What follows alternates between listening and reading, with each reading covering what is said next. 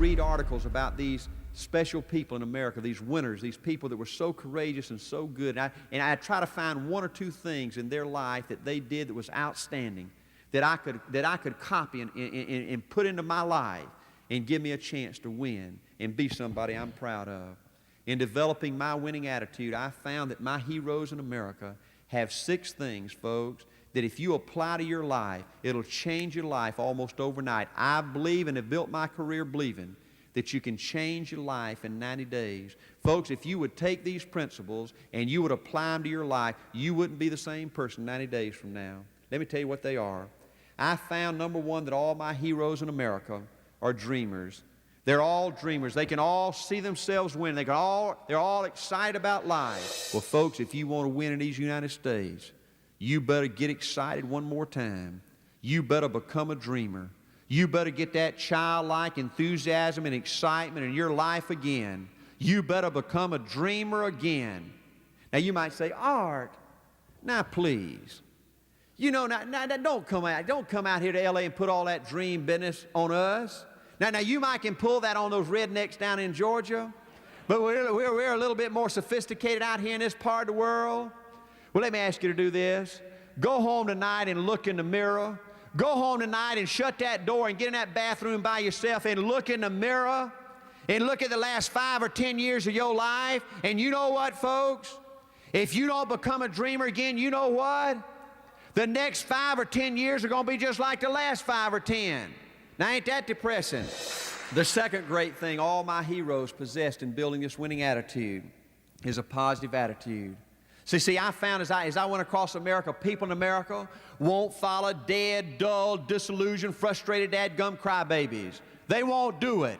If you want to win in this country, you got to be positive. You got to be excited. You got to be confident. You got to be tough. You can be positive or you can be negative. You can be happy or you can be sad. You can be a winner or you can be a loser. You can be a stud or you can be a dadgum dud. Well, folks, I made up my mind, as long as there's a breath left in me, ain't nobody or nothing gonna make me quit. Ain't nobody gonna make me give up. Ain't nobody gonna make me negative. Dadgummit, I'm gonna do it, and I'm gonna be happy, and I'm gonna be positive. The third thing that all my heroes possess is the ability to see themselves winning, to expect to succeed. These people develop good feelings about themselves. See, it's been proven over and over again that life will eventually turn out like you see it turn out for yourself. And so many people have had it done to them so many times in America that they can't see themselves winning anymore. They've developed an attitude, well, Art, I don't care how great this thing sounds. I know I'll find a way to screw it up. I always have. Art, I don't care what you say about the kind of people that are A.L. Williams. I know they'll find a way to screw me. Everybody always has. Well, folks, if you want to win, you better see yourself winning. You better have a good feeling about yourself. You better know you're somebody special and that you're supposed to win. The fourth characteristic all my heroes possessed in building this winning attitude is the ability to make a total commitment. Folks, I'm absolutely appalled as I go across America how little people can commit and believe in something anymore. See, I believe the moment you make total commitment, at that moment, you can never be average and ordinary. I'm not talking about a talking commitment now. I'm talking about a total commitment. You can never be average and ordinary in your life again. Total commitment brings that little extra ounce of courage and purpose and direction to your life that gives you a chance to win. You know, there are other things in your life that demand total commitment, like business, to be successful. Marriage is one I always use to point up as a great example. You know, so many people get married and they think everything is supposed to go great. They're not supposed to have any problems and all this kind of stuff. You show me 2 people that get married for the wrong reason. Maybe they get married because they have to get married, or they marry for money or prestige or position or influence or some mess like that. I'll show you 2 people, folks, at best, that are going to be miserable together, probably wind up with a divorce. Because every day, even if you're in love, even if you're really committed, there's going to be friction, there's going to be chaos, there's going to be frustration. That's just life. That's the way life is. I see so many people that commit, they say, to a company and a business and a way of life. And they expect everything to be hunky-dory, not to be any problems, any frustration. There's no such thing. Life is a challenge. But if you've got a chance to win, if you've got a chance to be somebody, to be your own man or woman, then none of that matters. That's just the way it is. The fifth thing that all my heroes possessed in building this winning attitude is the ability to pay the price, the ability to where I'm appalled as I go across the country how little people understand what working hard means in these United States. See, folks, I don't know any easy way. I don't know something for nothing. I don't know get rich quick. As I go across this country counseling with thousands of people, I see 100% of them say the right things. They all say the right things. They all say they're committed. They all say they work hard. They say they're going to pay the price. Everybody says the right things. But I find that 98% of them is just talk. But there's 2% of the people out there in America that's just eating up with it. They want to be somebody more than anything in the world. And I believe in order to win, you got to learn how to compete.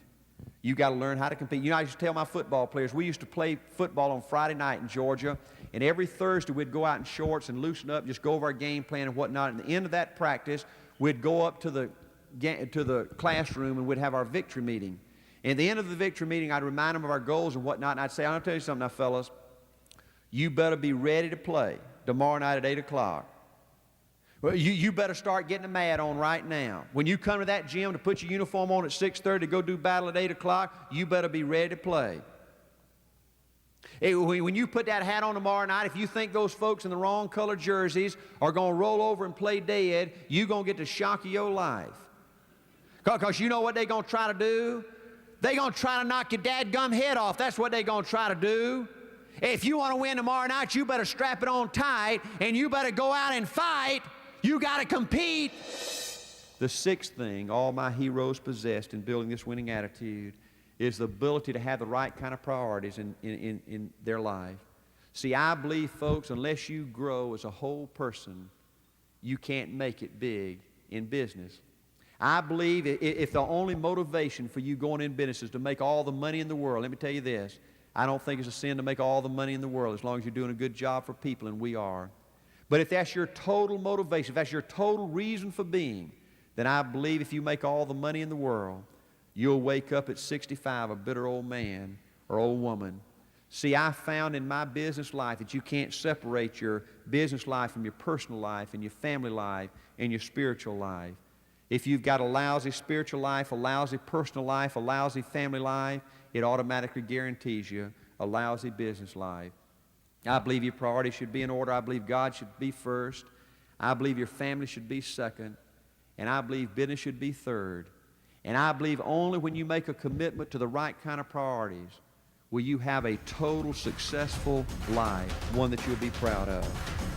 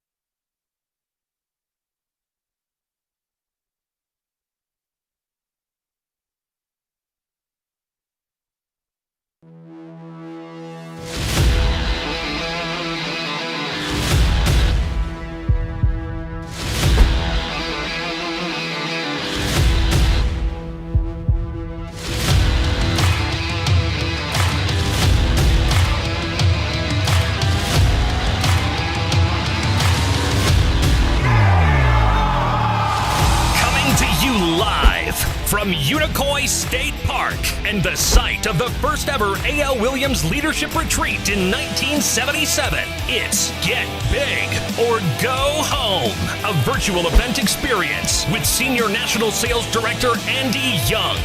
And now, here's your hosts and Unicoi Glampers, Darla Gore and Rob the Red Baron McKeever.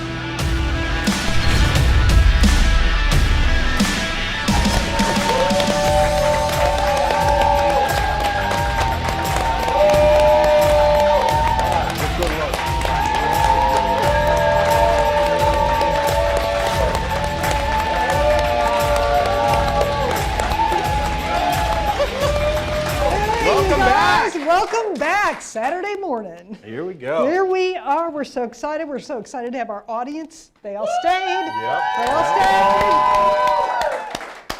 stayed. So we all got Unicoi t-shirts. We got all the Unicoi mugs. I bet y'all wish you were with us. It was fun last night.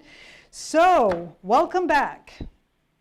Yeah. Social Wall. Straight to business. We have got a lot to do today. There's a ton of stuff that's come in over the past 12 hours or so. You guys did it.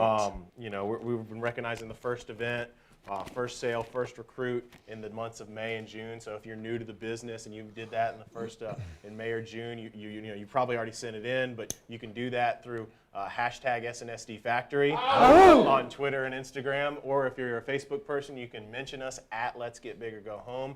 As long as those posts are public, we'll be able to pull it on the social wall, show it on the broadcast for everybody to see. You can recognize your teammates, all that stuff. You know, somebody says something you like, you know, give us a shout out, whatever you want to say. So that's how that's going to work, and we're going to do a bunch of great stuff with it. We're going to start doing stuff with senior reps. I know some of y'all already started putting that in. We're going to do some more recognition later today, so it's going to be great. So make sure you got those hashtags saved and everything figured out on that. Yes. There's the text line if you don't know how to do any of that stuff too. Please just do something, right? And if you have been, you know, this is your first event, first recruit, first sale in the month of May or June, you can send email to tickets@nightglass.com, and they'll send you your recognition placard. Now, normally we'd be sitting here doing this, you know, with 2,000 of our best friends in real life, and you'd get this in a lanyard, and you know you're going to be able to walk around proud, showing you that you're hitting those milestones. But you know we're going to do it virtually, so you'll get that in your inbox, and you can screenshot it or whatever, or hold your phone next to you and get somebody else to take your picture with it.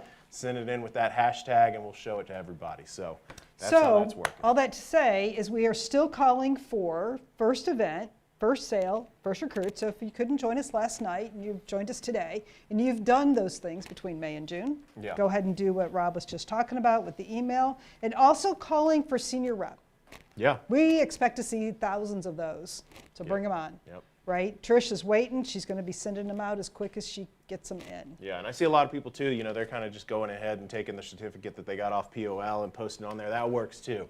But this is going to be great. So the rally is still continuing. Yes. So, you know, we neglected to mention what you win yesterday. So, you know, people have been around, you might know, but tell them what they win. Come back to us here for just 1 second. I want you guys to know that, like, it's worth the effort to do the rally, right? Yeah. So you will win a dozen team t-shirts. So it'll say Get Big or Go Home on the front. It'll have your team logo on the back and your team colors. You will win a Get Big or Go Home mug. Not this one, but the Get Big or Go Home one we had yesterday. And you will also win 20 minutes with Andy on Zoom for he can coach your team. So we want to comment about yeah, I know, I'm selling you out, buddy. Wow. So we commented, like we had somebody comment on Tuesday. We want y'all to plug in on Tuesdays, right? On Tuesday night that said they wanted the mug really bad. They wanted to beat Walter Charles really bad, but really what they wanted was the 10 minutes. They only get 10 minutes on Tuesday, 10 minutes with Andy. They felt like that was easily worth $1 million. Like, whoa. Yeah. Right? Really? So now you could win 20 minutes. Is that worth $2 million? I could Probably, say, right? You know, I mean, just in simple math. Extrapolate it, yeah. Shout out last night to the Brutuses. They had over 120 people reported. Triple digits. Triple digits. We'll see how they do today. We will see how they verify. Yep. That's the hard part. But the game is still on. So, Yes. you know, go to the graphic. If you're an RVP and you're watching this, we need you to get on that text line. The number's right there, 404-465-1830. and you need to tell us who you are. Tell us you're an RVP, tell us your last name. You need to clarify if there's a couple people with that same last name, if it's common. And the main thing is just tell us the number of people you got watching. We're going to give you time to round up your people, little 5-minute breaks here and there through the session so that you can get in touch with them. Maybe you missed yesterday. Yep. But we're going to total up the number of people watching in your base shop yesterday and the number of people watching your base shop today to pick the top teams, and we're going to get the top few players to really get there and actually get everybody to show up. And that's later on. We're going to verify, and we're going to have everybody in those top base shops report in. Yeah. But for right now, just RVPs only. Get in touch with your people, find out how many are watching. If they're having trouble getting on, send them the link, help them out. Make sure you get people in front of this, because this is going to be an action-packed seminar. You do not want to have your people miss this. So if you did not report yesterday, you're still in the game, start reporting now, right? Every day's a new day. So start now. If you are if you're an RVP that's just you, that's a good place to start too. Please report yourself. We want everybody engaged. Absolutely. Right? A little bit later on, we'll read all the new RVPs that are joined us today. So don't consider that you still have the opportunity, right? Yep. So don't forget to do that. So I would say we're ready to roll. Yeah. We're going to be 2 y'all minutes aren't ahead here of schedule. for us. We're kind of the grease that keeps the wheels Yeah, growing. we kinda are. You want to see, the train, meat. the engine that's running this whole thing. Yep. Andy Young. All right. Oh.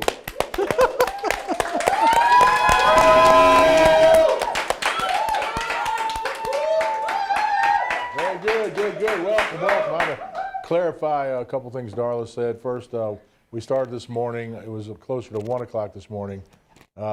Shay Floriner was giving Wes a big shout out. So if you were around there, Wes, you can ask him about that later on. Oh, no, yeah. What happens at Unicoi stays at Unicoi. And then a few hours later, we had breakfast, and it was really good bacon and stuff. So I just want to give you really good bacon. So it's the little things that matter, the Mountain View and all that. But we're having a great time up here, and cannot wait till we get back into Winston-Salem and make this thing continue to go. I'll talk about some of those things in my couple parts later on. But the job that most people have done in Primerica, and if you haven't done the job, get moving. Don't be a punk. Embrace the Zoom. Watch what's happening. There's so many people that are having success. The greatest 5 months in the history of the company, March, April, May, June, July of 2020, and August is off to a great start. So you got to make a decision, what level do you want to play at? I mean, if you choose to play, and that's where I look at it, people say, well, you got the old movie Rudy, and that's just a heartwarming story about a kid who was too slow, too short. They couldn't hardly get in Notre Dame, took him years to get in there, and finally gets in, and he's, we called it I'll do the nice one, the Raggedy Ass Rangers. There was another one, it was the Blank Squad, started with the S. I'm going to leave that alone for later. Maybe later in the program we'll get to that. But where you just holding the bags, giving them a look. If we're playing, Auburn next week, you're going to, look like Auburn. Give our team a look, And he's out there and gets in for 3 meaningless plays. The end of the game against Georgia Tech, it's already, decided. And that's a great, hey, he got there, he made it. Joe Montana was on that same team. There's not a kid in the playground that say, I want to be Rudy. Kids believe they can be astronauts. They believe they can do anything in the world. They believe. And that's what you got to get that childlike enthusiasm back. If you're going to believe, why would you pick Rudy if you have a choice? Okay? You pick Rudy or Joe Montana. You pick Michael Jordan or the guy that was the number 12 guy on the team. Which one would you rather be? And a kid would always pick the one that's going to be the star. And so you've got don't limit your views. Understand that a small vision on the front end, big vision on the front end, cost is exactly the same. No difference. What it costs you to have a little vision and big. Now, some of the things that cost you early with the big vision is you'll have family members, in-laws, outlaws. Sometimes the in-laws are outlaws. I don't know. But you got all these people giving you crap. What you doing? Oh, you used to go to this meeting. Now you're watching some damn Zoom in the middle of the afternoon. What the crap is that? Did you make $1 million yet? They say all that kind of crap. But your big vision. And then later on, I can promise you, they all say, man, you were lucky. I wish I'd have done something like that. And that's what you got to have a big vision for. And you got to make sure that you have the right message, the loudest voice in your ear. If you get on a plane in Philadelphia, Pennsylvania, going to Honolulu, you can be in Honolulu in 10 hours. They got flights like that. You get 1 degree off, you're going to land somewhere in the middle of the ocean, not Honolulu. You really got to correct your course. I know in the space shuttle, when they were up there, they had to correct their course every hour or so to make sure they're on target. When they went to the moon, you don't make that course correction, they're not coming home.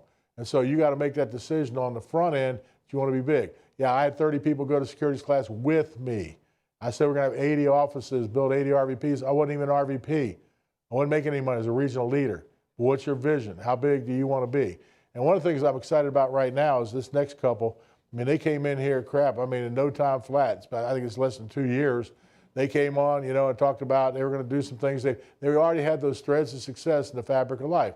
They had been successful already. And that's one of the things you need to be looking for with people, kids that were motivated when they're, maybe mowed lawns or delivered newspapers, babysat, whatever, made a little money when they were a kid, and always were hungry to go get more, want to compete at a little different level. And that's what we're looking for, people that, want to do something at a higher level. They were already those kind of people, but the vehicle was wrong. I mean, you can walk from here to California. Everybody's like, walk to California. 150 years ago, that's exactly how you got there. Well, they had the Conestoga wagons. No, that was all your crap. They walked by the wagon. And hopefully you made it through the Donner Pass. I mean, it was walking. And then later on, they had the trains. You could take a bus, you could drive, or you could take a plane. The vehicle matters. And what this couple did is they found the right vehicle, because you could cut an oak tree down with a sledgehammer. And he said, sledgehammer? Yeah, you keep banging along, it might take you 2-3 months, wear you out. Or you get an axe and sharpen the axe, which is what events do, what your leadership does, and find the right vehicle, or just go get a chainsaw. Bam, it's gone. Where's the other tree? And so they found the right vehicle, and when they found it, I mean, they'll be at the senior leadership meeting this year, 2 years. Ownership. And they're on their way to building not only SNSD, ISNSD, they're going to be part of the Circle of Champions. And I'm telling you, been here 5 minutes almost. You don't have to, 8 years and 10 years, and we walked uphill in the snow, and we were barefoot and didn't have anything to eat. Forget, that is not today's Primerica. We had some stories in the old days. You're an idiot if you don't go as fast as you can go with the biggest vision possible. So it's my great honor. I think I see April and Rufus. You there? Yes, sir. Sound check. You guys are crushing it. Yes. So proud of you. Let it rip. Give us your best 5 minutes here. Hey, get big or go home. Thank you so much, Andy, man. That was a phenomenal introduction. Thank you guys for allowing us to plug into you. Oh my God, this is a blessing from the beginning. Thank you, Jesus, for this amazing opportunity, guys. And yes, we didn't come in to play with this opportunity. We're in the right vehicle. We're in the speed car, guys, and we're going fast. Not only do we have our right foot on the gas, but we have our left foot pressed down on our right foot. And we're going to take this thing as fast as we can. We're going to take it not only fast, guys, but we're going to be efficient and effective to building a big business. We came to be CEOs of our business. And to do that, you got to look at every part of the business. So we're so focused on not just double-digit recruiting, but double-digit recruiting legs, guys. And then having those double-digit recruiting legs produce double-digiters, guys. So listen, we came in, we'll get ownership this year. We're just so thankful to our amazing coach. Guys, we're going on a fast speed car, but guess what? We plug into our leadership every morning at 8 a.m. Because just like that fast speed car, you got to stop to get fuel. You got to stop to get an oil change. You can't just be in a speed car and just ride it until the wheels go off, guys. But we're riding it. Thank you for our trained assassins team. Without them, we wouldn't be here. But guys, you got to go get new people. If you don't have money, go get new people. If your QBI sucks, go get more people. If you're not going as fast as you want, go get more people. You cannot be complacent with what you have. When that superstar comes, guys, and we have some superstars, but guess what? We're constantly looking for new superstars. Thank you very much, Coach Andy. Thank you, J-Lab. Thank you, everybody that's supporting us and our team, our great team. I just want to leave you guys with like 3 Bs, right? The 3 Bs that we are looking at every day is that you got to believe in yourself, right? A lot of people thought me and April was crazy because we lost that $100,000 job, but sometimes you have to leave thousands to get millions, right? So I want to tell everybody on this line that's struggling with the belief that they can't leave their JOB, right? Because like people say, I think people don't love what they do, right? They love what they do, but they don't love their job. So if you're struggling leaving your JOB, sometimes you got to give 1,000 to get millions. We're going to beat Miguel Eldridge to the million, right? And you can beat him to the millions. He's did it in 7 years and 2 months. We want to do it in 7 years and 1 month. The other thing you have to do is you have to believe in your coach. A lot of us don't believe in our coach. We have to give our coach our undivided attention. You have to be coachable. So a lot of times what we say in our base shop is you have to chew the meat and spit out the bones. How many of you are willing to take that really, really hard feedback to get the outcome that you want? So if you have a coach like Coach Andy, he's going to give you meat, spit out the bones. You have a coach like Jay Lab, spit out the meat, spit out the bones, right? We have to do that. With Coach Anthony, we do that. The last thing that I want to say is you have to believe in recruiting. You have to be a double-digit recruiter. I remember when we first came to Get Big or Go Home, we were all the way in the back. All the way in the back, right? People look like little raisins in the front. We were all the way in the back. And me and April said, what do we need to do to get to the front? What you need to do to get in the front of your business is a recruit. You need a double-digit recruit. If you double-digit recruit, you will get the $50,000 watch. If you double-digit recruit, you will get the $100,000 ring. If you double-digit recruit, you will get the ownership. You will get exactly what you need. You have to double-digit recruit. And I want to just leave you guys with this. Believe in yourself. Believe in yourself. Some people are struggling with that. If you believe in yourself, dreams do come true. Last month, we have this running joke that we have our son who plays in the NFL, right? Last month, we made more money, Coach Andy, and I know you'll get a kick out of this. We made more money than our son who plays for the San Francisco 49ers. And believe this too. You can do this too. We love Get Big or Go Home. Thank you very much for this vehicle. We're excited. We're pumped up. And we'll see you guys at the top because the bottom is too crowded. Great to see you guys. Yeah.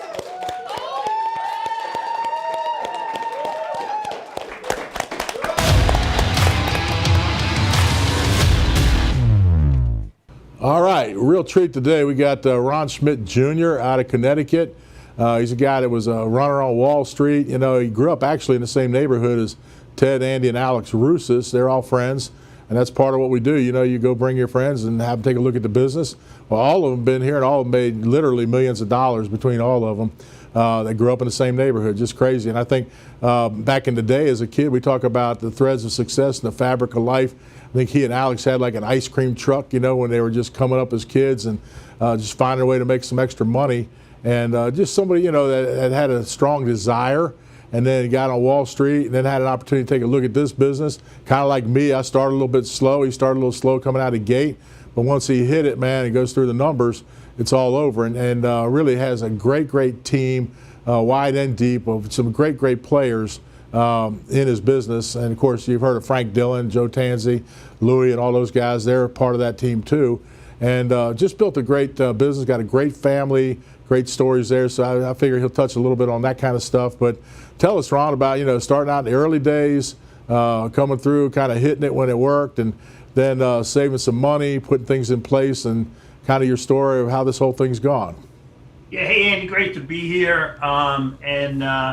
You know, it was definitely a challenge early on. And as you said, you know, my best friend growing up, he and I had an ice cream truck one summer. I recruited him into the ice cream business, and we were a complete failure at that. But the experience of it was great.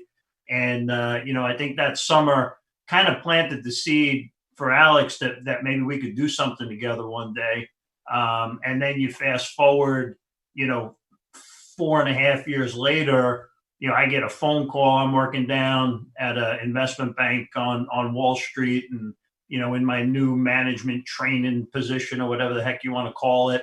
And Alex calls me up and tells me, you know, he's going out to play basketball at lunchtime, and then he's going to lunch with Andy, and then they're going out for a beer. And I'm like, you know, what are you doing, man? What kind of business is that? And he's like, you know, recruit me to come in. And long story short, I took the train from New York into Connecticut, came to an op meeting. Andy Rousas was running the meeting, saw the rule of 72, saw a chance to be an RVP. At that time, Andy was about 28 years old, almost cracking the ring, driving a Beamer. And I was like, man, I mean, these guys are doing phenomenal. And even more importantly, it was their own gig. It was their own business. They didn't have a boss. They didn't have a job. They weren't commuting 4.5 hours a day like I was. So I came in, I saw the meeting, and you know, I made a decision. I was going to make a life change. I was going to do the business. And, you know, I took the test and failed it and quit, you know, and unfortunately, Alex was waiting for me at the train station. And he said, what happened? I said, no, I'm going home, man. I'm done.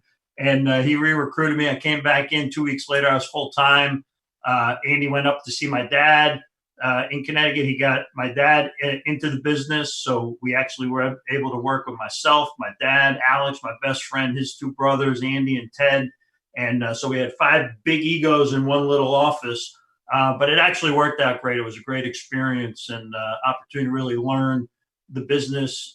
Didn't do great my first year. I made about $4,000 full time. I was so, bit pitiful at the business. I really I didn't have a market. I was afraid of rejection. I didn't like making calls. But I loved what I saw. I wanted to be somebody, man. I saw a chance here to do something great with my life. I just didn't know how I was going to do it yet. So I bartended part-time to pay my bills.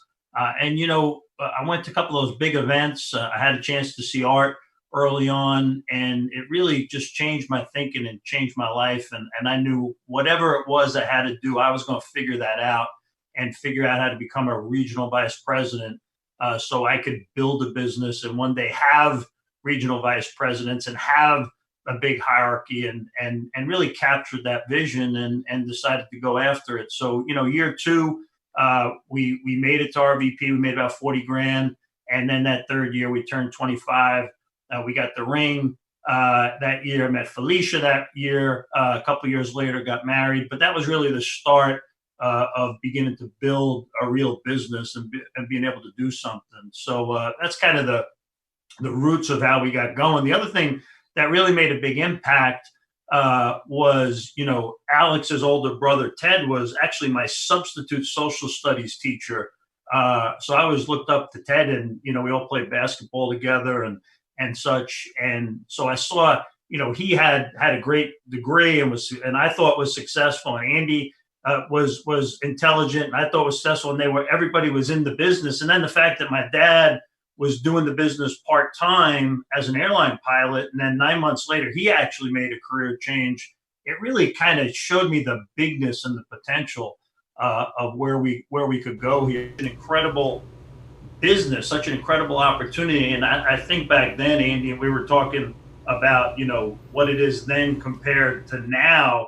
And it's just, it's amazing when we look today and we talk about that whole 10X concepts. It's 10 times greater than it was then. And then we thought it was the greatest thing, of all time. So it was a great start. It was a lot of fun, a lot of trials and tribulations, but absolutely 100% pumped that I made that decision over 25 years ago.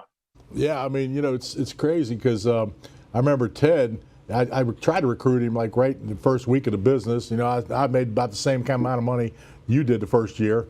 And he was going to be a school teacher. He's going to be the basketball coach and kind of that guy you read the book about. They win the state championship, everybody looks up to.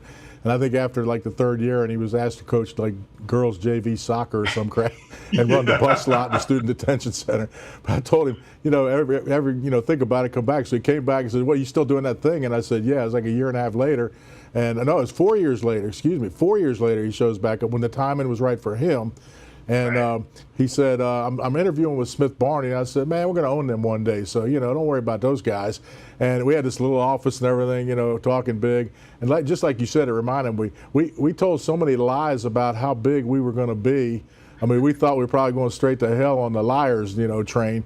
I mean, we just built it up. And like you said, all the lies we told, it was 10 times, they're probably 100 times bigger than that now. We ended up, Smith Barney was one of our companies underneath America. So it's crazy how, and that's why a big vision is always critical. Not only are you $1 million earner and got $1 million earner under you and a couple people on the picture to be next in line for $1 million, it's you a circle of champions, And to be in a circle of champions, you can't just go make $1 million. You can't really sell your way. Circle of champions, man, you got to have a bunch of successful people under you, and you got layers of those people. Talk about, as you're walking through, and talk about some of your guys. And a lot of times people hear the names. They hear about Henry, doing all these great things, or Frank came through, or different folks that come through. Maybe tell 2 or 3 of the stories about some of the people that you got that who knew back then, but look at them now. Yeah, and Andy, it's so true, because everything starts with a vision, and everything starts with a big goal. And it's, if you're going to set goals, you might as well set big goals and take a shot at those suckers rather than setting small goals. Because when you have a big goal, when you have that vision, I think that everything else, begins to look easy. So So the little parts of it become easy when you set that big vision of really wanting to do something great with your life. And like you said, I think for the new reps, it's not districts, it's not division, it's not regional. You got to lock in on you're going to be an RVP. You're in training to be an RVP. And then once you're an RVP, it's not SVP, it's not NSD, it's SNSD. You want to be a senior national sales director. You want to build that hierarchy. 74% of people hate their job. 3/4 of the people out there hate their job. So if we are good at presenting what we have to offer, from the concept, to the comp, to the opportunity, to the support system, to the hierarchy, to the team, to the leadership, if we could just get good at presenting that and then asking great questions, what you're going to find is people are going to at some point share with you there's something about their current situation that they hate, that they don't love. And I feel like, when you have that big vision and you understand that the majority of people don't love what they do, you're going to be able to attract great people into your business. And so, for example, Frank Dillon is one of our $1 million earners. Okay. Frank was a doctor, right? You wouldn't think we're going to be recruiting doctors, but the fact that, my dad was an airline pilot making $100,000 and he came over, 10, 12 years before Frank even came in. And then Frank was making $230 when we recruited Frank. But he was sick and tired of being sick and tired. He wanted to do something bigger with his life. He wanted to do something more grand. And so now it's exciting because now we got our future $1 million earners. Joe Tanzi's going to click over, just went to SNSD. He's going to become $1 million earner. You see Louis Jean Bart doing some incredible things. And now we got some names of people that you really might not know as much about, like Inez Ramiro, one of our SVPs, on her way to NSD, and her sister Rena. They work together. They're both, getting ready to crack $500,000 in income, and they're brothers in the business. And he just went over $100,000 in cash flow. So another, it kind of duplicated that family environment that we had with the Russos brothers and with me and my dad. And they came in and saw that kind of model, and they said, hey, why can't my sister and my brother and my sister, why can't we work together and do the same thing? And they have. And now they got 3 offices in New York, and that's growing and expanding. And I look at maybe even like a Mark Agresti and Sherry, Mark and Sherry and Christy and Angel. That's another team that's developing. Mark's on his way to senior vice president, getting ready to go over his 3rd diamond, and tracking for $500,000 in 2021, $1 million in 2022, and really building that team and growing and just getting ready to explode. So there's so many other examples of success that you don't hear about. We got a couple great young couples that are about to crack their 2nd diamond, Jose and Rosa Cortez and Yanni and Jalitza Guanami. They're both on their way to senior vice president and growing their teams and starting to explode. And you're right, Andy, there's layers of leadership. Once you begin to build that hierarchy, it's not just you and your base shop, or you and your pen, right? Or you and your iPad, doing the business and making money. And you should be a great personal producer for a period of time. But really, you want to have that vision of building a hierarchy and building something worthwhile, building something that you can transfer, from generation to generation. And that was the vision. That was the dream that I bought into when I saw this business. I didn't buy into, personally producing for 20, 30, 40 years. I bought into building a big business that I could override and that we could one day become, Andy Russos used to call it stone cold wealthy. Well, I bought into that the year I made $4,000. Why? Maybe I was missing some brain cells and, from college and stuff like that, but I bought into that concept and believed that could happen for us. And sure enough, over time and effort and persistence and consistency and focus and determination over distraction, we were able to get there, at least get to that first level of that 7-figure income and financial independence. Yeah, man, that's great stuff. And, I want to talk in a minute about the difference in the opportunity today compared to before, where we always talked about we're recession proof, we're kind of like the Energizer Bunny, but it looks like we're COVID proof. I know 4 of the biggest months in my whole career, March, April, May, and June of 2020, insane 40 years in. But before we go to that, Why don't you tell a little bit of the story of Luisa Hernandez? Because I think that's just one of the powerful things about Primerica. You know, lose her husband, and you know, and I saw her on HALC, and I mean, I've seen her at a couple of events and stuff. And just talk a little bit about that, if you would. Well, you know, Frank and myself and the team, we are so proud of Luisa and the job that she's done and what she's represented. I mean, you want to talk about just somebody who's just is made up of the kind of stuff that you want to go to battle with. That's Luisa. And what happened is she and JC were partnership. JC was the lead partner, and you know he had gotten sick. He had cancer. It looked like actually it had receded and he was going to be okay, and then it came back. It became terminal, and then he passed several years ago. And you know, Luisa, she's got kids, she's got family, she's got you know a ton of responsibilities. JC had done everything that we taught our guys to do. He did the right thing with his F&A. He saved money. He had a lot of life insurance. He built a solid business. So, you know, Luisa could have just taken that over, Andy, and kind of coasted and been comfortable. But she felt the responsibility to her team, and she felt the responsibility to her family. And she decided to go out and really rebuild that base shop and take charge of the business. And she's on her way now to becoming a senior vice president. They'll probably do, you know, 50, 60, 70,000 this month in the base shop. Got a couple RVPs getting ready to come out, and has just, you know, is such a example of not only the power of the crusade and the power of the business, but also the power of ownership, because she had those options, Andy, to be able to either kind of retire and take it easy and live comfortably off of what JC and she had built, or B, the decision to go out, attack it, and grow that business to the next level.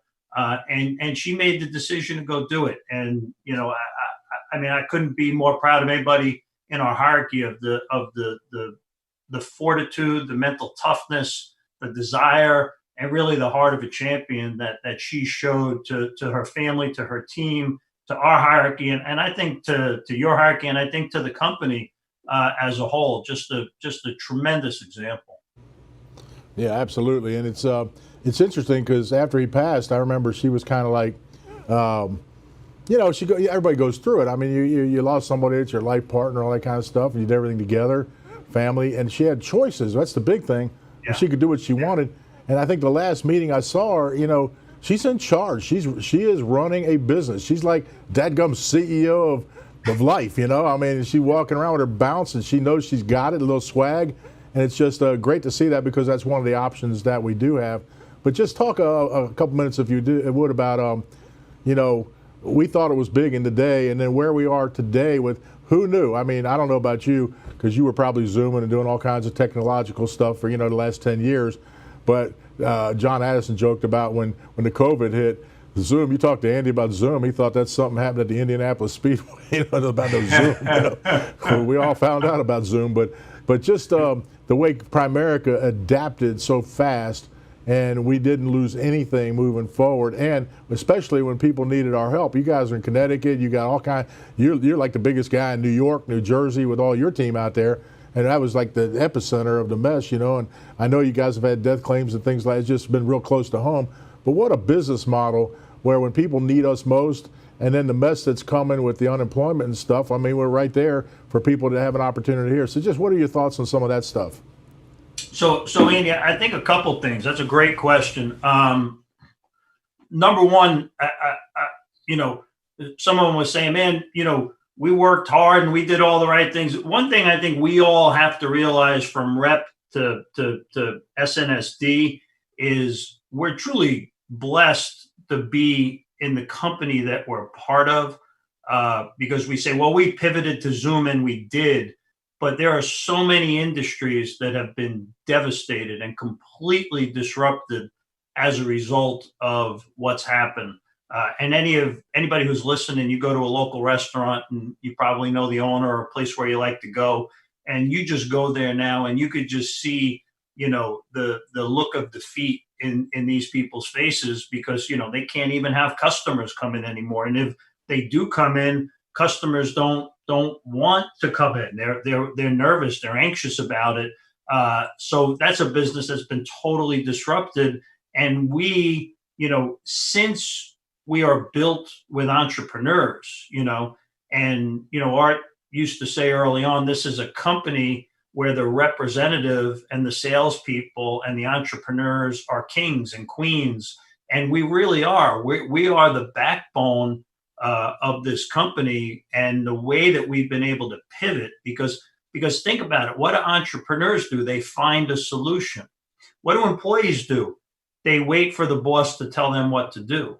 And I got to tell you, Andy, you're right. Me, I wasn't Zooming, I wasn't rooming, I wasn't looming. We were 98% face to face meeting, got to get to the meeting, got to get the chair, got to fill the seats, blah, blah, blah. And so, like yourself, I didn't know how this was going to take. And what I had is actually people on my team, one of our newer RVPs, Jatinder, and one of our veteran RVPs, Mark.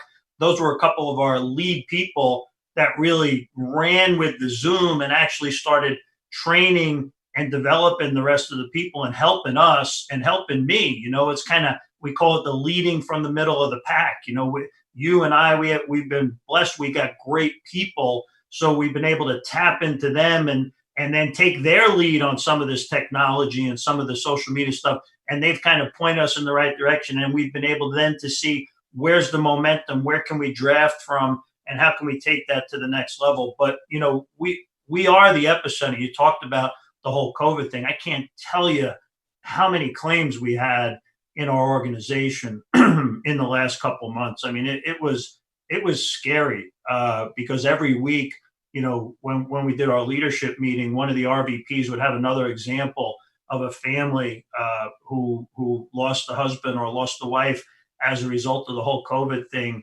And I was just happy that we did a great job providing these families. There's so many Crusader stories that we have. I mean, I know you do the builder schools. We could probably do 20 different testimonials of families that we have helped in the last 90 days as a result of the whole COVID thing. So, what I'm so proud of our team is how they were able to pivot and how they were able to, not only in the face of the adversity of switching to the new technology, but then the adversity where, I'll give you an example, 80% of Henry's base shop, Henry Pimentel, 80% of his base shop, his key leaders either had or had someone in their family who was COVID positive or in the hospital.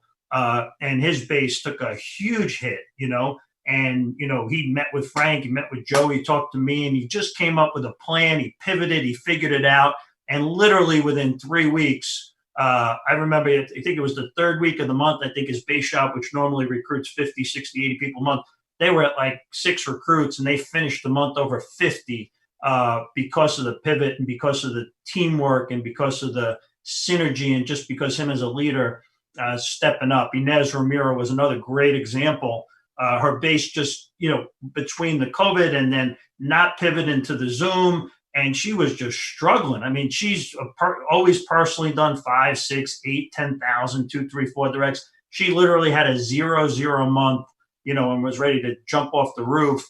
But we had a great conversation. She did what a leader does. She called her upline. She vented. She said, "Hey, here's what I'm frustrated about." Because I think transparency, Andy, you and I always talked about, you said transparency is one of the keys to coachability. You got to be transparent. You got to be accountable because your coach, your leader, your mentor can't help you. Your upline can't help you if you don't let them know what's going on. So Henry let Frank and I know what was going on. Inez talked to me about what was going on. These are leaders who are, $500,000. Inez almost at $500,000. Henry's over $500,000. That are leaders that you wouldn't expect that from.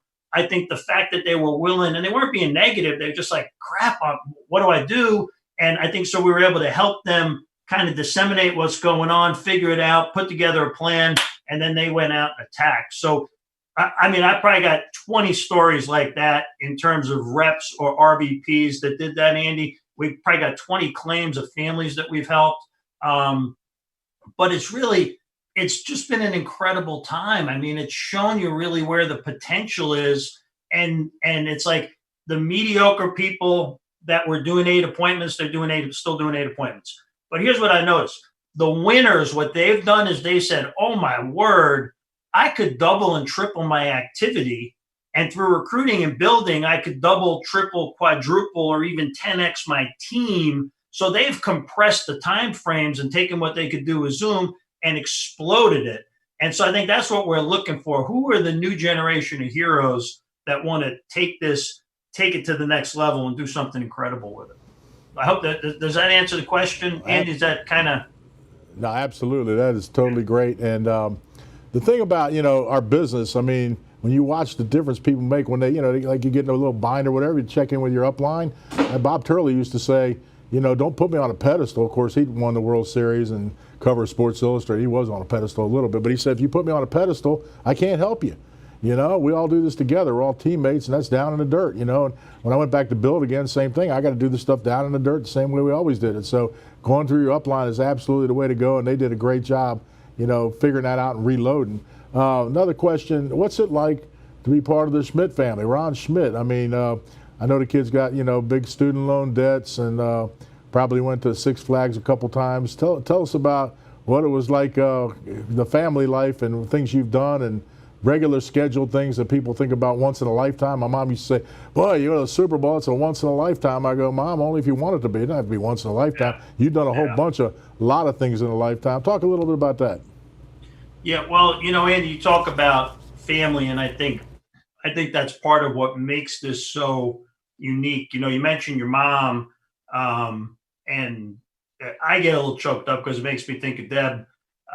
And she was kind of like a big sister, right? And, you had, Deb and Randy and the family, and even Joanne and Richard. But, she always made me feel like I was important, even when I was doing nothing, a big smile. Hey, JR, big hug, and always welcoming. And, I think that's what makes this so unique. I think that's what was so attractive, so the times that maybe the times that, you would challenge me or challenge the team and I'd be like, that son of a B, we're going to, and then you see Deb and you're like, you know what, and you see Randy, and it's like, you know what, this is the real thing. I look at my family, I look at, Felicia and what she and I have been able to do, for our family, for our kids, for her dad who came over, a first generation immigrant she came over with him on a ship, at the bottom of the boat, literally with their trunks, and moved to a new country, a new neighborhood, didn't know anybody, didn't speak the language, and how, we were able to do things to make his life a little easier after he sacrificed everything, to take care of his daughters. And, his wife passed away when Felicia was only 12 or 13. So he had to work 2 and 3 jobs, his whole life just to take care of and provide for the kids. So for us to make a difference for him, I remember when I went to college, I got into a private school, I got into a state school. I chose the state school because it was about a third of the cost. And I said, for my kids, I want them to have the option. I mean, they don't have to necessarily go to the best schools, but I want them to have that possibility. I remember doing the F&A when Michaela was born. I said, what if she gets into a really good school, like one of those Ivy League schools or something like that. And it was going to be $250,000. And this was when she was born. I'm like, that's freaking impossible.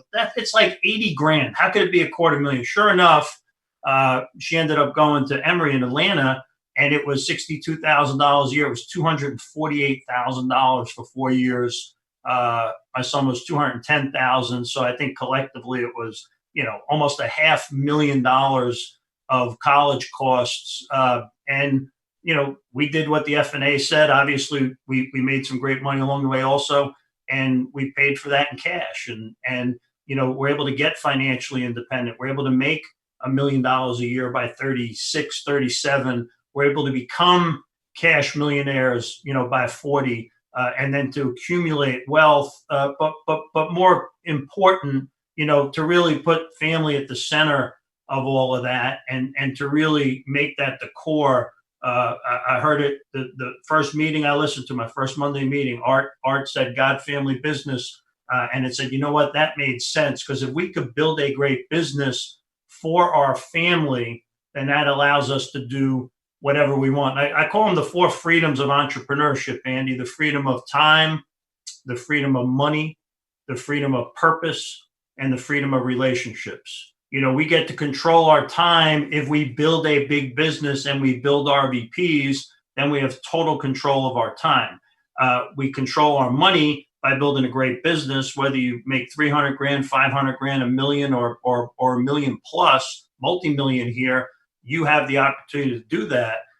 Purpose, we get to live a life of purpose, on purpose, with purpose.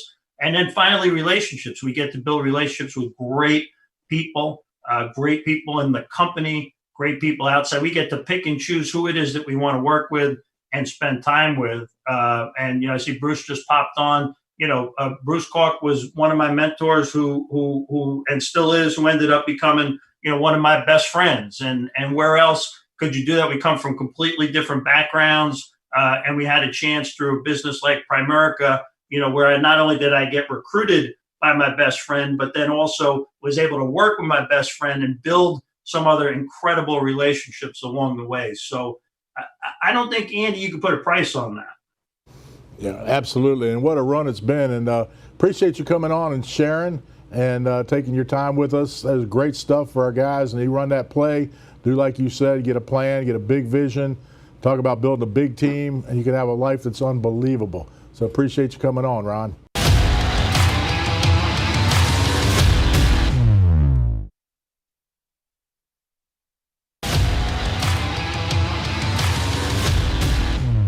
Have y'all ever talked to Art about a good movie? Or any other subject other than the business in your entire life with him? I mean, it was like he was a one-track minded animal, okay? And you can't find the proper adjectives to describe him, okay? And you'd have 10 people sitting at the table, and somebody might try to talk about something, but then in 5 minutes, everybody be leaning over the table looking at Art, and then he was doing he was selling a dream. He was pumping us up. He was believing in us constantly. I mean, I used to get to the office before him because, I want to see him every day. I mean, when you were around him all the time, like some of us were who were full time, when you're around all the time, he just covered you in this excitement and this belief himself. He made you believe like he believed in the products, the opportunity. I never thought anybody's going to pay me $100 grand a year. I was making $500 a month. Hey, Bobby, the people don't understand. And we all did. He was always on. He was never Art Williams. He was Art Williams, the it guy. And one time in my, before he left, in my Primerica A. Williams career, we went on a trip on his boat. He gave us a boat for 4 or 5 days, and we flew up from Naples, Florida, to Rhode Island, and where he was going to take his Lady Angela, and he had the other boat he gave us with some people. That night, it was the only time I ever saw him being another Art Williams that he wasn't on. Other than that, Rusty, you can confirm it, he was always on, always selling the dream. He would get to the point where he was out of breath talking about it. He'd inhale, and he'd back out again. You're going to be great, this is going to be good, this is going to be incredible. And he nonstop, whenever you're with him, he always was selling the dream, talking about how great it was going to be relentlessly. And even if you had a problem, you call him up with the problem, and you have the problem. There you go. Bill, this is going to be the greatest thing in the world. We're going to be so big. We're going to be potential. Right, Rusty. It was nonstop, and people have no idea how much energy it had to take for him to keep this thing alive in us, right, Rusty? Yeah, let me dovetail two stories off of that, Bill. One is most people don't know that when we had an issue with PennCorp and Stanley Meyer, if you recall, where there was some issues with they were saying we had too many death claims and too many problems, and we had to go to the no pay system and all of that. Most people don't know that Art had to pledge, his entire assets to PennCorp. I mean, every asset he had to pledge to keep us in business. Most people don't know that. But here's something else to dovetail off of what you were just saying, Bill. A couple of months ago, I guess, right when the virus thing started, I sent Art a real short email, and I said, "Hey, Coach, just checking in, making sure you and Angela and the family are okay." Well, I mean, just like that, he called me right back, Bill, and we talked for, I don't know, 4, 5, 6, 8, 10 minutes about that, family's goodness. And then he immediately turned to me, and for the next 30 minutes or so, all he did was talk about how great I was, how important I was to the company, all the wonderful things that I did, and all the success that I had, and how I worked. I mean, he just went on and on and on. And the guy's been around for 25 or 30 years, and yet he's still motivating me to be better than I was the day before.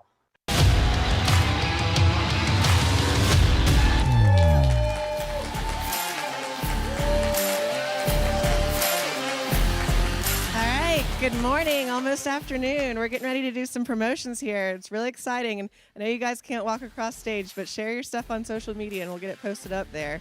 We're going to start with district leaders, the building blocks of this business. I've got Jamal and Candace Richmond up to read some names.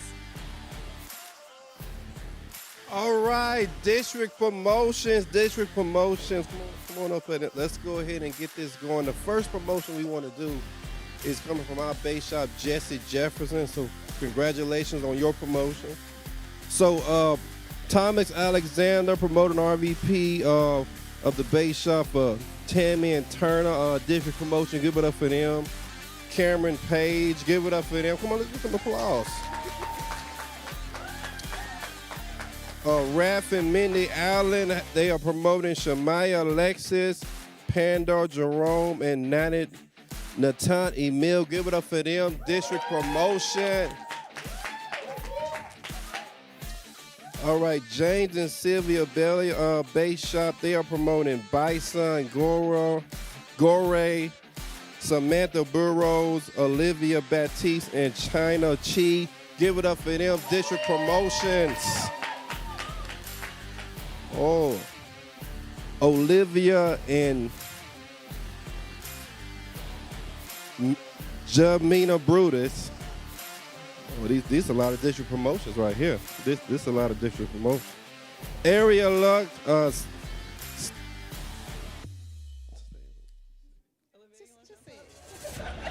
Staninia Jean, Gianna Jean, Angeline Fernard, Farrah Simone, Edith Darius, Sean Joseph, Maxie Marlene, Dextia Joseph, Renata Etienne, Maxie Marlene, well, there's a lot of district promotions. Dextia Joseph, Herbie Legine, and Keelan Pierre, and Will Denise Legario, and Sean Leandro. Boy, I'm messing these up. But congratulations on the district promotions. I'm gonna do an easy one. The Andrea Burks Bake Shop. Andrea Burks. Gwen Gibson, Lunice Celeste, and Zorius Miranda. Congratulations to them. All right, from Darren and Myra Charles Base Shop, we have Gang Sylvester, Daryl Abgandi, Shartania and Antonia Smith, Carrie and Lakeisha Pointer, Angela Kelly, and Cedric Griffin. All right, from the base shop of Joe and Nadia Charles, we have Deandra Henderson, Alashay King, Benji Labordi, Tariq Cadet, Tracy Agnor, and Valamik Florent. From the base shop of Savitri Crenshaw, promoting Aisha Robinson.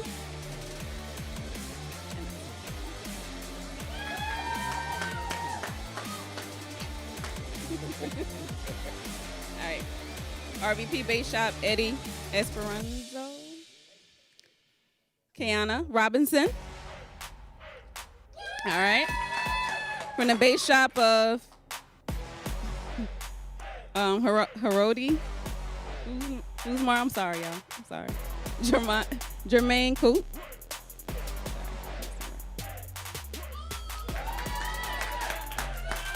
All right. From Weston Shea. Weston Shea. Promoting Kiana Jackson, Antonio Napier, Ulysses Tinson, Charles Robinson, and Muda Aliyah Muhammad, and Colleen Jarrett. All right. Mary Hayes Base Shop. Zakia Sells, Javon Stewart, Teal and Jasmine Price, Carla Peterson, Sabrina McLean, Kevin Strickland, Joshua Williams, Aaron Collado, Kristen Moritz, Katara Burke, Valencia Solomon, Marzine Williams, and Leisha Bodker. All right, from Sean and Marquita Hightower Base Shop, they're promoting Ebony Brown. All right. And last, Jolene Jank Base Shop. They're promoting Rebecca Richards and Arinza Okichwa. All right. From Peggy and Jaron King Base Shop. And to win it, Rock Jarrell Harling, Judith Montieri, Rosalind Patterson, Freddie Montieri, and Iggy Molika.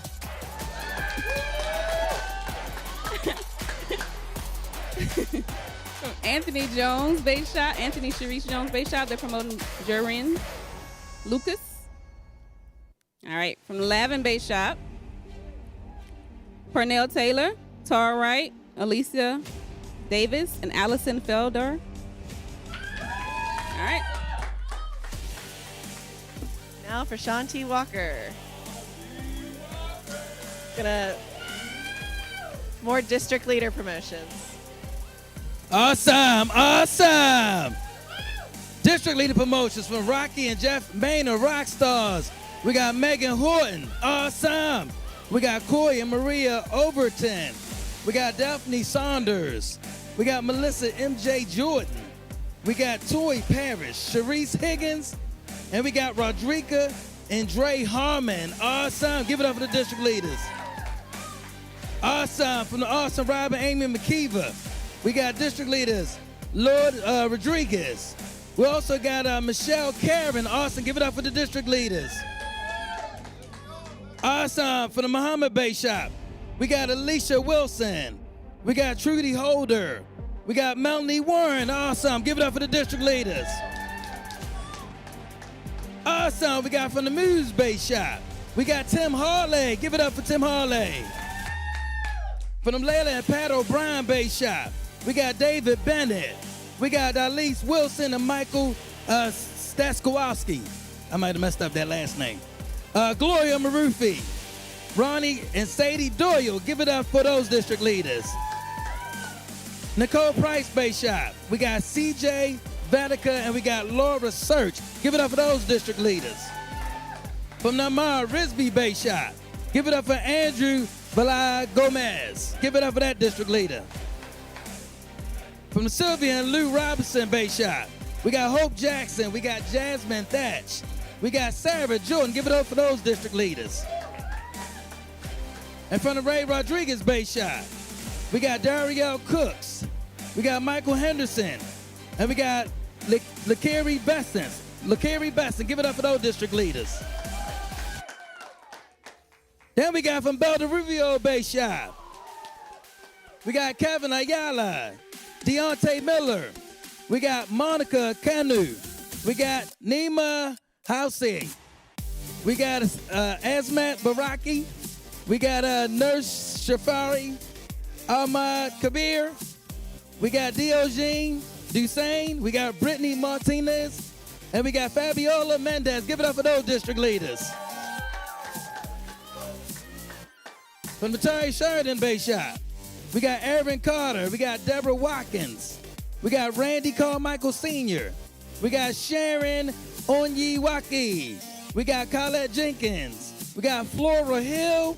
We got John Hawthorne Jr. And we got Nikki Gamage. Give it up for those district leaders. Then from the Apris Walker Bay Shop, we got Marlon Walker. We got Tori Johnson.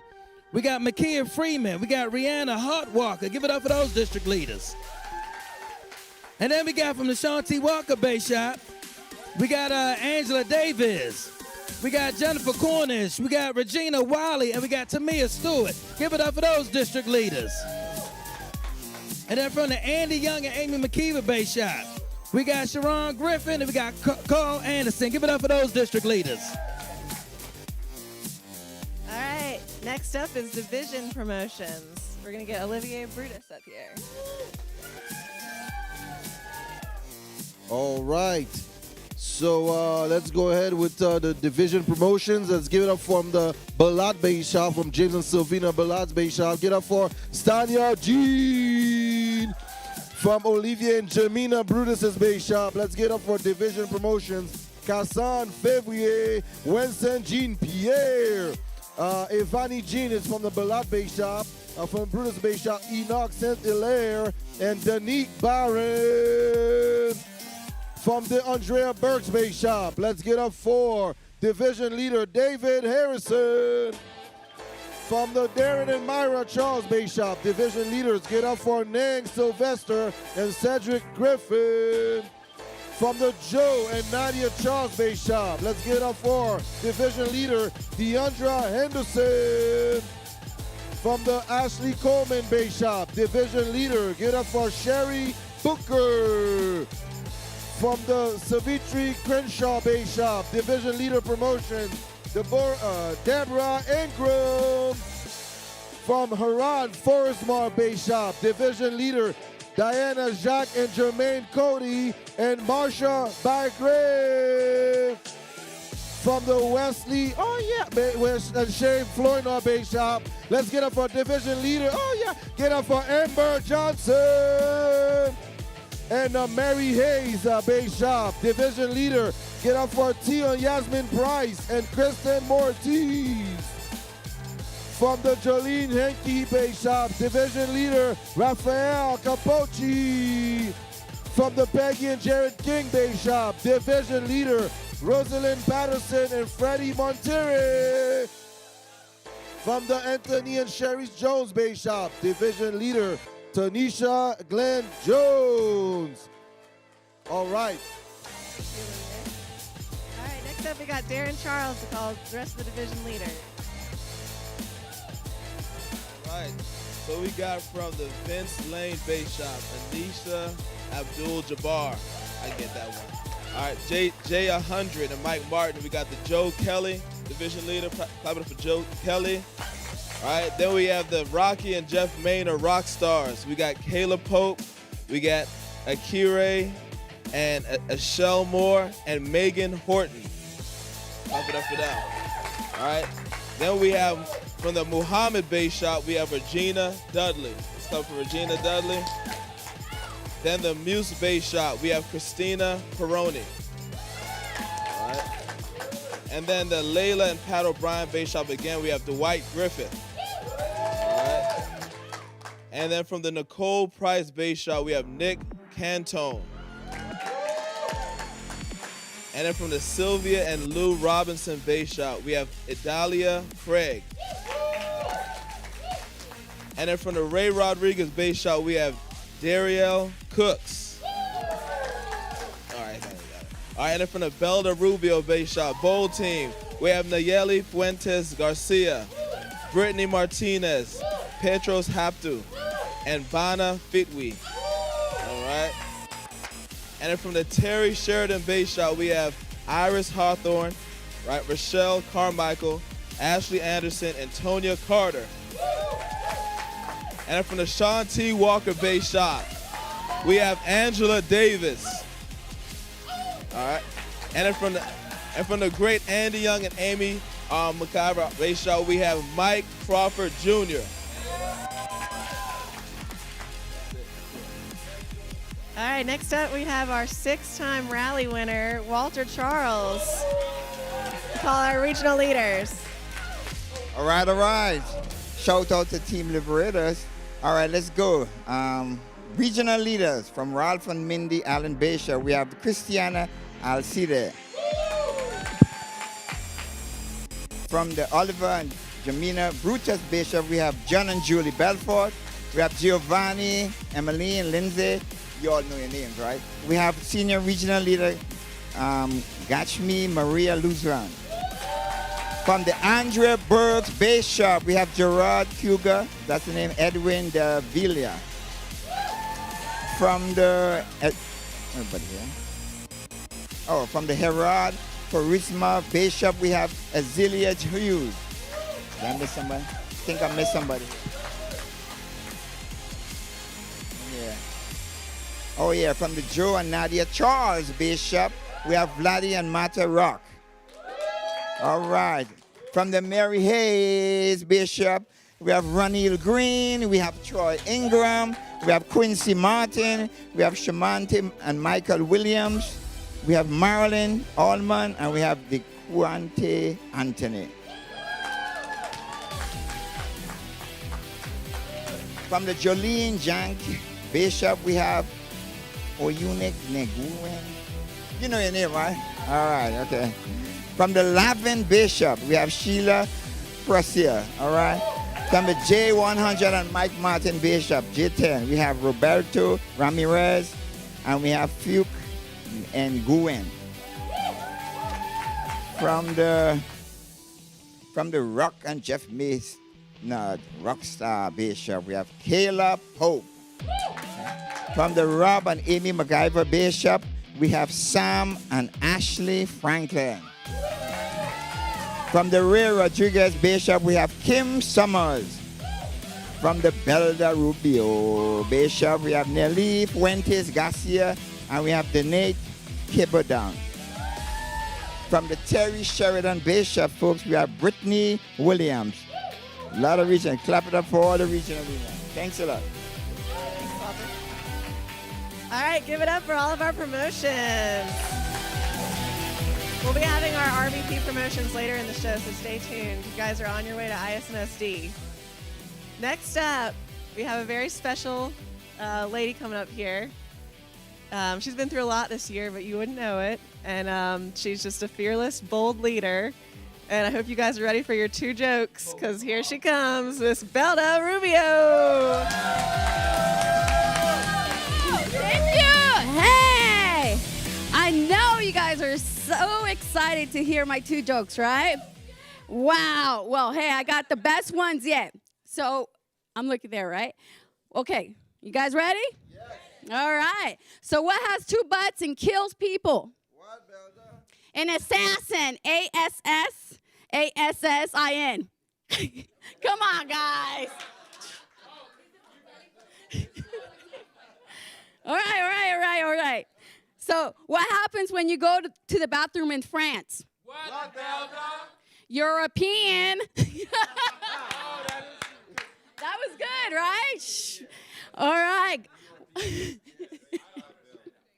So, hey, first of all, I want to thank my Lord and Savior, Jesus Christ, for giving me the opportunity to be here today. I mean, I want to talk about mental toughness and being passionate about what you do. I mean, most people have had some nightmares happen since March, since all of this happened, right? But my nightmare actually started in December.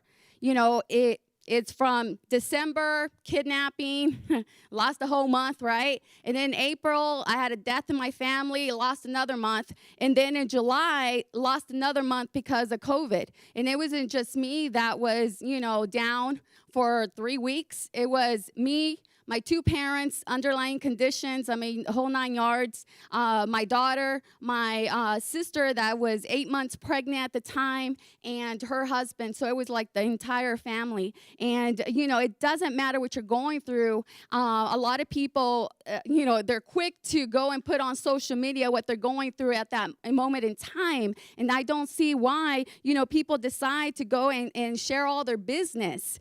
That's the problem. If you go show your, the business, and you'll never be able to go and recruit the people. Why? Because no one wants to follow a disillusional, a doll. Disillusional, frustrated, dadgum crybaby, right? Just like Art Williams said. So why would you want to post everything? Yes, I posted, but after the negative result, right? And so imagine that.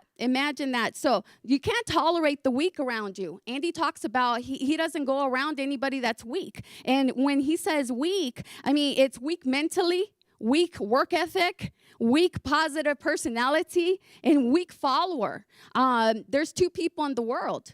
You got to be a follower, and you're either a follower or you're a leader, and you can't be a great leader without being a great follower first.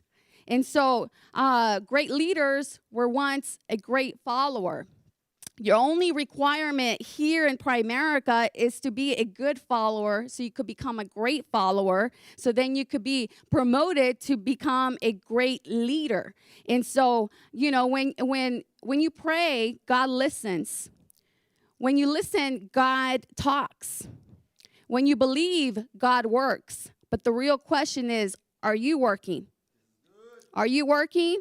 Now, I challenge everybody on this to go and sell the dream and expose the nightmare, because that's exactly what's going on right now. There's so many people out there that need us. I was talking to a couple. The woman's a doctor, and the husband is a business owner.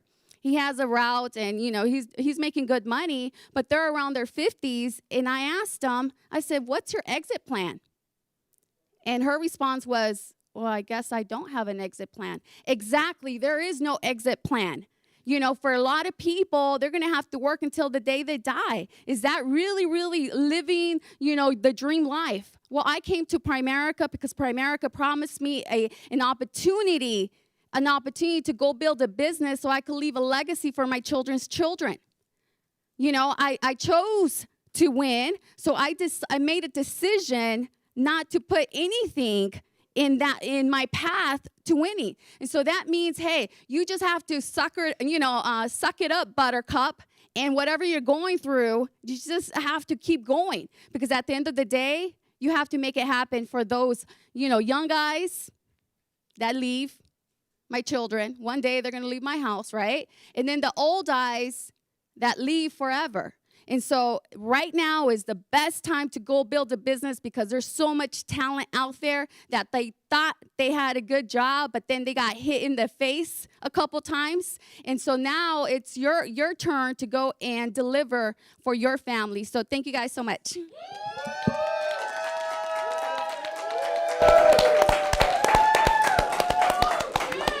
Hey, you guys. Hey, I want to shout out to all the recognition colors, because that is not easy. I know. Harder than it looks. Harder than it looks. So that's what I learned this year. That's what I learned out of COVID. Yep. It's hard to do that. All right, guys, good job. We are actually already in the team roundup. Reach out to your people. Make sure they're engaged. See if you can answer any questions. It's a great way to figure out if they're teach them how to use text for the rally. Yep. What else can you do? Yeah, just share the text number with them, right? share the hashtags with them, make sure they get online. So you guys get on the YouTube. Got 4 minutes and 30 seconds left. Hurry. So make it quick. Go.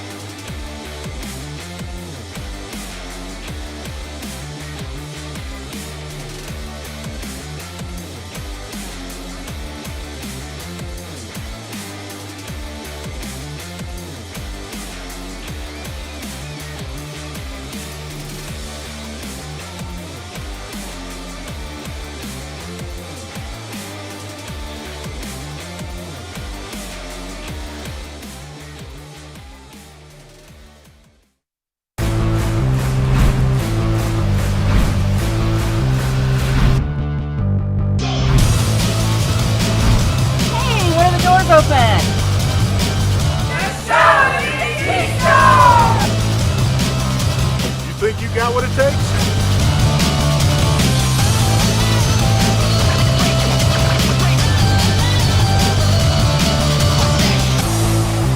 If you want to build a big team, you got to be in events like this.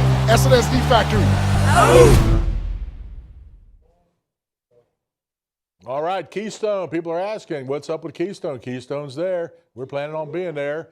We've got, even if you're looking at a late decision, you got months away. So we are absolutely, that's kind of our backing into the whole out of Zoom world into events going into 2021. And we are fired up about Keystone, one of the great events. So right now, full speed on, running contests, all that kind of stuff.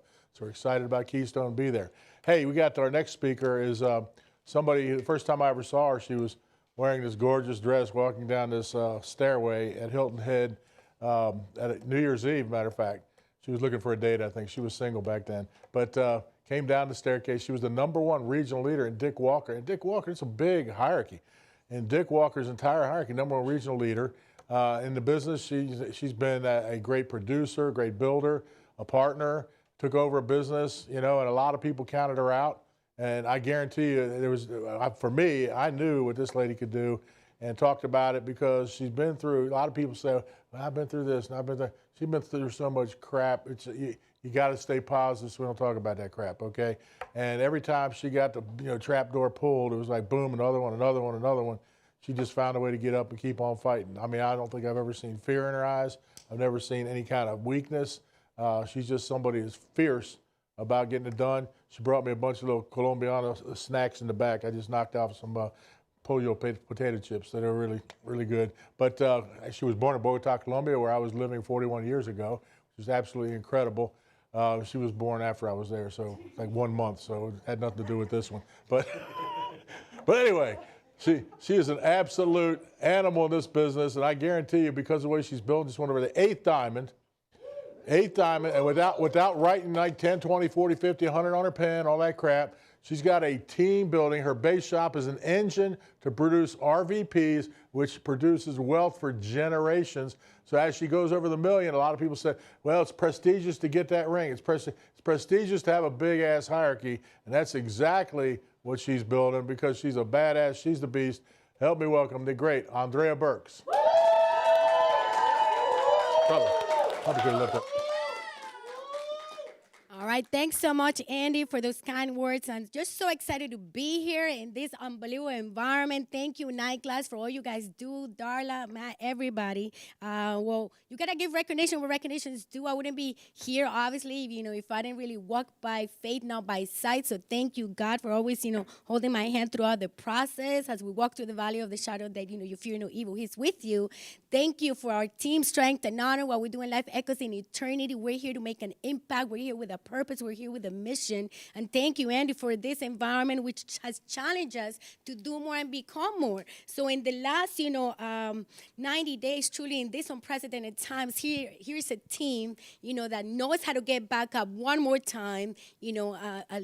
Layers of players doing great things. So the hierarchy, we started the year, perhaps doing, about 300 recruits as a hierarchy, about 170,000. And now, recruiting is up 218%, about 700 as a hierarchy. The premium is up 175%, about 400,000 we finished up last month.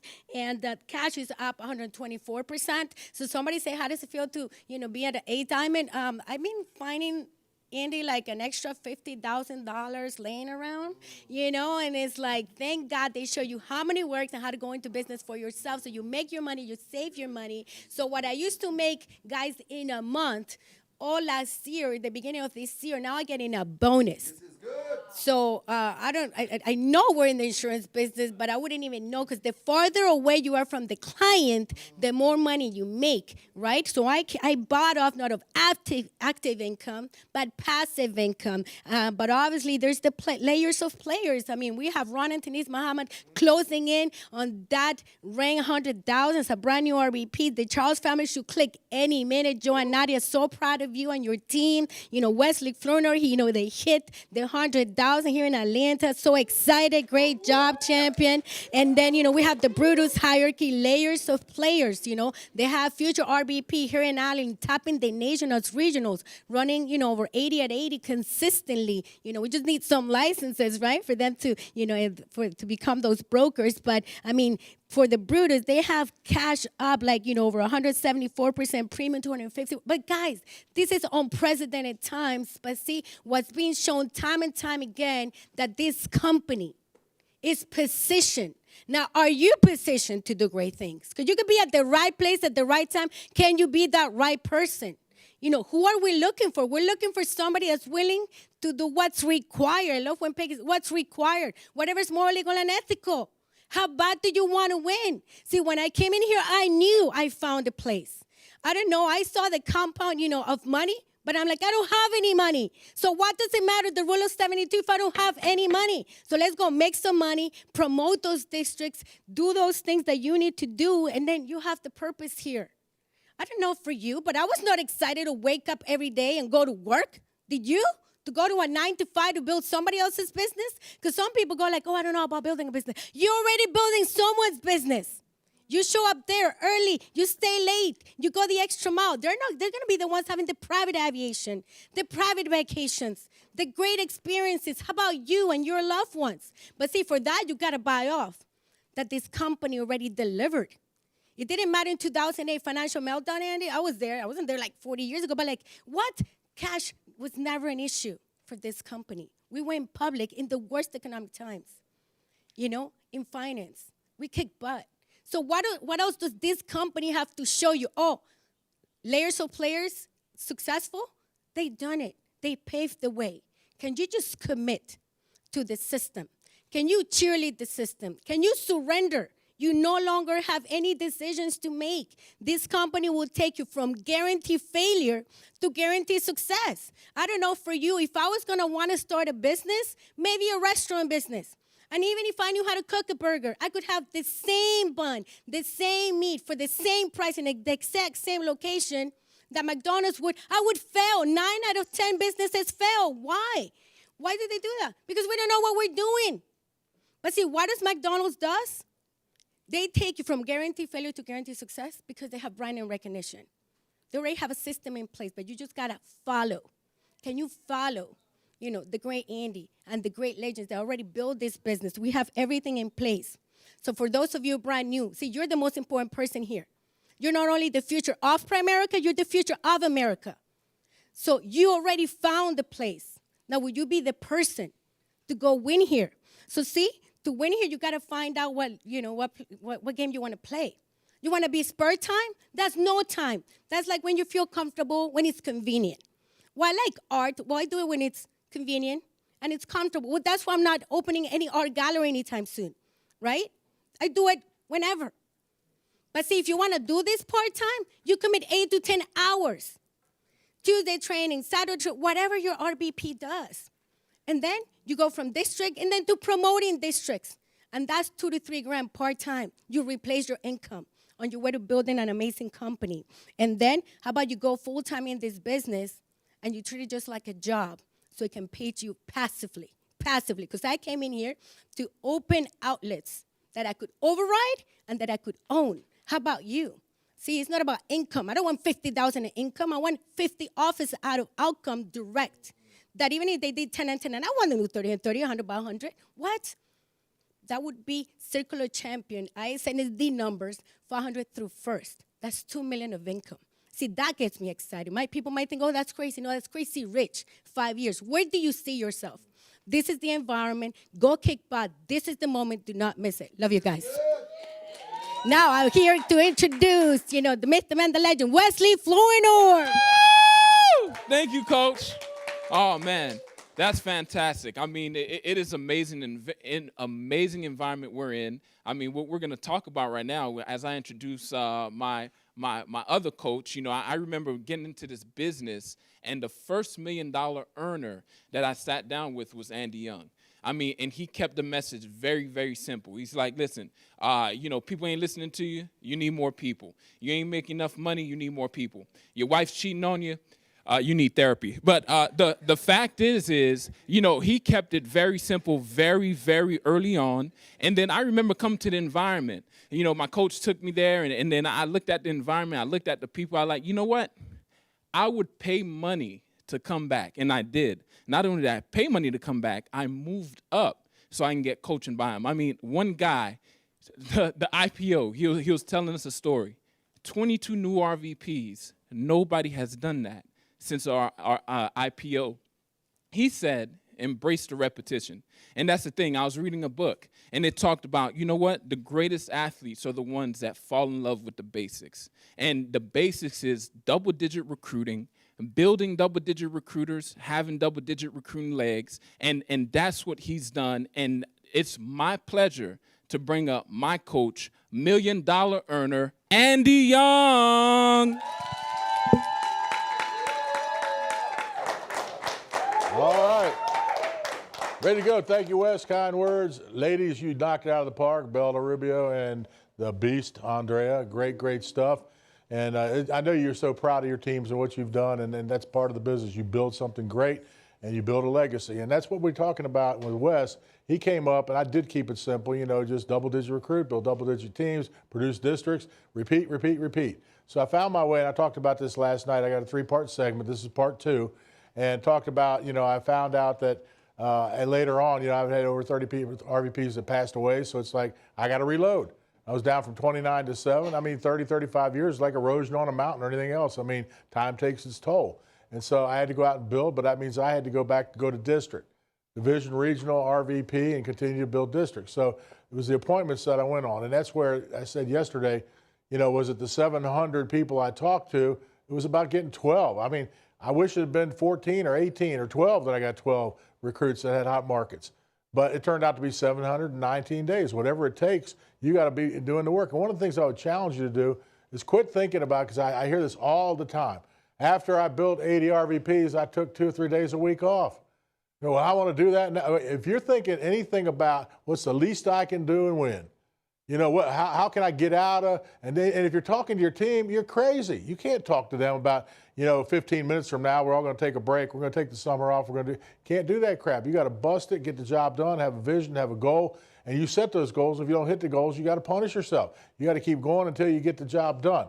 And so going out there and putting things in place, I hear too many times people saying, well, do you have to go, do you have to, anytime your thought process, instead of embracing the repetition. Great dancers get great because they dance every day.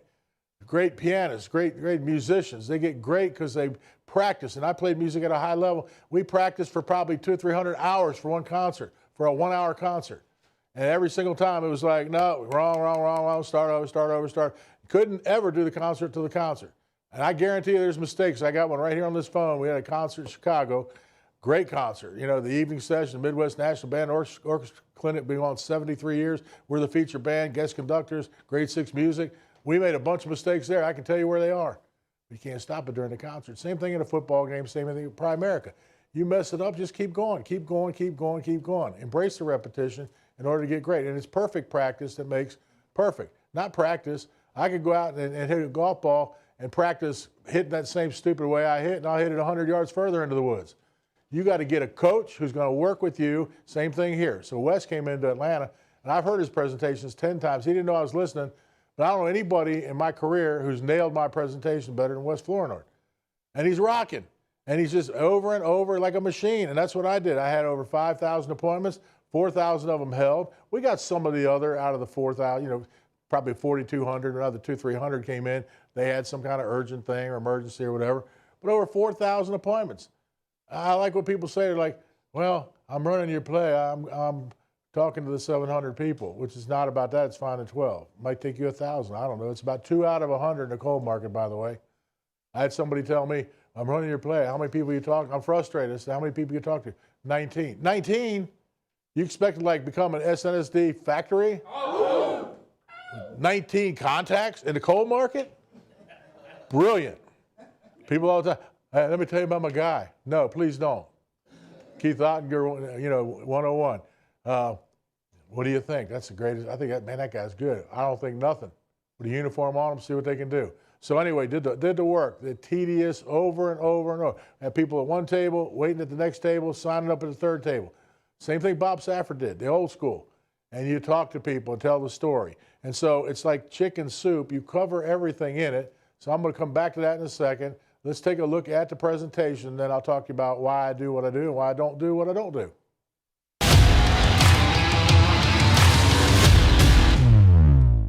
All right, our 2020 presentation. Here we go from start to finish. So, Darla, how you doing? I'm good, thanks. Good. So, you from Atlanta? I am. I'm originally from Michigan, though. Oh, yeah. What part? Well, I grew up outside of Flint. Flint. Okay, yeah. Yeah. North of Detroit, huh? Yeah. Over by the Thumb, is that right? Yep, kind of. Okay, cool. So, did you go to school up there? Or? I did. I went to Michigan State. Oh, so not a Go Blue fan, huh? No, Go Green fan. Go Green. All Go right. Sparty. Yeah. East Lansing. That's Yes, cool. All great right. place. Yep. Any other things you did growing up or? Sailing. Sailing? Spent a lot of time really? in the Great Lakes, yep. Wow. So you're a pretty good sailor?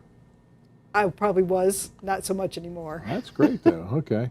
Well, good. Originally, I'm from the Washington, D.C. area. Uh-huh. I grew up in a family that talked a lot about money. We don't have any money. Money doesn't grow on trees, and anybody that has money is going to hell. So we heard a lot about money. So never flew on a plane, never stayed in a hotel the entire time growing up.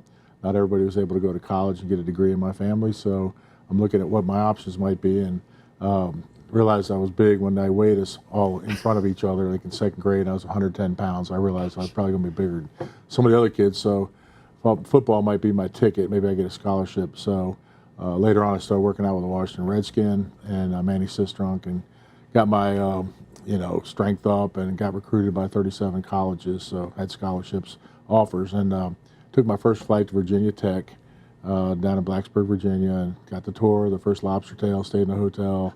Had a rental car at 17 years old, which I'm pretty sure is still illegal. Took a few tours, but I went to Wake Forest University. Went down there, crammed 4 years of college into 5, double majored, political science and Spanish, and did actually a semester at the University of Andes in Bogota, Colombia. So came back and I was offered a position to translate Spanish for Wachovia and Roadways, a trucking company. Saw both those opportunities and wasn't really impressed when I kind of owned my own business but didn't have any money. As a kid, I'd cut grass with other people's lawnmowers, and so I bought my own lawnmower. So just always, looking for some way to, make some money and do something. So came out and I saw this business here, Primerica. So are you familiar with Primerica? I've heard of it, yeah. What have you heard? It's been around for a while. Yeah. There was something else before. Okay, yep. Yeah, that's a big corporate office over in Duluth, Right, Georgia. Yeah, so right. you're within that area. So anyway, Primerica is a company that's 43 years old. We started in 1977, had an old high school football coach who basically got mad because his mom was sold the wrong kind of insurance. His father passed away, and he had already gone to college, but she had 2 boys left, never had a job, so now she only has $10,000, $15,000 worth of coverage. He gets mad, ends up writing a master's paper about it, and starts a company, ultimately, which is now our company, to right a wrong, which is how to get the better coverage for the dollar. So I'll talk about that in a couple minutes. Okay. But 43-year-old company, and we've had some great opportunities over the years. In 1989, he sold the company to basically what was Citi, one of the biggest banks in the world. So we were owned by them for 21 years. So we were a Primerica member of Citi. And a lot of people think that's glamorous and that's great, but anytime a company comes in to buy your company, it's typically not a good thing after the honeymoon. It's like, yeah, we're skimming everything, quarterly earnings, cutting this, cutting that. They'll cut anything they want, and then they're buying other companies. So it got to the point where we're sending them hundreds of millions of dollars in profit. We did very well. We always did, even during the up and down times. And most of us didn't really like that culture. Then 2008, all the banks crashed. No bank too big to fail. So Citi went from like $70 to 99 cents in a free fall. They were borrowing money from tens of billions of dollars, TARP money from the government, and all the banks did it. So it's not just them, and they all paid it back. So that story came out okay. But they were kind of teetering, and we saw an opportunity to basically buy our way out. We figured out a way, raised $2 billion, and in 2010, 33 years in, from 1977, we did an IPO, initial public offering, and we came out Primerica New York Stock Exchange Company independent. So we came out at $15 a share. I know 2 days ago we're trading around 120, so that's 8 times in 10 years, which we're very proud of. So it's been a very successful IPO. And the whole point was, now we're a 43-year-old company. Wall Street looks at us as right now, 10 years later, as a 10-year-old company, even though we're 43 years old. So 33 years down the road, we made a decision. We could see if we could double the size of the company in the next 10 years. Got our freedom. We're going to go out there, put some of the money we were sending them, put that to work with people in the business and invest. And it's been a great run, and we're on track to double the size of the company. It's been amazing. Matter of fact, our best 5 months, I don't know, in my 40-year career, are March, April, May, June, and July of 2020, which is, you're either doing well or you're not, but we're doing very well. We'll talk about that a little bit. Okay. But anyway, all right. So if you were going to go buy a flat screen TV, where would you go shopping? Best Buy, Costco. Best Buy, Costco, good little food at Costco. You can get something to eat too. Little pizza thing. But I don't care if it's Amazon. You're not going to buy a Costco, Amazon, or Sam's Club, Walmart TV. Right. You're going to buy a Sony, Samsung, Vizio, built by Samsung and backed by Samsung. Those are companies that, including Amazon, are distribution companies. So what we are is a distribution company as well. And almost everything we have here is because of the relationship with Citi, we have over 100 companies that we can market for. And you can see some of the names on here. I think you probably recognize a few of them. So you see the little orange squirrels on the Voya commercials, obviously MetLife, Lincoln, Invesco's in Atlanta. So we started out with one company to market for. Now we have 100. So that was part of the good thing with Citi. Right. So we have a lot to offer to kind of bring Wall Street to Main Street, and I'll explain that. Okay. So we start off first with term life insurance, 10 to 35-year level, renewable as long as you want to keep it. But the early years when you're young, like I have daughters, and as they were growing up, they're going through, camp, band, you got scouts, you got dance recital scam, you got 3 different routines, 3 daughters, and you got to buy the intergalactic, dance costume. You can't have grandma make it. Right. So that's another thing I wasn't aware of being an old football guy. But all the things, all the way through a trip to the drugstore when they're teenagers, all the way to college, and weddings. I mean, it's just like it never ends. But today that's over. If anything happens to me and I don't come home tonight, they're not moving out of their house. I'm done with all that. So you have a very high need for a while. The reason is because 85% of widows under the age of 50 lose the home they live in within 12 months. And you already know this story because I don't care if it's church, scouts, school, sports in the community, they're always raising money for the guy that didn't come home. He had a heart attack, car accident, something bad happened, and now we're doing GoFundMe, maybe do a plate dinner, barbecue, maybe a golf tournament, depending on who it is, but maybe you'd raise, if it all went really well, maybe you'd raise $5,000 or $10,000. Right. And if I said for a meeting with me today, I wanted to give you $10,000, your next question might be, what time are we meeting tomorrow? Yes. And I'm available for breakfast too. Drinks as well. The drinks, whatever, 10 grand a pop, I'm in. Yep. But if I gave you 5 or 10,000 or less and said, oh, you got to raise a family with that, and you probably got a funeral, it's over. I mean, it's game over. And that's, a high percentage, almost 80% of the people in the country don't have enough insurance at all, not even close. So a high amount of coverage while you need it, low cost, and then decrease that later when you got investments. Now the investment side is what's interesting. We got some great companies here, and you can out in the marketplace get a 10, 12% yield. But what you got to look at is the rule of 72. Are you familiar with this? No. Okay, you can Google it later if you want. I mean, we couldn't Google it 40 years ago, but you can Google it now. I actually did the long math. I was so blown away by this. I was like, this is true.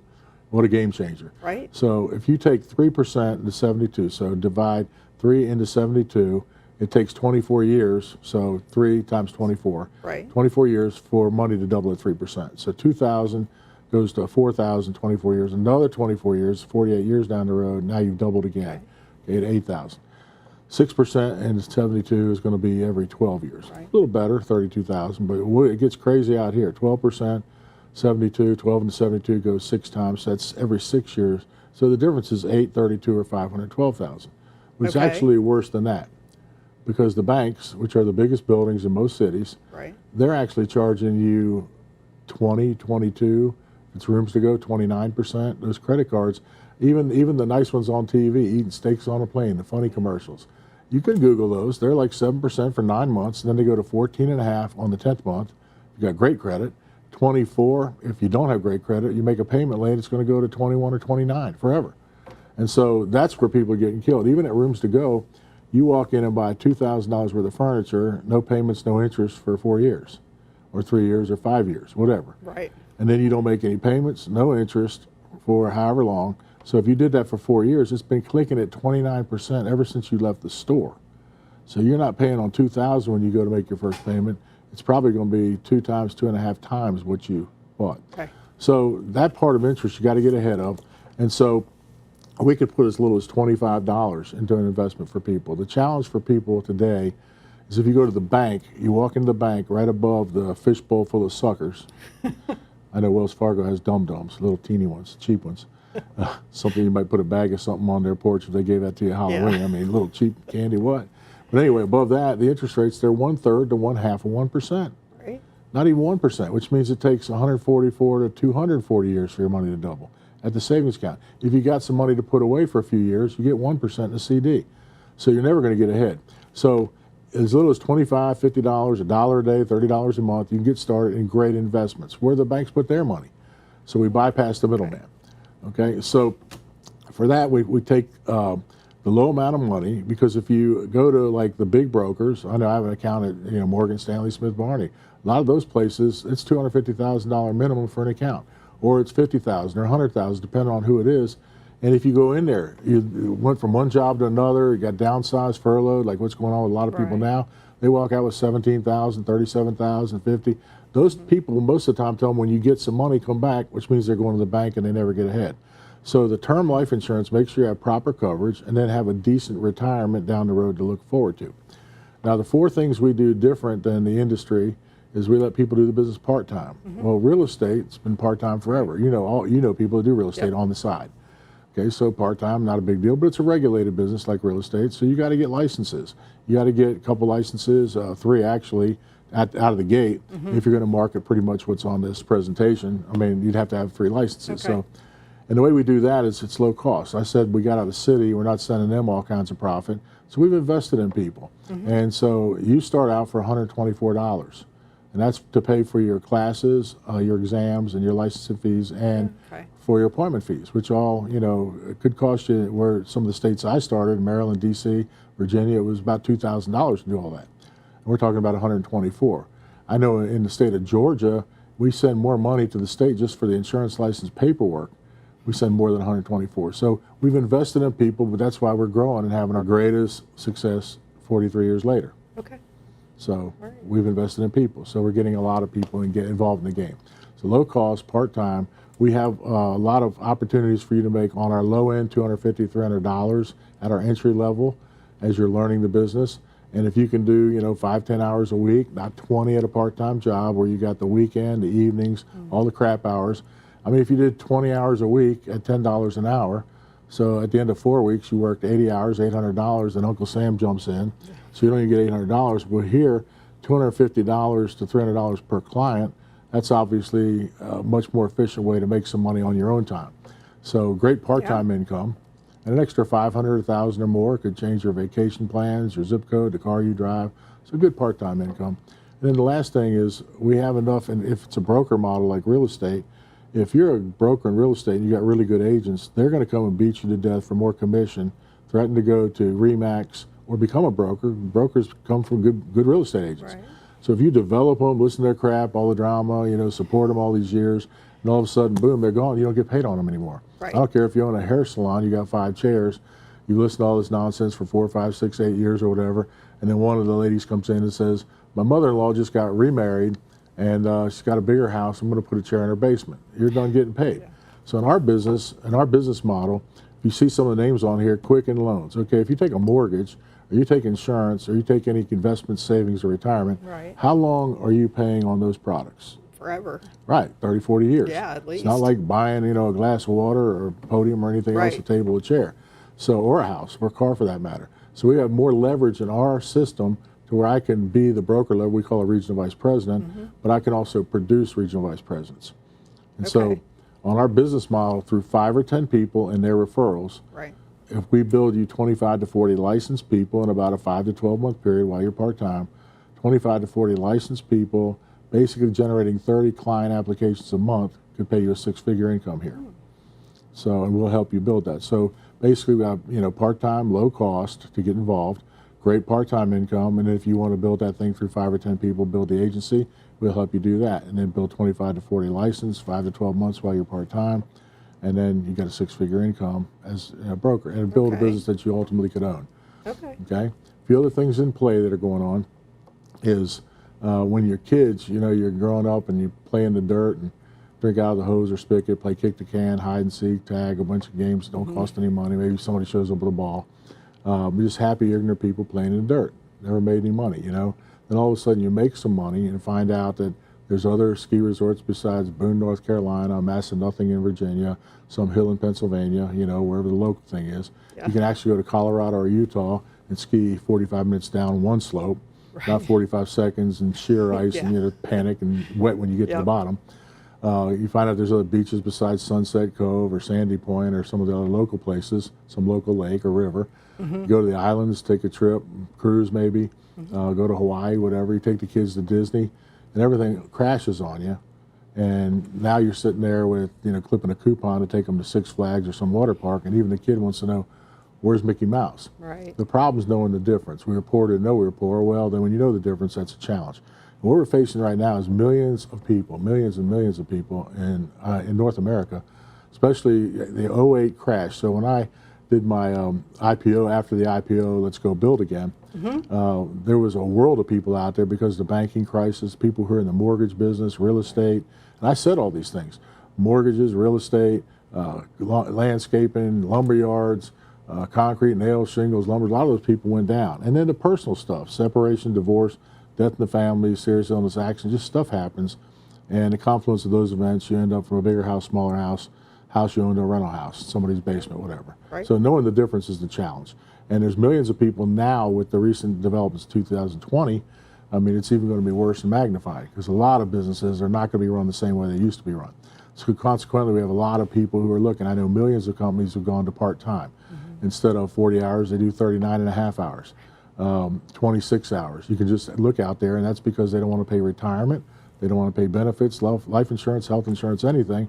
People are part-time. So we have millions of people right now who are doing 1, 2 jobs, maybe looking at Uber, and that's their career, which means there's no end game because there's no retirement. They're going to have to continue doing it.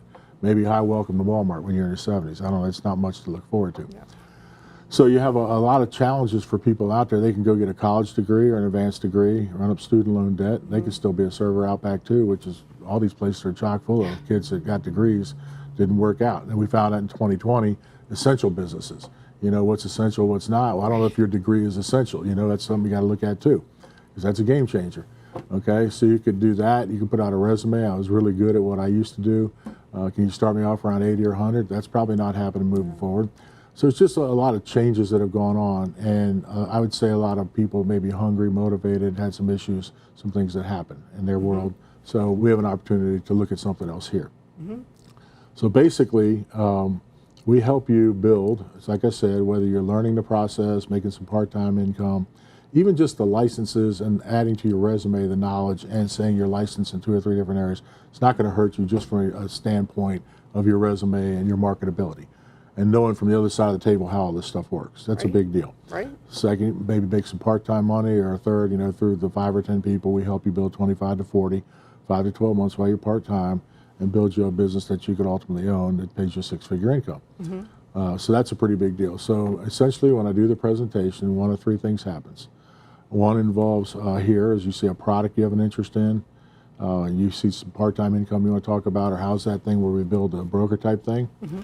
Secondly, surely you know people that are not happy where they are, that are hungry, motivated, they're looking right now, so referrals are great. 3, the presentation wasn't that long, and I'm finished. Okay. Drink of water with a fire hose, right? Yeah, a little bit, but it's very interesting. Tell me more about the full-time thing. The full-time thing, okay. What do you have an interest in that for? Being an So you'd like to build your business? Yeah. Okay. Well, that would involve, what we do is we get you started. So we get you started as far as registered what we're doing. And then we sit down, do a follow-up, probably tomorrow, the next day, and sit down and go through exactly your schedule, my schedule, how we're going to put this together, and how we'll go build that. That's simple, huh? Yeah. Okay.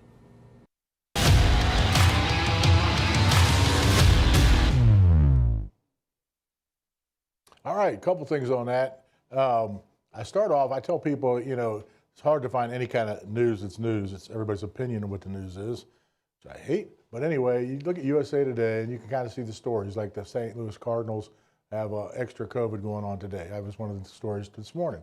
Well, she's from St. Louis, maybe I bring that up. but she's from Michigan. So I happen to know, okay, a little bit about something, and maybe ahead of time I knew she was from Michigan. Then she says she went to Michigan State, so I know they hate Ann Arbor and Michigan, so I just throw that out. Yeah, I'm not one of those. Where are you from? Flint. Oh yeah, above Detroit by the thumb. You know, Michigan looks like that. Just a couple little things that you maybe have in common. I remember a guy, he has a New York Giants hook rug in his living room. This nice, well-appointed furniture with a hook rug, like grandma or somebody made it as, you know, at the old folks' home. But I asked him about the Giants, and I don't care about the New York Giants. I don't care about Flint, Michigan. I know they had a water problem or some crap. I mean, it's just, if you could throw something out, they'll do the talking. I said, what about the Giants? You think they got a shot to go to another Super Bowl? They do all the talking from there. And it's the likability factor where you relate to people on their level. I don't care if we're doing a presentation for the banker, the president of the bank, or the guy who cuts his grass. What I do is the same thing all the time. What we do is what we do. The challenge for a lot of you is like, you think, oh, I'm going to do different things with different people. Or you go out there, it's like you see the server in the morning. You know, you want some coffee. I could ask around here, who wants coffee? I could drink coffee all day. I could drink it at 11 o'clock at night. Okay, my brother, he drinks a cup of coffee at, 11 o'clock at night. He's up till 4 in the morning. It's different things for different people. And there's going to be a bunch of people say they don't want any coffee. I'm the guy that's like, where the hell's the lady with the coffee? And let's say she goes out and asks 10 people who wants coffee and 5 of them say no. What's she going to do, like sniff her armpits? Go back and see the manager? Is there something down the front of my uniform? Rob, do you think it's my approach? I mean, when I ask people if they want coffee, they don't want no damn coffee. So like, find somebody who does, okay? Not to get too harsh for you. Just go through the numbers. Quit overthinking everything. Well, they say, I don't give a crap. Yes, no, maybe means no. Yes, no, maybe means no. Yes, maybe's later. If you know them, follow up if you think you see something in them. But you better embrace the numbers and go through what we're talking about here. So know a little something about what's going on out there, especially with people. If they like the Cowboys, you talk about the Cowboys. I don't give a crap about a lot of these things. Maybe they're going to talk about NASCAR. I'm going to ask, find out who won the race last week and ask them about it. That's all that's going to happen. Relate to people. So if we can show a clip, Darla then asked a question. I think we've got, this happens about 2 or 3 times out of 10.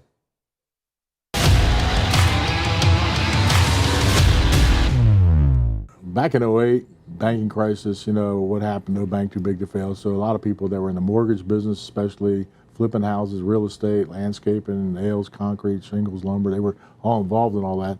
They went from big incomes. A lot of the mortgage people, they're making $200,000, $300,000, $400,000, $500,000, and one day and then it all goes away. That so was us. That happened to you, really? Well, yeah, it happened to my husband's business. Oh, what happened? Well, he had a mortgage broker. He was a mortgage broker, 2008. Okay, so you moved from your house? Yeah, we had to sell it because we were making like $350, and then we were making nothing. So tell me about your house, the one you were in. It was nice, 5 bedrooms, acreage, horses. Wow, okay. And then where'd you move? Rental. A rental. Was it pretty nice? I mean. No. No. It was not nice. Not nice at all. No. Huh? Okay. Turned out that we were paying the rent and they were not paying the mortgage. Awesome. So then we had to move. Yeah. Again. Okay. So what's the outcome? What's happened out of all that? We've moved a lot. You moved a lot. Okay. Yep. All right. Had to start over. Yeah. It went from $350 to making like $45,000. Right. Okay. And basically what I do, so I'll look, here's our moment to look in the camera. Basically what I do there is she's told me about it, she's not happy about it, which in my brain, 2 out of 10 people are going to say something like that. And I think with 2020 COVID, we're getting ready to have 3 and 4 people out of 10 tell me a similar story. When you tell that story, you can tell she's not happy talking about it. She's not had the lifestyle that she did have. And so I'm going to kind of work that angle to what kind of opportunity she may have on the through 5 or 10 people, build 25 to 40, 6-figure income, build a platform where you can, restore that lifestyle. Get my stuff back. Get your stuff back, exactly.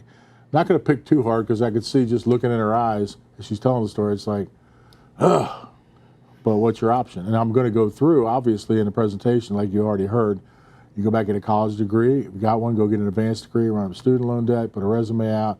There's really, like an officer and a gentleman, you have no place else to go. That's the way I want to frame it. I don't say that, but that's when you've got somebody you know, so you want to make sure you hit all those bases, or really those nerves, and move forward.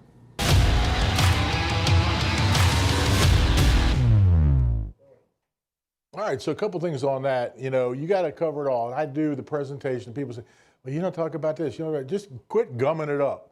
It's 18. That presentation is 19 minutes. Art Williams said 18 to 20 minutes. Get to the point. A lot of you think, well, I say this, say that. Yeah, guess what? Whoever's listening to me in any group you're ever in, I'm looking at 20 people in here. If you think about when you came into the business, if you think about the idiot that recruited you, sometimes they're sitting in the room. Didn't even have the decency to put a worm on the hook. Just flashed in the water. Because when the time is right, the time is right. Can't say the wrong thing to the right person, right thing to the wrong person. And if the time is not right, forget it. Next. And maybe I had friends, family that came in a year and a half later, 4 years later, 2 years later, because I kept up with them because I knew them. But the rest of them, forget it. Find people that are looking for you right now. I mean, Frank Dillon was recruited by a guy who quit the next day. I mean, just, that happens all the time. If they're looking, they're looking, so get over yourself. So I call it like the chicken soup. In the presentation, I put, if you do cook chicken soup, you boil some chickens, take the bones out, and you put 3 or 4 recognizable vegetables in it.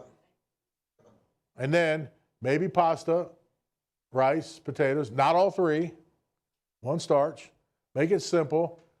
And what people do is then you get a committee like Congress or a Primerica or POL. Well, I think it'd be good if we put a little Vivint vegetable in there, and I think it would be good if we put, what about, they pay a lot of commission on that, and we're starting to do loans, not in my state, but let's talk about that for a while. What?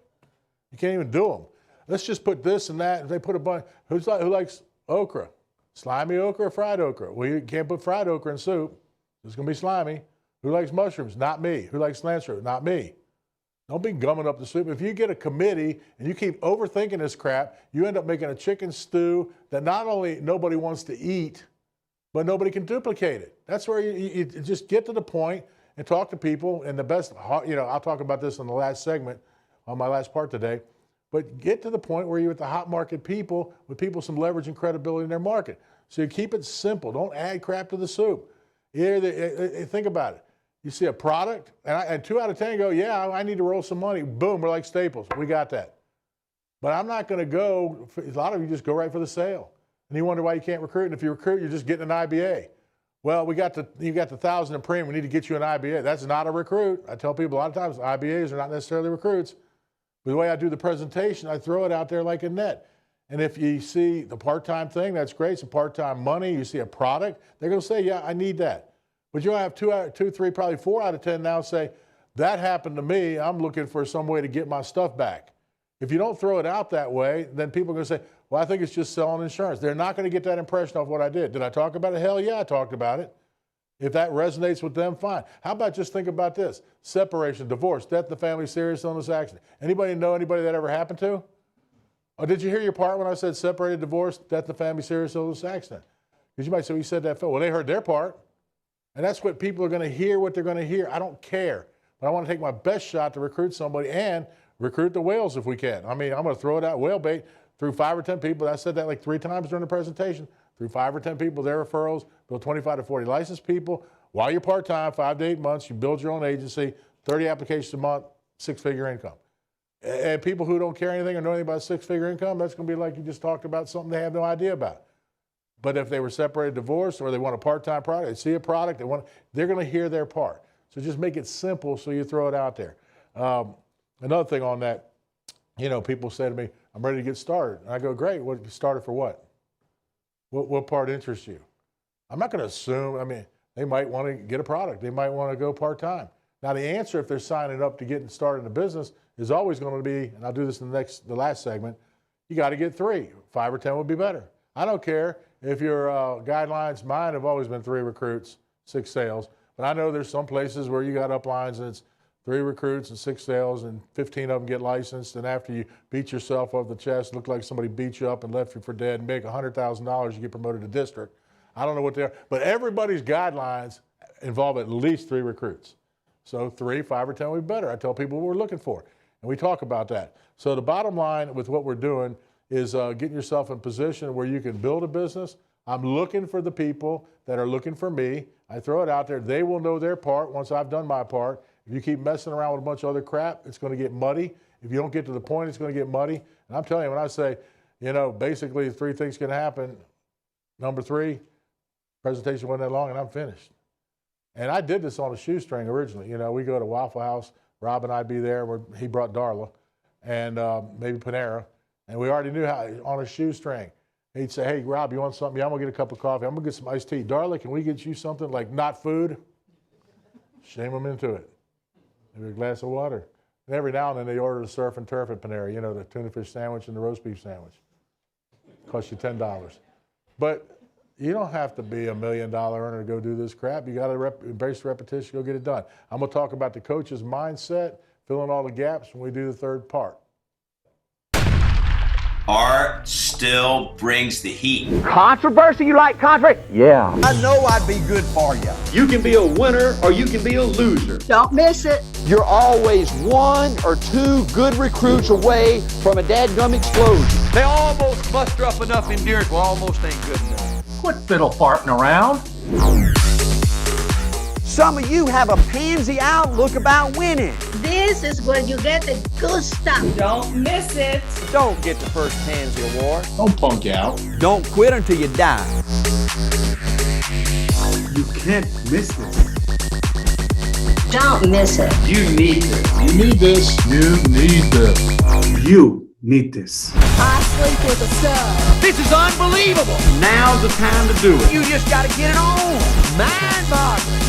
I ain't never seen nothing like this. This is my kind of people. This is awesome.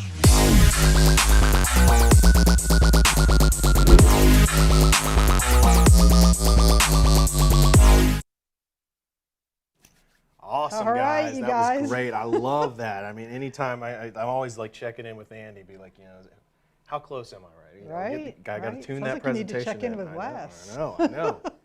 So, All right, yeah. so there's the presentation, beginning to end. It was 19 minutes, 10 seconds. Yep. Right, that was the exact time all the way through. So there you go. Those are the answers to everything, and you need more people. Mm-hmm. So we're still doing the rally. Throw that graphic up there. So RVPs only still. Text that text number if you haven't seen this before. We need to know who you are, so tell us that you're an RVP, tell us what your name is, and tell us the number of people you have watching. We're going to total up the number that you had at this session and last session yesterday and find out who the top people are. So we'll be running that. And we've got a couple people that have chimed in that didn't chime in yesterday. Yeah, some RVPs that are signing up today. You want me to read those? Yeah. Okay, so we got Jamal Richmond, we got Florida Lee's, Muhammad Malone, the Bell Base Shop, Sanchez Cruz Base Shop, the Trend Base Shop, the Brockelman Base Shop, the Rourkes, Walkers, Austin, Julian, McKeever. I don't know why he missed out on the first day. Yeah.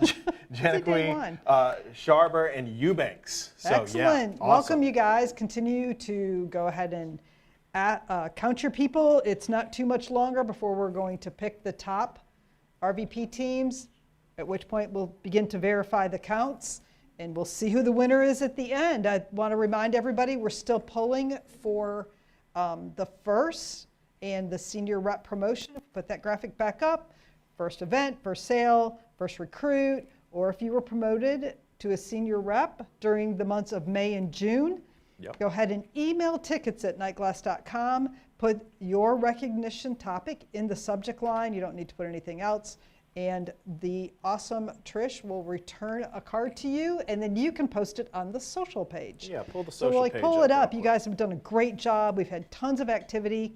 It's massive what's going on. Is right it now. massive? You Okay. can check in. I know Yes. we only got little moments here and there to show you this on the show, but if you go to getbiggergohome.com, there's a little link at the top for social feed that'll take you to see this exact same thing. You can scroll through, check out, see what everybody's talking about. So we'll be going to this again later on, so you know how to do that with Twitter and Instagram. You use the hashtag SNSD Factory. Oh. And if you're on Facebook, you mention @Let'sGetBiggerGoHome. So that's what we've got there, and now it's time for the top 10s, right? We want to get the recognition going. So, headed back. Amy, you want to take that away? All right, guys, everybody listen up and watch the screen for your teammates' names or even your names. We're going to start with the top 10 recruiters. We got Walter Charles here. The man with the cups. All right. Let's go. Are we all ready? Listen for your name. All right, let's go. Top 10 recruiting. Senior rep and rep. Number 10, Dasha Jones and Jerry Dukes. Number 9, Rosalind Patterson. Number 8, Bendu Roberts with 32. Did I call the number? 32. What is up there? Number 7, DeAndre Henderson with 35 recruits. Number 6, Teal and Yasmin Price with 40 recruits. Number 5, top 5, Deontay Miller with 41 recruits. Number 4, Jasmine McHenry with 42 recruits. Number 3, Kelly and Carlos Navas with 47 recruits.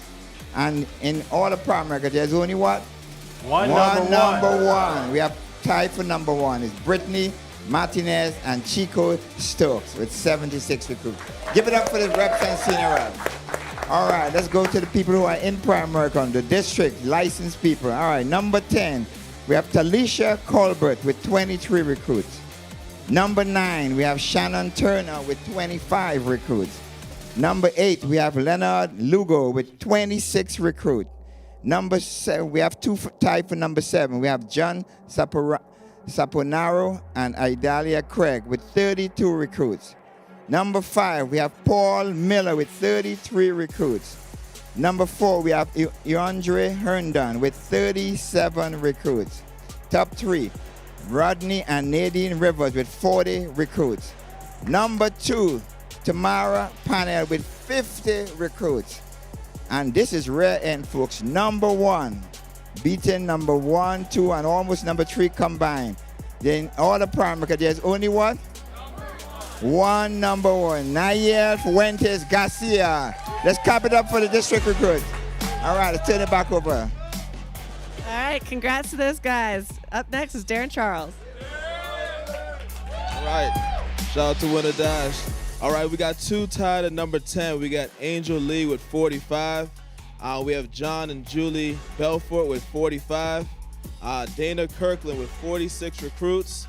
Vladimir and Martha Rock with 49 recruits. Right? Keisha and Herb Wilkins, 51 recruits. All right, now we have Luis and El Camejo, 53 recruits. Right? Khalif Lovett, 54 recruits. Gachmi and Marie Lucent, 63 recruits. Danate Kebedum, 69 recruits. And there's only one, Ari and Jeff Parashi at 119 recruits as the division leader, which is a huge deal, big deal, right? And now the regional leader, the future regional vice president, right? We have number 10, Alexander Charles with 91 recruits, right? We have Shonda Barnes with 96 recruits, right? We have Stephen and Joanne William with 101 recruits, right? Sean Walden with 102 recruits. Apris Walker, 104, right? Layton Brown with 128 recruits. Abel and Emily Diaz with 130 recruits. Aaron and Lakeisha Thomas, 132 recruits, right? The great Harry and Adeline Thomas, 155 recruits. And we got a new number 1, and it could only be Dawit Sala with 182 recruits. That's a huge deal. Give it up for those superstars. Next up, we have RVP's top 10 recruits with Olivier Brutus. All right. Let's go. Let's rock and roll. So for RVPs, at number 10, get up for Derek and Crystal O'Neal with 184. At number 9, let's get up for Wesley and Schnee Flournoy with 186. At number 8, get up for the Brutus Bay Shop with 190. Tied at number 7, let's get up for Mary Hayes and Anthony Hines at 196. At number 5, get up for Lydell and Elena Walden with 199. But rare air over 200. Number 4, get up for Nicole and Linzel Williams. Number 3, get up for Eduardo Fernandez with 226. At number 2, we heard from them earlier. Give it up for April and Rufus Taylor at 234. And there's only one, the best stand-up comedian ever. Give it up for Belda Rubio with 248. All right.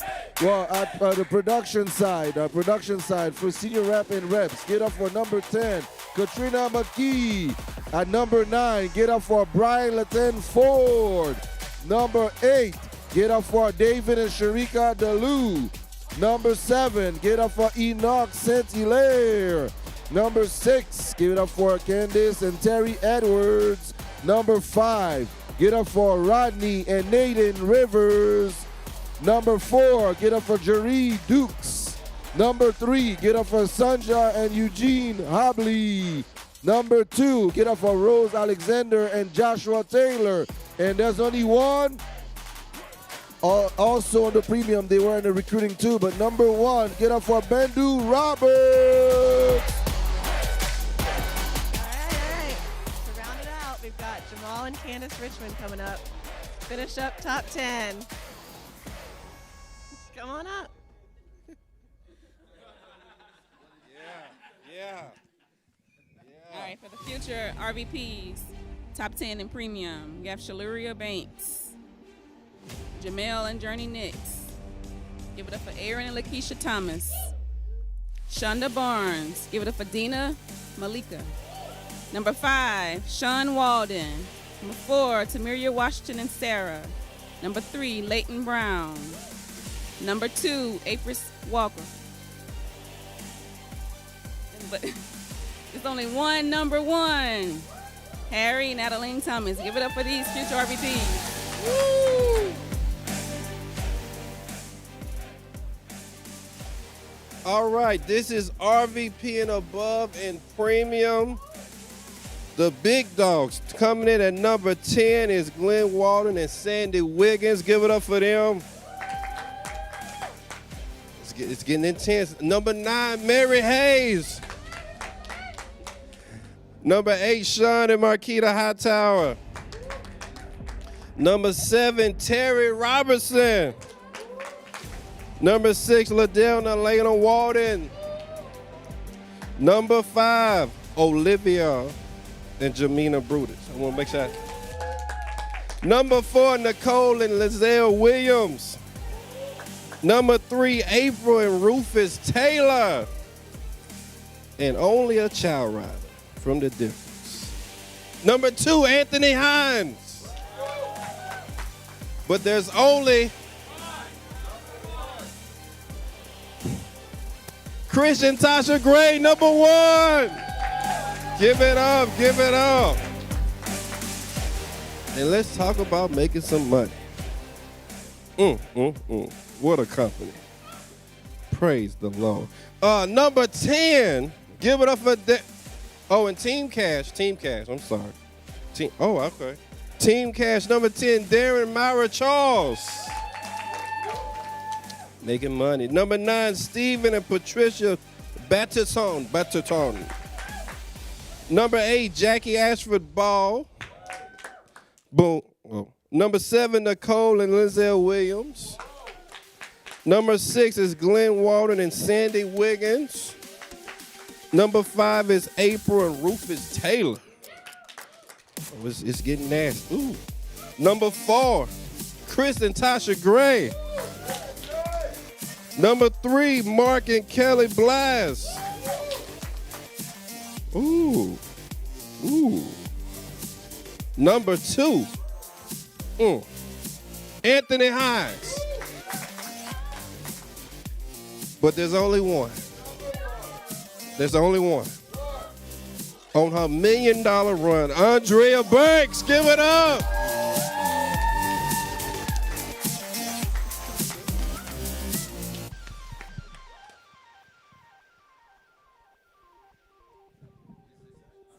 Going to me. Is that me? Where am I? There I am. There they are.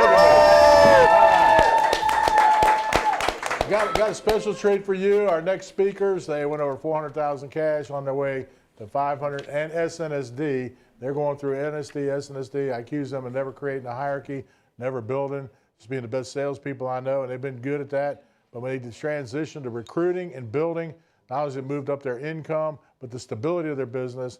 And I guarantee you'll see them at not only SNSD, but Circle of Champions, $1 million owners. You can just watch this run. Great leaders. Help me welcome Chris and Tasha Gray.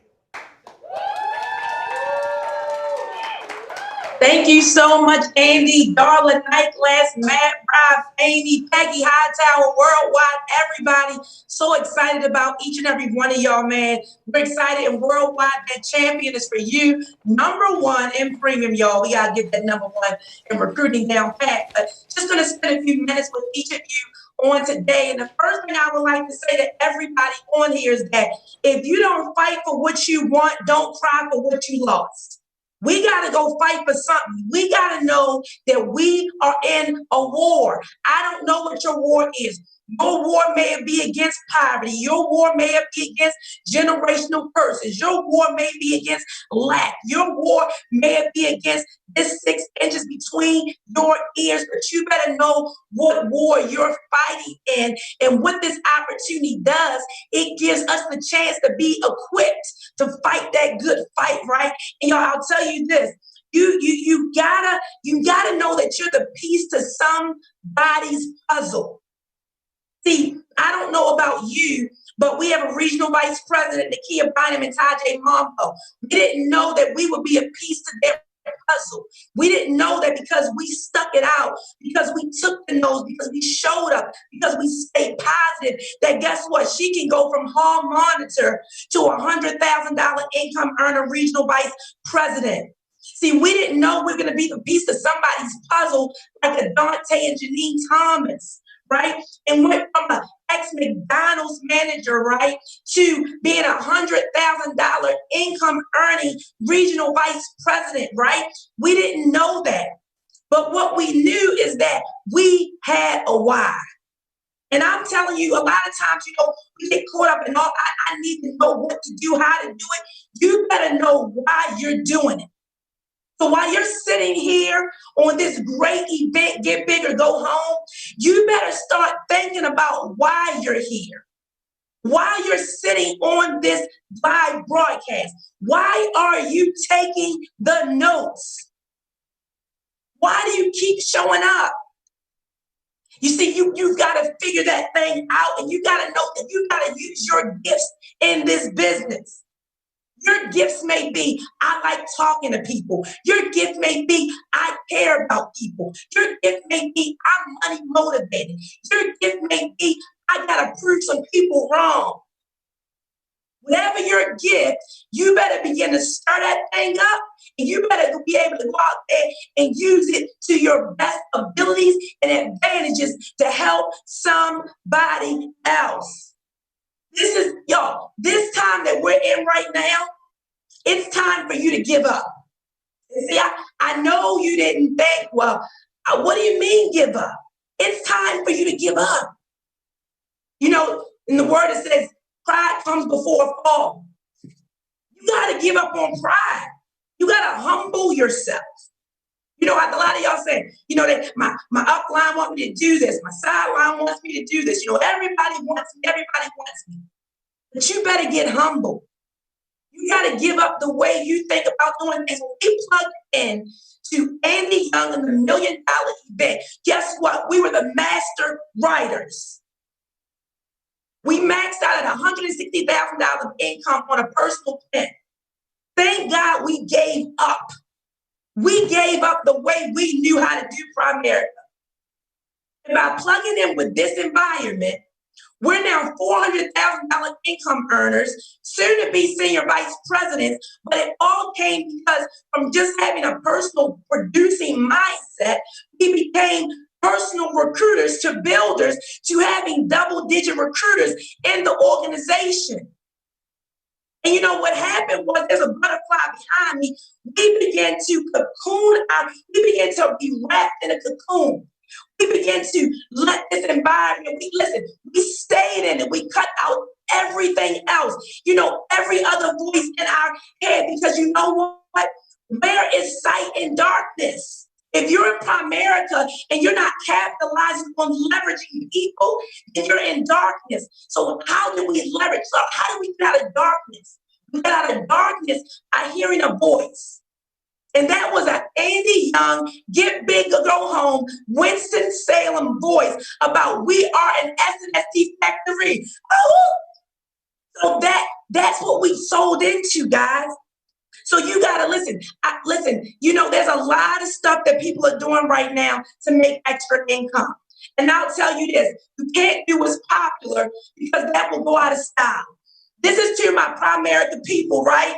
That I see you out there. You're doing other things, other businesses. You're doing all the things that look like it's cool right now. But it's going to go out of style. Primerica has a proven track record. The regional vice president, the senior national sales directors, these $1 million earners that Andy Young has put on here to talk to us. This is proven. I'll close with this story about the power of recruiting. We recruited a guy, y'all. We recruited this guy to the business, married man, under 33 kids. And what happened was because we recruited him, he didn't have a financial education game plan or coach before then. But because we recruited him, he began to understand the mission to earn more income, properly protected, debt-free, financially independent. So this guy knew that he was underinsured. We were able to put $645,000 of coverage on this guy. Y'all, 2 months later, that guy got hit by a bullet that was not assigned to hit him, but it did. But because of that, because of recruiting him in the business, getting him to know that what he needed to do for his family, guys, we were able to give a death claim check by way of Primerica to that wife and those 3 babies. What am I telling you? Every ounce of what we do is right. Every aspect, from beginning with recruiting to processing to field training to getting the people independent.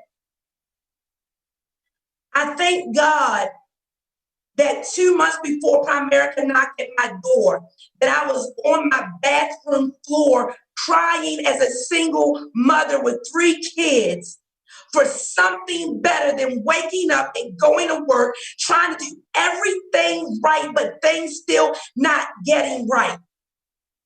I thank God I had that moment of reflection. You know why?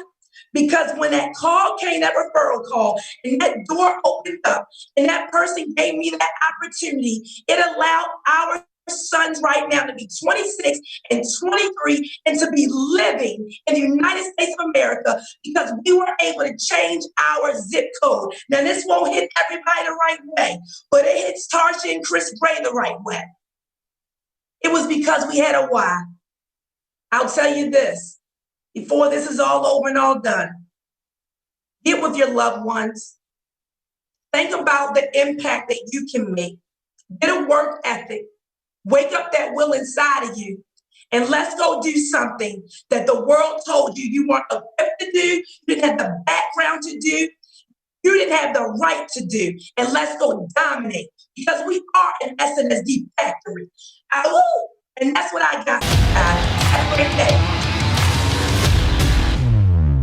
Bruce Kalk, man, I tell you what, Circle of Champions, it's one thing to be $1 million earner, but the only way you get to Circle of Champions, this ring, as you know, is you got to build a team. And you got to have overlapping layers of people who are very successful between the cash flow, the premium that you do, everything you put in place.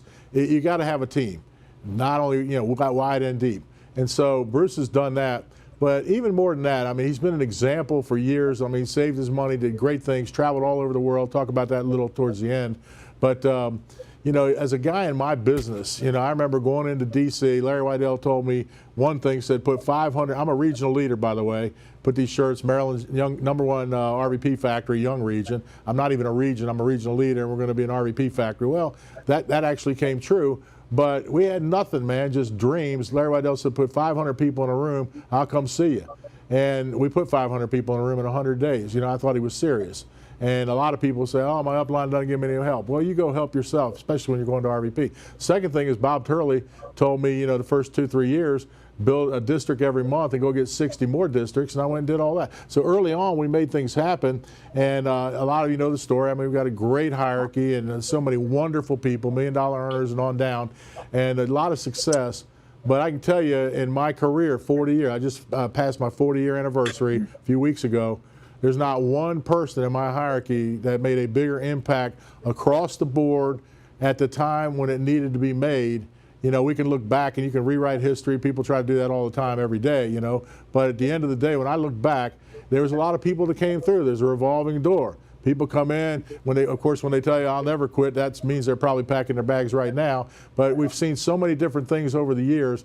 But I can tell you, out of the tens of thousands of people recruited, all the RVPs, everything in place, Bruce Kalk is the guy in my book, made a bigger impact than anybody in the history of my company, which will be Amy and Rob's generationally down the road. This guy made the biggest impact. He was a guy that always wanted more. He's a competitor. He had his own stuff, his shirts and his sweatsuits and all that kind of stuff early. They were the guys that did push-ups. They brought the energy. Ron Schmidt Jr. was talking about Arnold Schwarzenegger. His guys, we're here to pump you up. You know, they're doing push-ups, a lot of energy.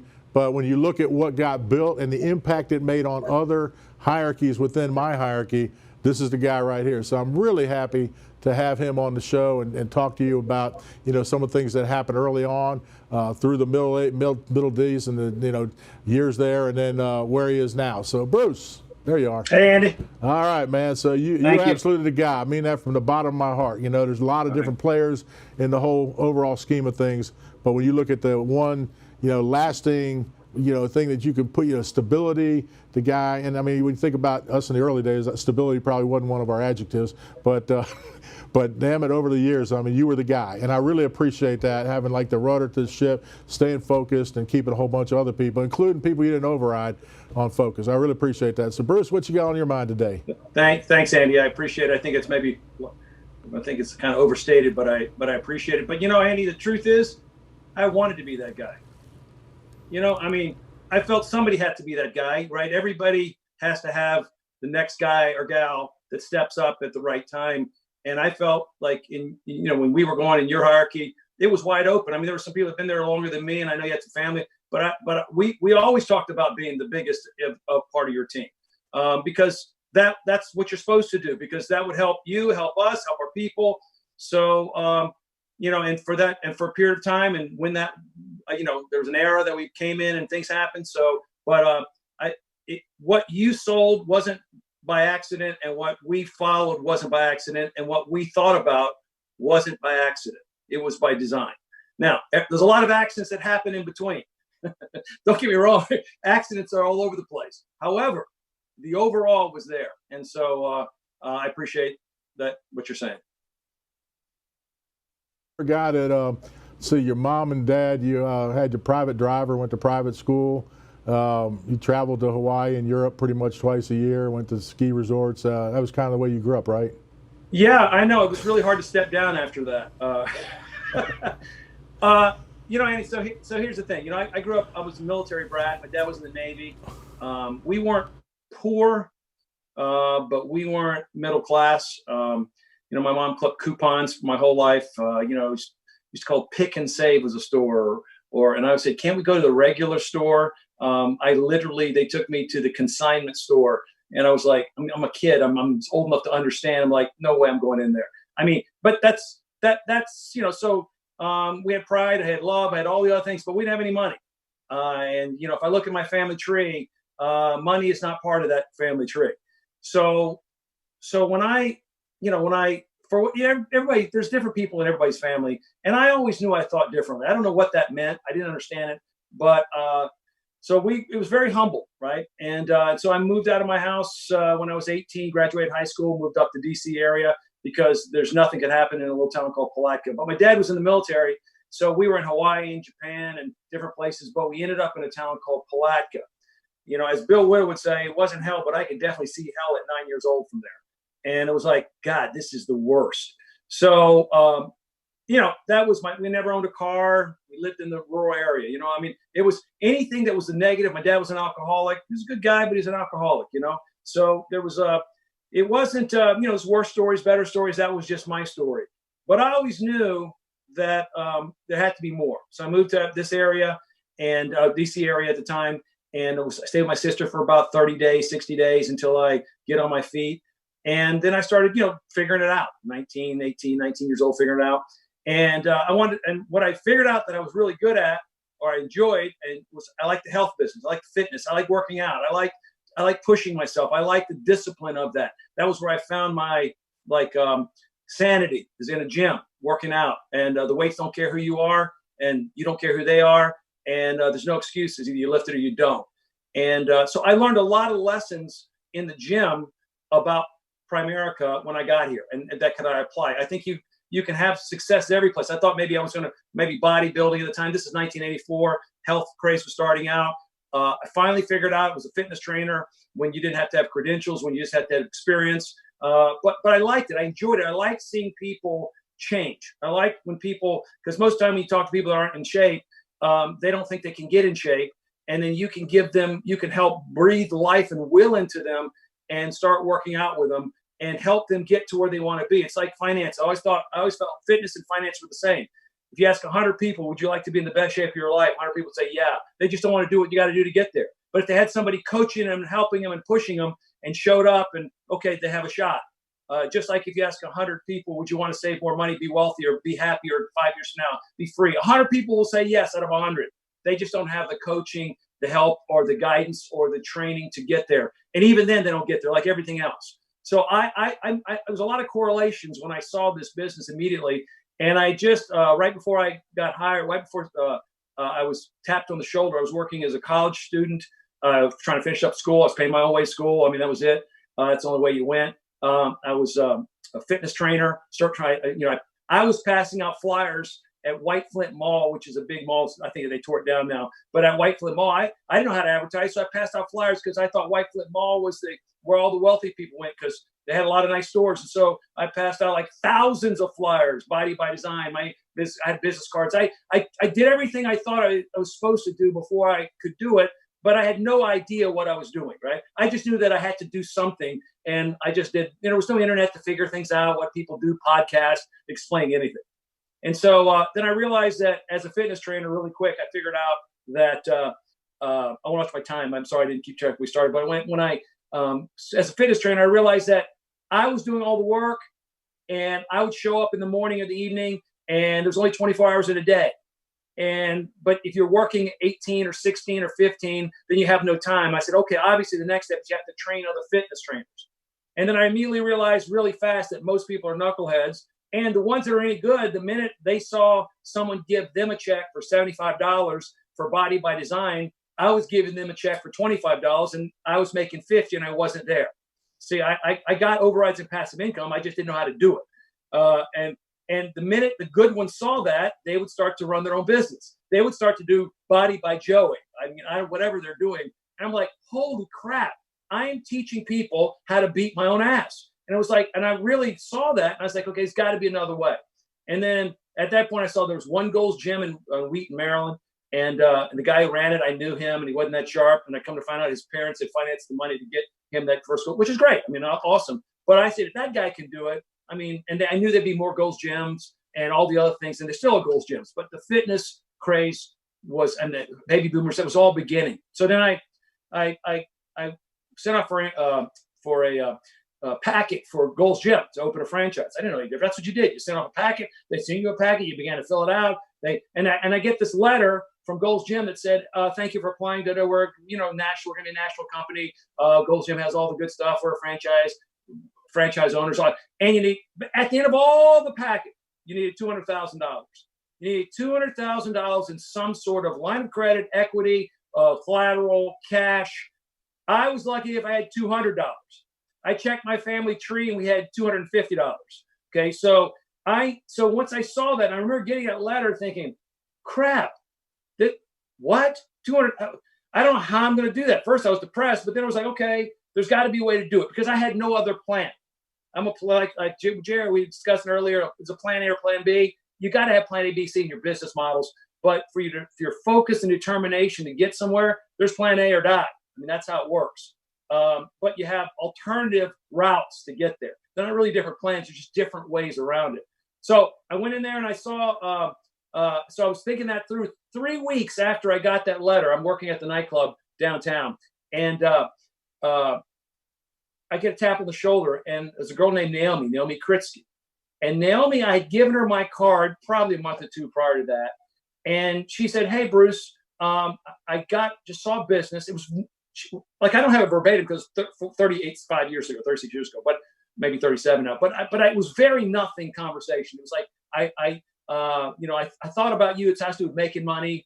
And I know you're trying to start your gym. So I'd love you to take a look at it. That was it. It was something like that. It was something very simple. And I had no idea what it was. I said, she was sharp. I said, okay, because I was hungry. Look, I'm looking, man. I'm open. And so I went down. I drove down from Wheaton, Maryland, where I was living, to Fairfax, Virginia. And I walked into a meeting of Ina Collins. And it was high tech because they had a dry erase board. I came from blackboards. So that was the high tech side of it. Dry erase. That's pretty impressive.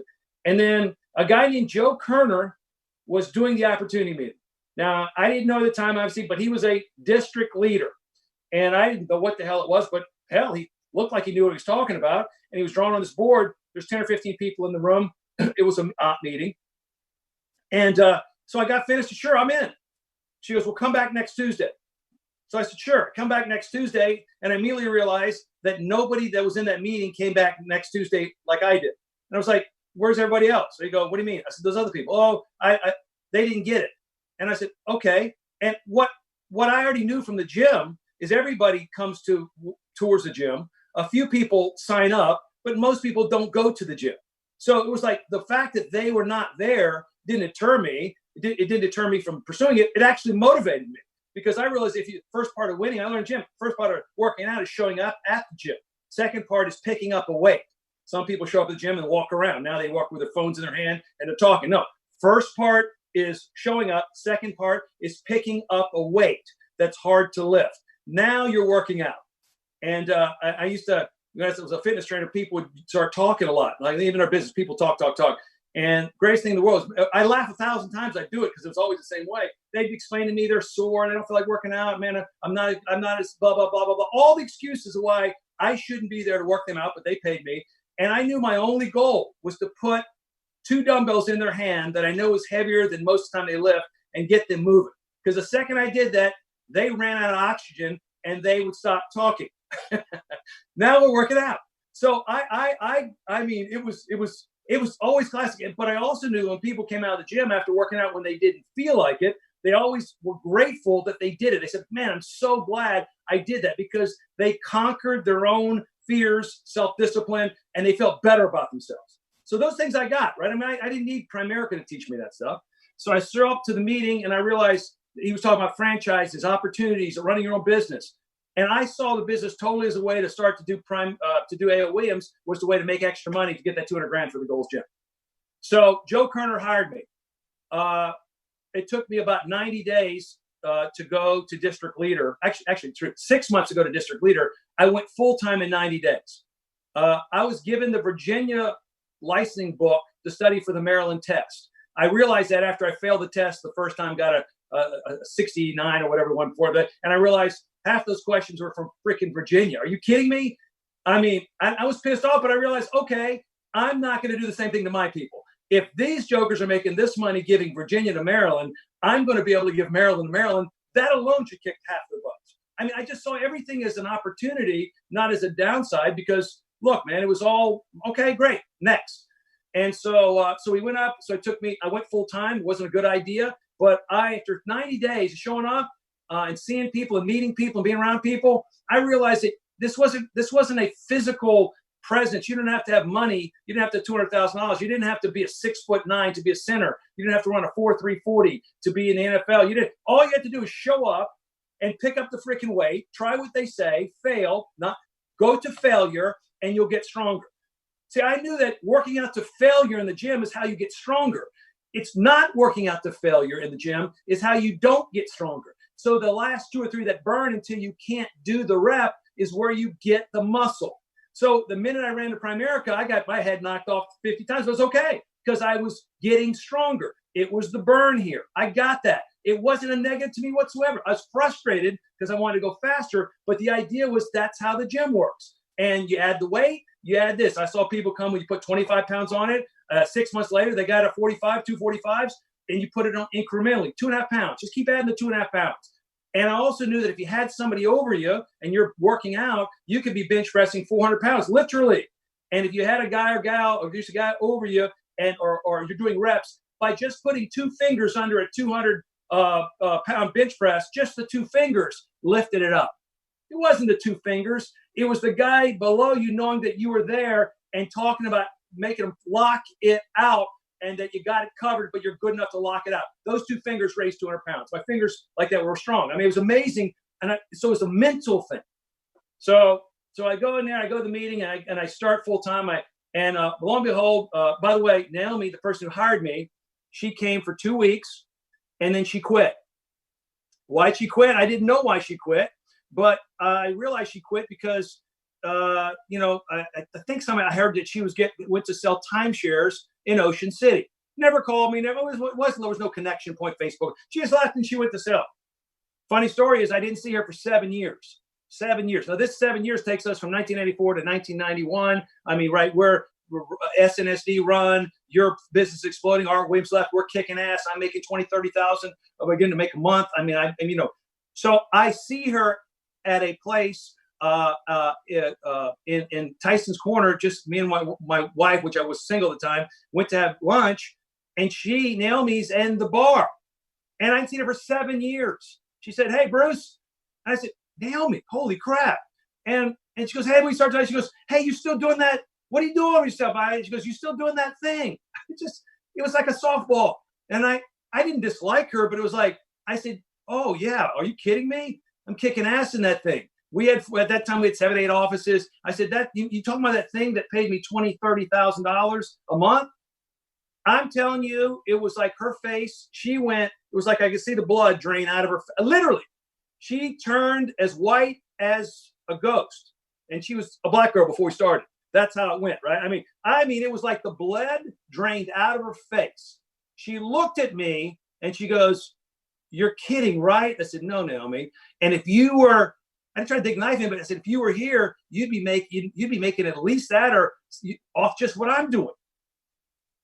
She was with a guy. She turned to the bar, went back, ordered a double Grand Marnier shot, took it down immediately. I went to the hostess to get our seating, and she snuck out the back door. Never saw her again. Now, I don't wish anything harm on her, but wow. So that was it. That was her big shot. She hired me. And it was. But the reason she quit is because she was sure I wasn't going to do it. Because if you look like I looked in the beginning, and if you on the outside, I wasn't going to do it. But nobody knows the inside, Andy, right? No one knew what you want. No one knows our leaders want your $1 million earners. Nobody knows. So I knew. And every time you're the two kinds of, either you're the kind of person that when people say crap to you, you fold and you crumble, or you get pissed off and say, "I'll show you wrong." Because when people say, when you meet people, they don't do this business because they believe you're not going to do this business, right? And so she knew for sure that I wasn't going to be successful. Problem with that is she was wrong, right? So she quit, had a lotto ticket, won. I know when she quit, gave me to a guy named Joe Kerner. He was the guy doing the op meeting. And Joe was in there, and Joe showed me, and we did. Joe was a little better than Naomi. Showed up, but about 90 days later, Joe quit. Now I'm starting to think maybe it's me. Okay, Joe quit 90 days later. So Ina, in her wisdom, gave me to Bob Page. Why? Because he's the only other guy that was standing. So I go to Bob Page, nice guy. By the way, all these people are nice people. Bob Page works about 90 days. He's a regional leader. Surely he's going to be a regional, whatever it was called that time. Surely this guy, and we're doing it. We're actually working, but he quits. 3 people had a lotto ticket. 3. Right? It's paid me, I think, like $20 million. I think the last time I was at the $20 million for the one ticket. They had it in their hand, and it will probably pay me 25, 30, 40 million to pay my family. Like, it pays forever. This business, quit. And Ina stayed, which paid her millions. And so first rule is those who stay and fight, good things happen. Those who quit, I don't think about it more than 20-second funeral, right? We used to do the little violin for 20 seconds. It's a choice to quit or stay. By the way, people don't quit for America. They get cut. They get cut. You don't join the Redskins. Let's use the Ravens, okay? You don't join the Washingtons. You don't join the Ravens, make the team, and quit. What you do is you get cut before you make the team. College sports, a lot of high school sports, right? So I love it because I tried for America. It didn't work. I know you got cut. I said it for 30 years. No, you got cut because you did get cut. You didn't make it. So that's okay though. We all get cut, but it's not Primerica. It's you. So I've always felt that way. So it took me. So then I was left with Bob. He eventually quit. But by the time he quit, I was working out of an office. I had my first own office at Lafayette Walker's office in Rockville because it was hard to get people on the Beltway to. So I started paying rent to Lafayette and ended up paying my own rent after 6 months in the business. It was 4 or 5 months. I got my license and I just got promoted to district leader. So 6 months, 3 months full time, 6 months to go to 3 months part time, 3 months full time, and those total of 6 months I went to district leader. But what I learned in going to district leader, because I had a lot of people with me when I went, and so when we got our securities licenses all together, I had 23 people with me get a securities license because we didn't have securities license. So they're all at the same time with me. Why? Because I had people behind me as I was going through this process. I've learned the business. 50% of the business to me was getting the district leader. The other 50% was helping produce district leaders. But then the thing that I didn't do early on, I was learning how to survive. I was learning how to figure it out. Like everybody, you got to survive before you can thrive. And you got to teach others around you to survive before you can thrive. But you don't know who to teach. So you got to go to the numbers. And so for me, and when I know when double-digit recruiting actually, the penny fell for me, is when I realized that I could make $100,000, not double-digit recruiting. But I couldn't teach anybody how to make $100,000 if they didn't double-digit recruit. So it was just like it was a paradigm shift for me. And I said, okay, balls to the walls. We're going to absolutely recruit our ass off into a system. By the way, system today is better than it's ever been, but into our system was good enough. And that's when the momentum of the business started taking off. So, but in that period of time, it took me 6 months to go to district leader, but 6 years later, I was at SNSD. And, we were doing about we had to do 250, 300 at the time. I mean, different ways of calculating the business, but that's what it took to be that. You'd have, I think it was 7 or 8 vice president. It wasn't 9 at the time. Maybe it was, but we did it. And when I say we, because it was us. And we did it because in that era, you were telling people, hey, go for it, push it, push it, push it. And I always felt that, okay, you can still work out and push it, push it, push it. And I just believed our team was going to be better because we were better. I mean, you have to believe that. So for me, in getting in that position, I realized that not everybody's going to do it. And that's okay. I never realized. I knew that before. It's not a negative. The gym works for 100% of the people that work the gym. Primerica works for 100% of the people that do the business. I've never seen Primerica not pay off for the people that do the things required to do it. But I've seen a lot of people not pay the required price in advance. So district leader is a big deal, part of my career, and thinking about that and all the stuff that goes on and all the mentorship. I remember seeing Bob Turley. You took us to Marco Island, and you were always great at putting people and putting environments in front of our face that were where we couldn't do it ourselves. And like I said, I know you couldn't afford to do it at the time, but you had the vision of saying, okay, you were always leveraging the system, and leverage is a massive part of this business, leveraging people that are better or farther ahead than you, and you leverage them to build your business. But we also leverage the company's money because, hey, I don't have to pay them a dime. People ask me, right? I said, oh, you wish you opened a Gold's Gym? I said, are you kidding me? I got a business with no overhead, basically, no liabilities, cash flow machine, huge passive income, pass it on to my family, and I can be anywhere in the world. That was before Zoom. And I was driven for me, and everybody has a different thing that makes them work and all that, but I was driven to be financially independent. See, I had the sting of want in me, and I wanted to have freedom. And freedom is doing what you want with who you want whenever you want. But you need two things to have really freedom. You need time and money. If you don't have, you and I know people with lots of money, no time. I don't want their life. I know a lot of people with a lot of time and no money. I don't want their life. I wanted time and money, because if I had those things, I had options. And options are doing whatever I want to do. For me, I know for you, and I have $3, you have $3. I mean, it was raising my family, being a part of everything, part of their life, traveling the world. But you have to have time and money. And so just a little bit on that, when you have time and money, you got to say to yourself, well, time and money, okay, it gives you options, but there's only 2 ways to have that. There's only 2. Even if it's inherited, somebody else did it. And that is, you got to have people working for you or money working for you. That's it. And since most people join Primerica broke, there is no money working for you. So if you don't find people and build a business and duplicatable transfer, we have people starting to make money. And by the way, if you don't have any overrides, because you don't have anybody making any money, because maybe you don't have any people. So it's kind of simple. You don't have any overrides? Well, there's a reason. Look in the mirror, fix it, and go get the company. The company pays more money, pays massive amounts of money in overrides. Well, you got to have someone to override. And that means you got to go through lots of people to do that. So for me, you got to have money working for your people, Andy. And so for me, people and money, hey, I didn't have the money, but I said the people will do it. And then the people generate the money. And then they save the money. And now you have people and money working for you. So one of my first goals was to have $1 million in an account working for me and make $1 million in our company. I mean, because why not? The company lets you do both. Now, it didn't happen exactly as I planned, but it ended up happening. I had more than $1 million, and it took a little longer to make the $1 million. But the only way that happens is you have to have other people making money. Overrides, your override business. I tell people all the time, the most exciting word in Primerica is overrides. Override. They don't smile when they say it. They're like, overrides. Overrides. Okay, overrides. No, it's overrides. Listen, that's why I came here. That's called passive income. The greatest thing Primerica can do is provide passive income for your life, and if you build it right, your kid's life. And it's a ridiculous machine. So I'm so grateful to the leadership of people who helped me along the way. Obviously, being in your hierarchy and what we did in the beginning stage of that, and the people, I don't override me up, override me down. So I'm not anything without the team that we had, but we just kept building on that. And so passive income is financial independence. Man, that is something that's worth fighting for. And obviously the number rises as you rise. But it's an incredible thing to have income coming in and not having to be there. And we've all been in positions in our life where we talk to people that have other businesses that are successful. And to the person, whether it's on a golf course or country club, you're playing golf, somebody said, "What do you do?" And I said, "Well, you would get it." And I said, "Well, no, what do you do?" I said, "No, really, it's not. It's." I said, it's a lot of offices get passive income. They go, "What do you mean passive?"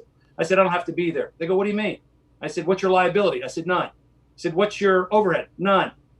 I'm telling you, these are people that are the best people in your community. And they go, "What do you mean? Wait a minute, you don't have any income? You don't have any liabilities? You don't have any income? You got responsibilities?" "Very little is what I want." I said, "It's passive." I'm telling you, and I say, "Well, how does that?" And they look at me and they're like, "Holy crap." I'm sitting around guys that are law firms, doctors. They go, "How? Can you teach me how to do what you do?" And I said, "You won't do it. It's too hard for you. You're not going to give up what you got. But if you ask me how I'd start, I'd rather do what I do than you do, because I can be where I want. Time and money's not an option." And I'm telling you, I could blow people's out of the water, right? The Don King. Remember Don King put the hair looking like that? Everything Art Williams and we said came true.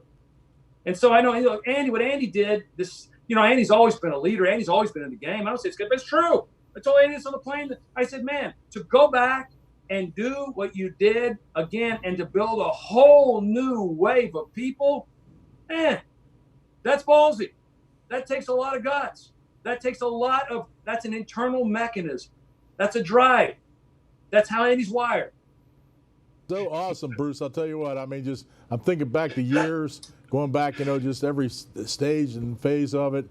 And I'm just, a great day in my life when you came in, as I said in the beginning, at the time as when it really counts, through years, a couple decades, just absolutely the guy. And really today you're the guy. And Primerica, we're all better off because of you being here. Primerica is a better company because of you and people like you. But you've led the way. You've led by example. I always had a big vision. And I promise you, I was thinking about my Breakfast Club, different parts of the group that we're going to play some of this back, some of the tape, the coaching stuff that you put in. I mean, absolutely, dadgum encyclopedia A to Z. I don't know if they know what encyclopedias are, but you nailed it, man. And I really appreciate that. And I know it's a true story, man. I was there, and so proud of you, man. So proud to call you my teammate and friend. Andy, I appreciate it. And actually, when you say that, it humbles me because I know we're all a piece of this thing. If you hadn't called the play you did before Art Williams left, and we weren't on the rise, and that was a tough play, and people gave you crap about the play, people getting promoted. If that play wasn't called and we didn't run it and you didn't put everything you had into it, we wouldn't be in the position we did to take that play. Like I said, make millions on the stock, all those other things, but literally not have a chance to do what we did. So, leaders rise at the right time. And now you're doing it again, which is I think more impressive than the first time, actually, because I know how hard it is to do it when you don't got it. I appreciate it, man. Looking forward to grabbing a drink somewhere and catching up, man. Take care. Appreciate you. Thanks, man. All right.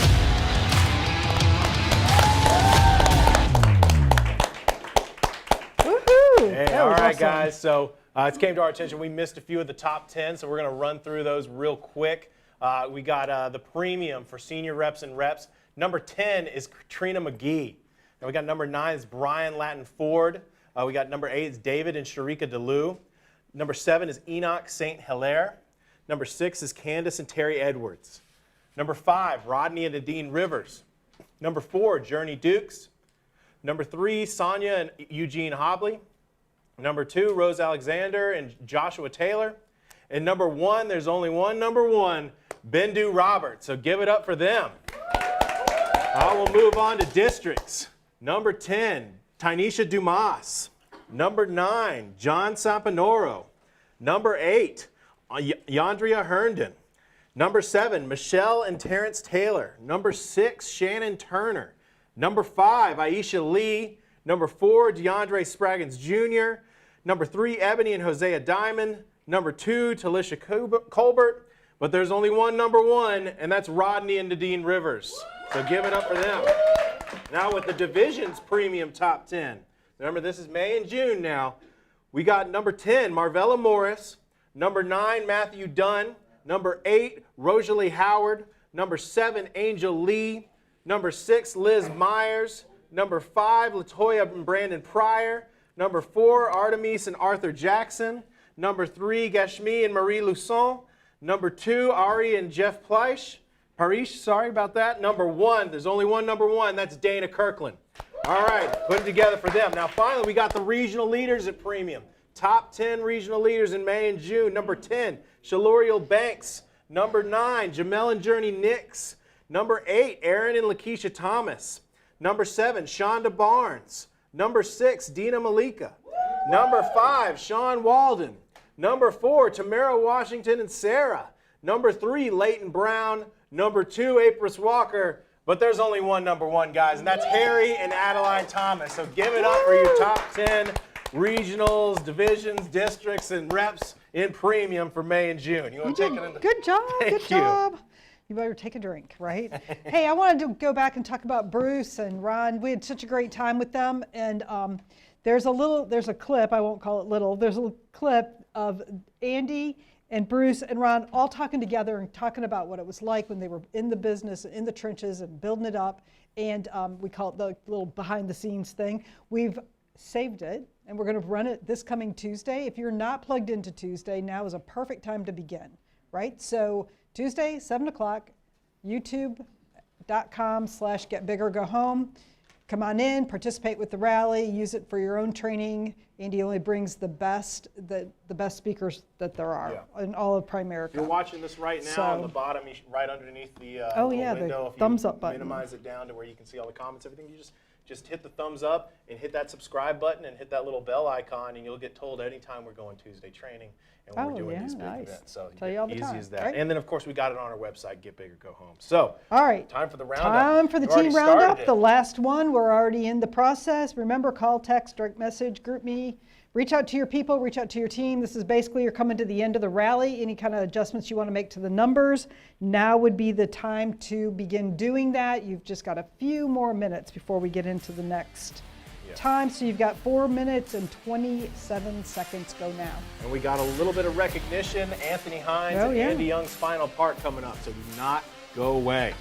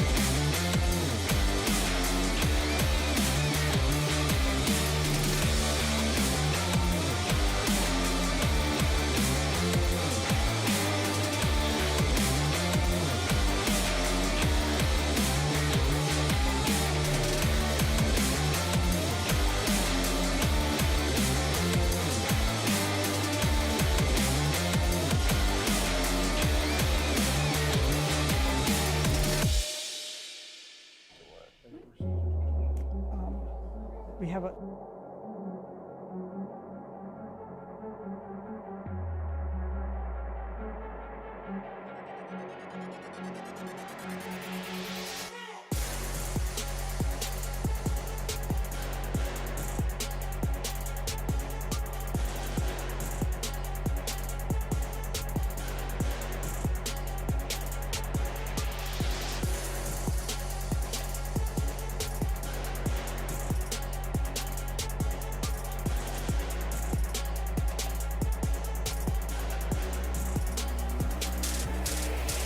Time.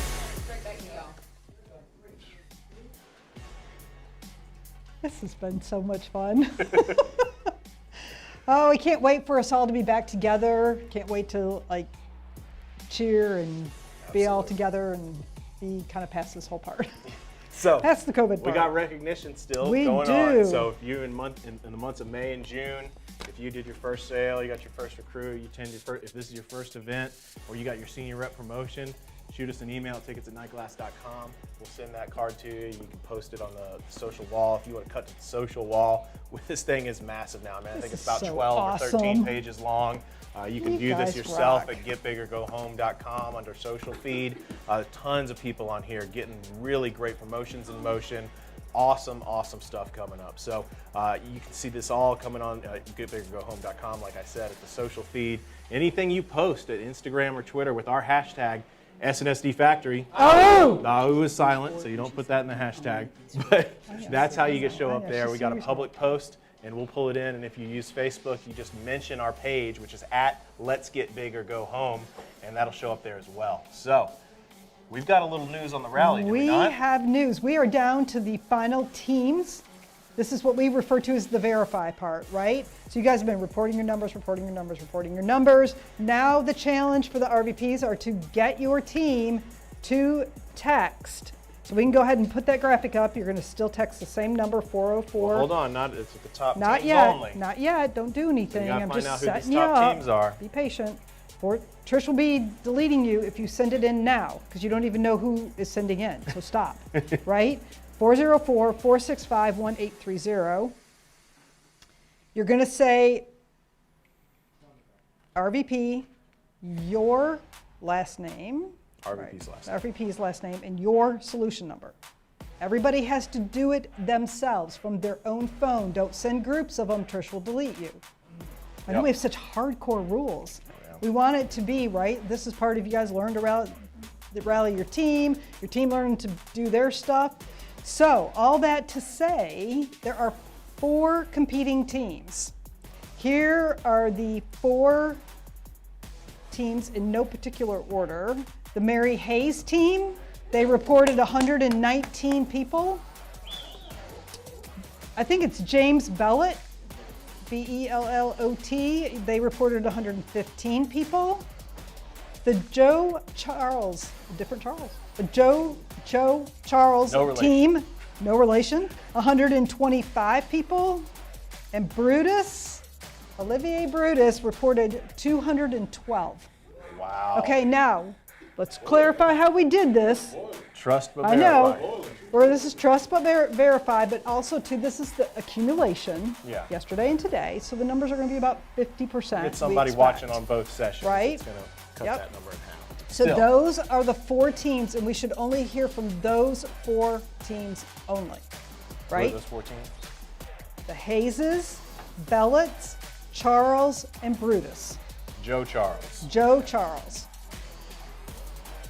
So the Mary Hayes base Mary shop. Hayes, James Bellott, Joe Charles, Olivier Brutus. 4 teams. You should be started now doing right it, now. right? So if you are in those base shops, take out your phone, put that text message in, tell us what your solution number is, and tell us who your RVP is. And the thing is too is, if you got a team members are watching or whatever, you make sure they got that number, forward it to them.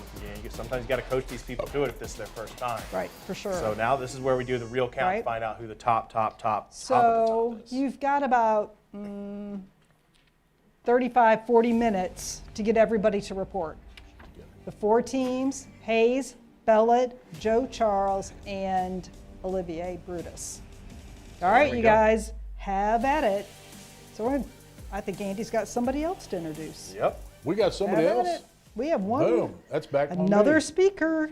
All right. Got another speaker in place. I'll tell you, not just another speaker. No. This guy he's unbelievably on fire, got things moving. And really, he's been around. I watched him as he was building, winning contests, sat with him at a couple tables, at some of the conventions, and relatively quiet. Well, he ain't quiet anymore. That's one of the most dangerous things. I was a paper boy, and you out there, you had to establish relationships with dogs in the old days because you had to go inside. And the ones that bark were never a problem. We got a lot of yappers in primary. They ain't never going to bite you. It's the one that's quiet. You better watch their ass. And this guy was kind of a quiet storm coming along. And I'll tell you what, when he hit with force in the last year, 18 months, it's been an honor, privilege to watch him at Get Bigger, Go Home at our events, the SNSD Factory, and watch him come in. And not only, it's one thing to go build a base and get things moving, make some money, and everybody talks about all that. But when you start having other people on your team having success, and it starts being layers and layers of success, that's where you build a solid business, secure business, a generational business. And that's where, in my opinion, that's what this business is all about. He's a guy that's a case study in that right now. And he's on fire. And I know he's going to talk about how you can, double and triple and 10 times your time frames right now. So great honor to have you. There you are. Anthony Hines, buddy. How about a big chair for that? Thank you. Thank you. Can you guys hear me good? We got you, man. Perfect. All right. Perfect. Thank you for having me on, Andy. I can tell you this Get Big and Go Home event that you've been running, that you've welcomed us into, has completely revolutionized the Hines family's business and the True Champ hierarchy. And man, I wouldn't know what to do without that emphasis that you guys help us place on recruiting and the competition involved. And you got an awesome team, and Darla is always wonderful, always helpful. I mean, you just have an amazing, unexplainable support system and team, So one of the things, we picked up on is just how you guys work as a team and how you guys support each other and care for each other and are there for each other. And your family business, it's just absolutely amazing. So absolutely admire that. And thank you for that example. I'm excited, man. We got some people doing some really, really positive things. Keisha and Herb Wilkins, they just got promoted to regional leader. So congratulations to them. Naima Crawford also just got promoted to division leader. Congratulations to her. And Angel Lee got promoted to division leader. And she was also the replacement of Apris Walker. And Apris, she went out and in April, she did 40 recruits and $45,000 in premium. And May, she did 49 recruits and almost $31,000 in premium. And in June, she broke the state record at the RL level, not the senior regional leader level. Nakia Neal still holds that record, but she did 55 recruits and $56,000 in premium. And she went RVP, and she left a great replacement behind. And we got some other things we're working out as well. But her first month as an RVP, this doesn't include obviously being any bonuses, because your first month you don't get any bonuses. But she did so far is looking like she's going to finish at 27.5 recruits by 23.5 in premium. And though April, May, June, and July cash flow was 11,000, then almost 14,000, then 15,000. And her first month as an RVP, she's at almost 11,000. She's a new RVP. Congratulations to her. She's a monster. And we got some great players. And so just want to shout out her. Also, we got Saber Scott. She just crossed over the ring. In like 100 days, we added 3 new diamonds in our hierarchy. And one of those diamond earners also earned their second diamond. But I'm going to talk about Saber Scott right now. She, she had an amazing run, decided to go out and get the ring in July. I'm sorry, in May, she did,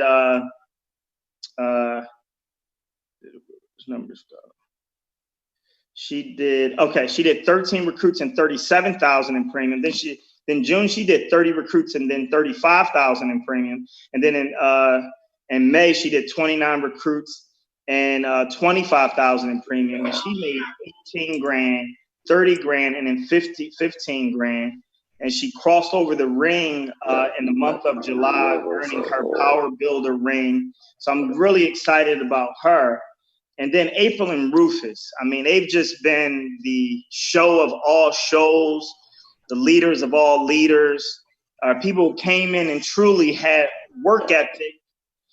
They've developed a skill set, and then they had the right mindset, and they had no choice but to have those three things in alignment, because it's not like they came in this thing as a spring chicken, right? They're a little older, even though they look fabulous for their age. And they were not playing. In May, they did 105 recruits and 60,000 in premium. In June, they did 129 recruits and 87,000 in premium. And then in July, right now they're at 85 recruits and almost 79,000 in premium. And they made in May 43,000 in cash, in June 58,000 in cash, and in July 53,000 in cash. And we're talking about they haven't been RVPs for a full 6 months yet. I think August is their 6th month as being RVPs. And they're not just they're doing strong personal numbers and premium. They're doing strong recruiting numbers, but they're also developing people. And they're really, I tell my people, you don't want to be a district. You don't want to be a division.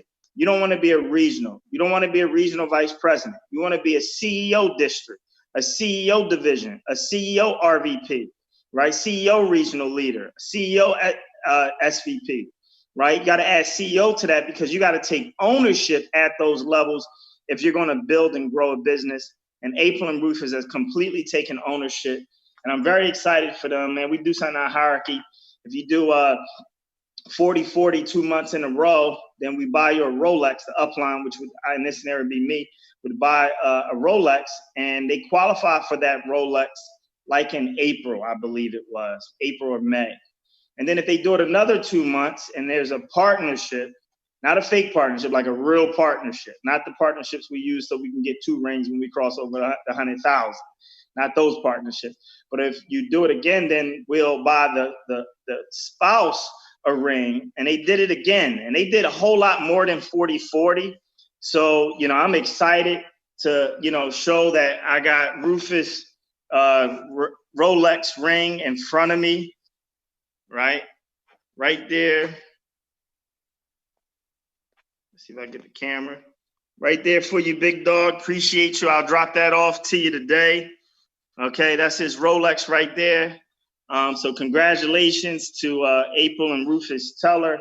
And what I could tell you is man, I realize, man, there's 2 ways to start there's only one way to grow your business, but there's 2 ways to increase your business.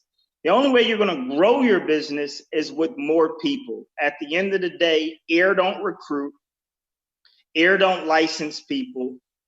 People do those things. So you gotta grow recruiting. But we learned also that you can increase your business, I learned, with standards. So I just decided to revolutionize my standards. I decided after reading the 10 Times Rule book by Grant Cardone and reading Relentless, okay, that those 2 books let me know that I was underestimating what it took to really build a business and to really put my team in a position to win. So we started taking our appointment counts. Instead of tracking them in a 7-day period, we started tracking them in a 7 and 3-day period. And I started holding people accountable to a phone call goal, because what I learned is a lot of people play delusional prime America. They underestimate the number of calls it actually takes to book, the number of interview invites or KTs that it takes to really build up some real activity and momentum. And I started making sure I was coaching people to what it really took to hit those numbers. So every single morning, my guys and my girls, they get on the call and they report how many prospects they're going to get for the day, how many interview invites they're going to get for the day, how many KTs they're going to get for the day, and how many phone calls they will make to actually hit those numbers. And what I learned in this, you can't expect what you don't inspect. And as I inspected this a long time ago, I learned that a lot of people playing delusional prime America. They thought that they could book 5 interview invites and 5 KTs with 25 phone calls. They thought that they could do that with 15 phone calls. They could do that with 40 phone calls. So what we did is we just started increasing the standards and coaching around that, right? And that 50 phone calls a day is a maintenance number. And you're not in maintenance mode. You're in building, growing mode. Wall Street, you know, those guys are making 250 to 500 phone calls a day. And if they don't make the 250 to 5, they will get kicked off of Wall Street, right? And they're doing that not to own a business, but to have a job, to have a boss, and they paying that price. What we have is so much more special than that because we have something that the rest of the industry doesn't have. And that's that we have ownership. We can will our business. We can pass it on to our family, right? We could sell it. We can hire somebody to manage it. That's like a whole nother level, right? And if we got that level of a business, then why aren't we making more phone calls than Wall Street? So I just started just increasing people's level of phone calls. So now a lot of my guys and girls, they don't mind making 75 and 100 phone calls and 125 or even 150 phone calls in a day, right? And they understand that. So I got them in phone call shape. Now that they're in phone call shape, I noticed that they're not scared to pick up the phone, right? The phone is no big deal to them. They're not scared to talk to people, right? The reason people hesitate, they're not picking up the phone enough. So they're always in that uncomfortable phase, right? Go make 1,000 phone calls, and I bet you won't be uncomfortable with the phone call or speaking to people or rejection. You'll become numb to it, right? So we started doing that, and then we just needed a rabbit. We had a couple rabbits in the beginning, right? Monet and Keyshawn, they were a rabbit. And when they came in, they were primed for April and Rufus, and then they were rabbits, right? So then we started having these rabbits. We started having these examples, right? And we really got the right leadership group in place. We really got people in place that was comfortable with submitting to an upline and being coachable to an upline and following an upline. And then we all know for us black folks on the line that we don't always like taking coaching from people that look like us, and we want to argue and we want to fight and we want to show off. And y'all know what I'm talking about. That we don't give the same level of respect when it's a non-black person, right? It's a little different. So I got a group of people around me that love black leadership, appreciate black leadership. They're all about black leadership, and it is about leadership in general, and they appreciate that, and they real players, and they go to work, and they coachable. So we're having a lot of success because of that. Rabbit, our system, our standards. I said this all the time, man. You can never enable a loser with low standards, but you can delay or disable a winner with low standards. So it costs you nothing to increase your standards. You might just actually discover the winning mentality that it actually takes to win and build a business. The other thing is man, we got to learn how to become good users, right? You know, usually in society, if you're using people, that's a bad thing. But I notice in Primerica, people are bad users. They don't know how to use people. You got to use people. You got to use their market to get to the red marbles, right? The person you meet, chances are not a red marble. If I ask all the RVPs to stand up on this line that have RVPs, right? What we would learn is most of them didn't directly recruit that red marble RVP. They was led to that person from somebody they recruited that quit, that led to somebody that they recruited that quit, that led to somebody they recruited that quit. They used them. It's all about being led to the red marble. And if you don't learn how to go 4 deep, now sometimes all you got to go is 3 deep. Sometimes you got to go 12 deep.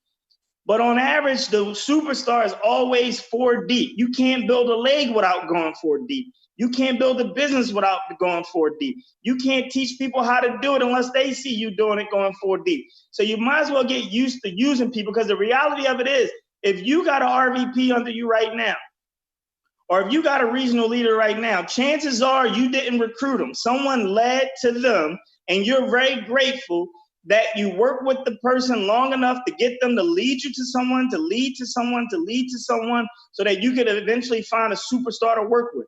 So at the end of the day, we use people for their market. That's what we do. We use them for their market. We use them and abuse them for their market. And it's not that we use them. They allow themselves to be used because they don't take advantage of the opportunity. But if you're not working through people to get to the red marble, then you're not going to build a business. You're not going to build a leg. And if you can't build a leg, how are you going to build a business? So you got to work through people. That's the magic of Primerica. Build deaf with this is profitability, but deaf is security. Mario Arizona is like a 10th generation of Bobby Busan. That's the ultimate security. You can have $3 million earners get abducted by aliens and his income would not change. So we got to understand, man, business is a master of lots of whips, lots of death, building legs. Legs eventually become RVPs. RVPs eventually, some of them eventually become SVPs, NSD, SNSD. How would you like to have a 6th generation deep SNSD leg? See, we a lot of times we thinking about a 6th generation deep regional leader leg. How about a 6th generation deep SNSD leg? That's available in Primerica. Let's make it happen. Take care. Peace.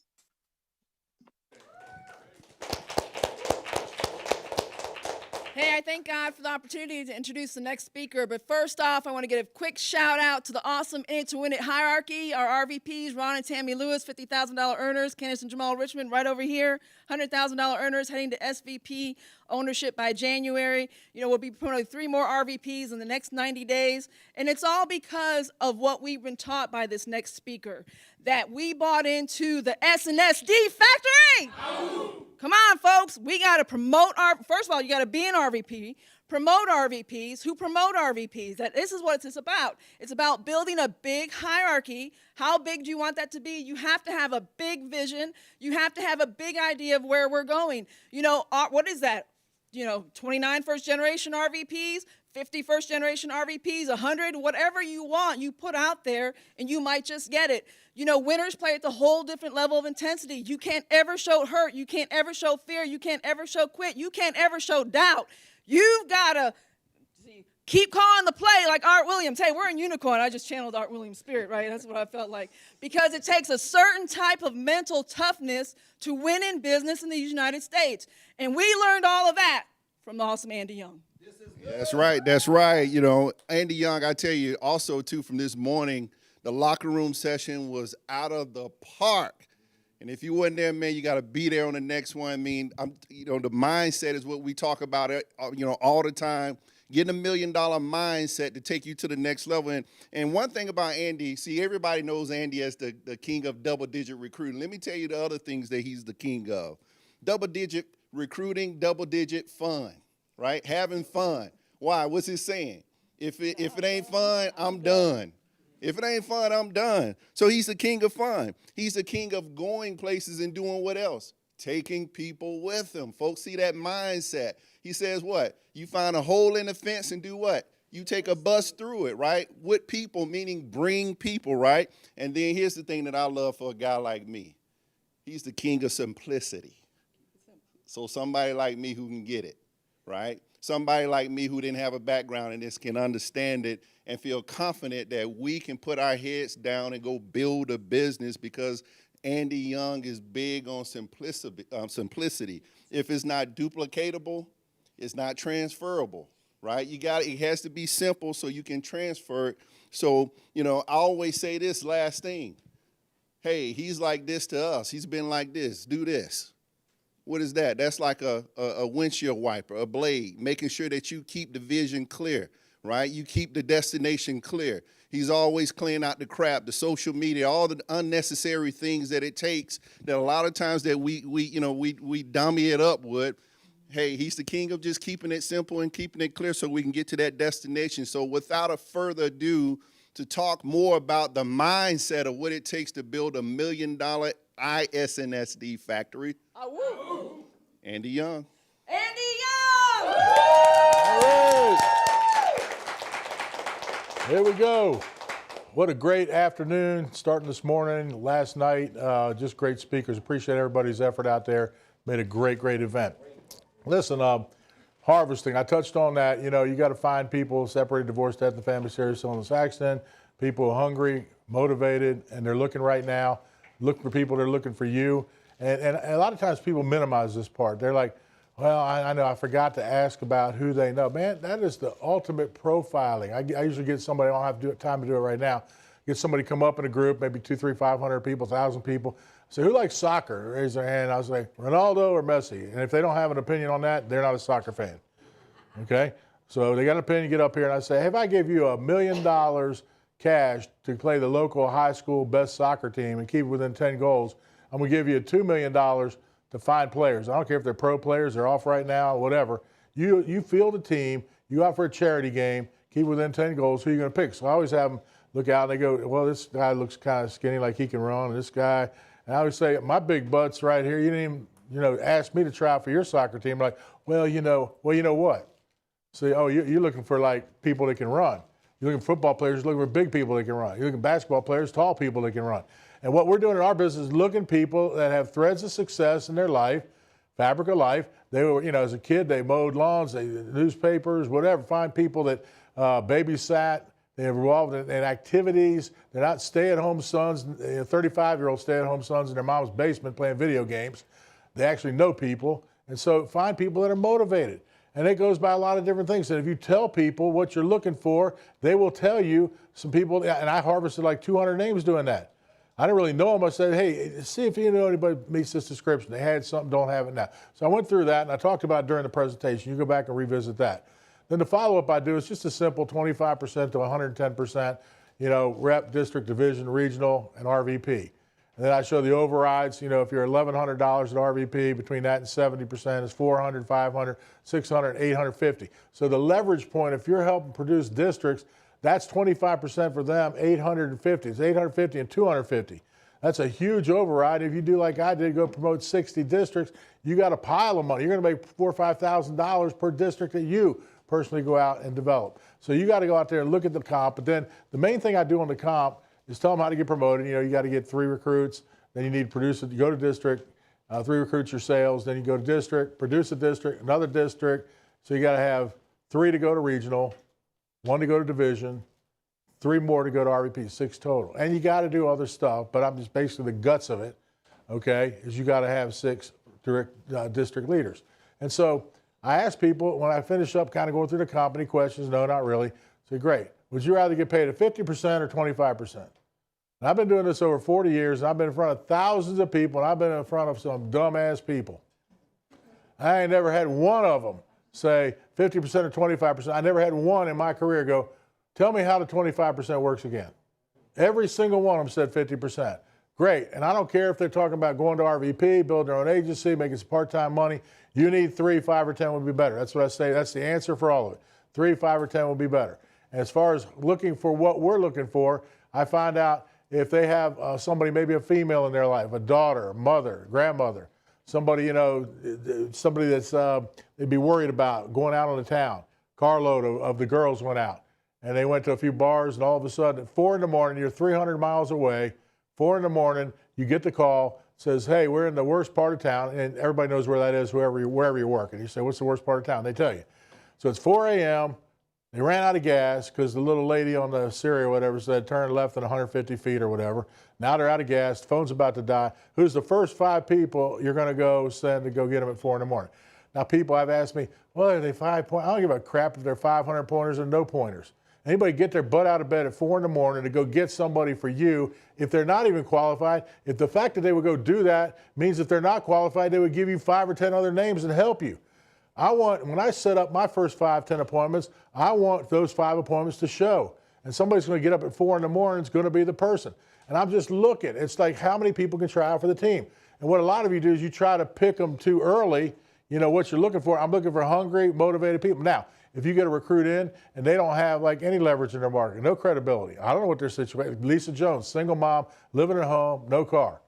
Okay, well, we'll give her some scripts, get around some people who've been out there mauling and do whatever they do, and go sick them. Now she makes $400,000 a year. She figured it out. If they figure it out, they're going to figure it out. But when they come up to the pier you're standing on, and they have a hole in their boat because they don't have a market, don't have leverage, don't have credibility, the dumbest thing you can do is get in the boat with them. Here's how you can fix that. Go get it. Because if I'm going to build, I'm a coach. You're a coach on your way to RVP. Coaches get fired. I said that already this weekend. Tom Landry, Don Shula, it's about Jimmy Johnson. You either have players or you don't. And I'm looking for players like Arnold Schwarzenegger on a motorcycle looking for Sarah Connor. Which Sarah Connor was he going to shoot? Every single one of them in the phone book. Sarah Connors are people to go to district. I'm looking for people that got some kind of market that can get out there in front of me, have some appointments. Who's the most important person at the presentation? Not the new person, it's the recruit I'm training. I want them to see 4, 5, 8, 10 times what they got fired up in the first place. I want to watch them bouncing, sitting at the table. And that's what I did because I'm looking for people that want to go do something at a higher level. What do we do with the rest of them? That's why we have an environment. Our environment is great. Get bigger, go home. I mean, we got training on Tuesdays. We got, Super Saturdays. We got Art Williams meeting. We got some other stuff we add in there. We got Keystone. We got a meeting every 2 months, a couple thousand people, Winston-Salem. Now, a lot of people say, well, in the Zoom world, it's going to be different. Y'all crazy. You lost your mind. People say people aren't going to go out. With all the threat of disease and, hey, be careful, and you do wear your mask and all that kind of stuff, you got people all over this country. Go any state. I've been through 11 states in the last 2 weeks. There are people everywhere. They say, you're going to go quarantine, get back in. Those people are probably going to say, go to hell. People have a real desire to get around people at some point. I don't know if it's right now for a lot of y'all, but it's going to happen. And the whole idea, I'm going to Zoom people. I got people in 37 states now. You ain't got crap. You got a Zoom IBA for $49, by the way. And you know what? I'm not saying don't get them.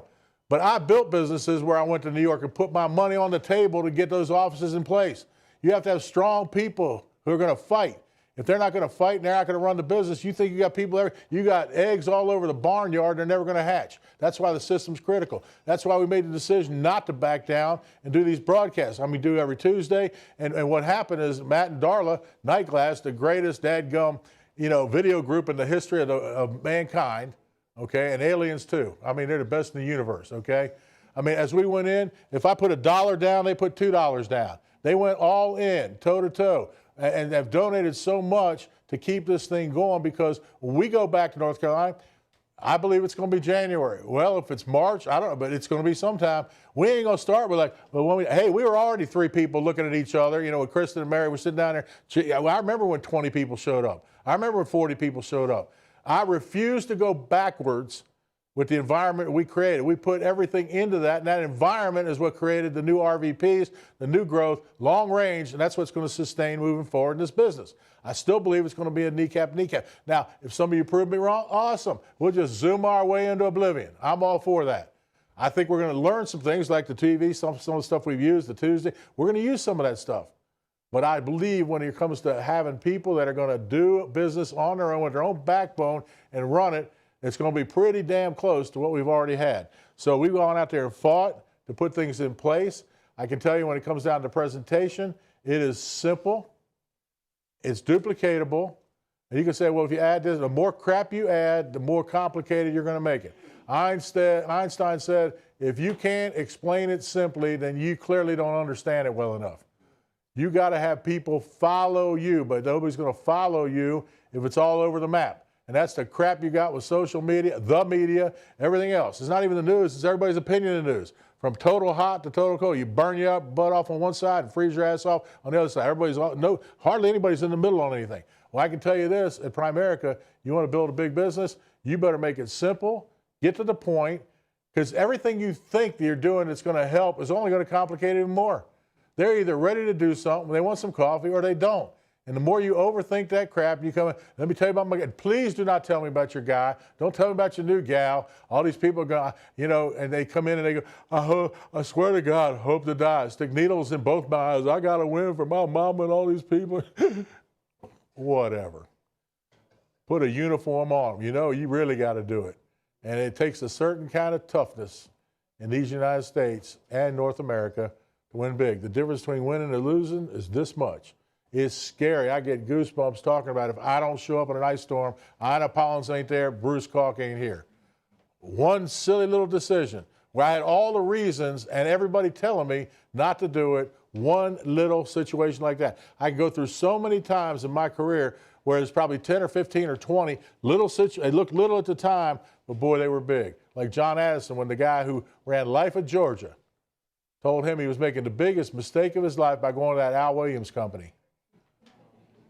And then Life of Georgia went out of business. And the guy, after he retired, wrote, John, I'm glad you never listened to me. A guy told me, he said, that Al Williams thing's going to be out of business. We at Jefferson Standard, he told me this 40 years ago and 2 months ago. He said, we got almost $1 billion of insurance in force. And I looked it up. It took them like 80 years to get $1 billion in force. $1 billion of life insurance in force. My hierarchy has $40 billion in force. The hell with it. And oh, by the way, they're not in business either. I'm telling you, you got your hands on something amazing here. You keep it simple. You get your part down. You get your story down. Duplicate, duplicate, duplicate. Embrace the repetition. And I promise you do that and go through the numbers. You're going to be big in Primerica, and your family is going to appreciate you for what you've done to deliver for them, because it's like Art Williams said, I never thought it'd be that. It's better than you think to be in the yes position, to write the check, and make the difference in all areas, starting with your family. So God bless you, and let's go get big and not be little.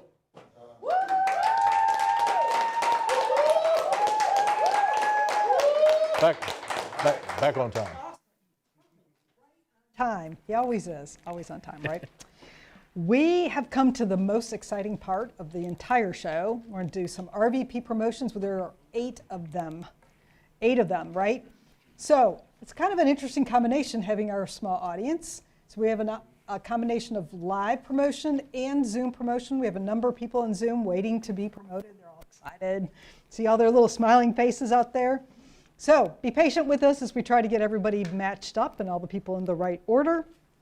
And it'll be totally awesome. And I'm going to toss it back there to Amy.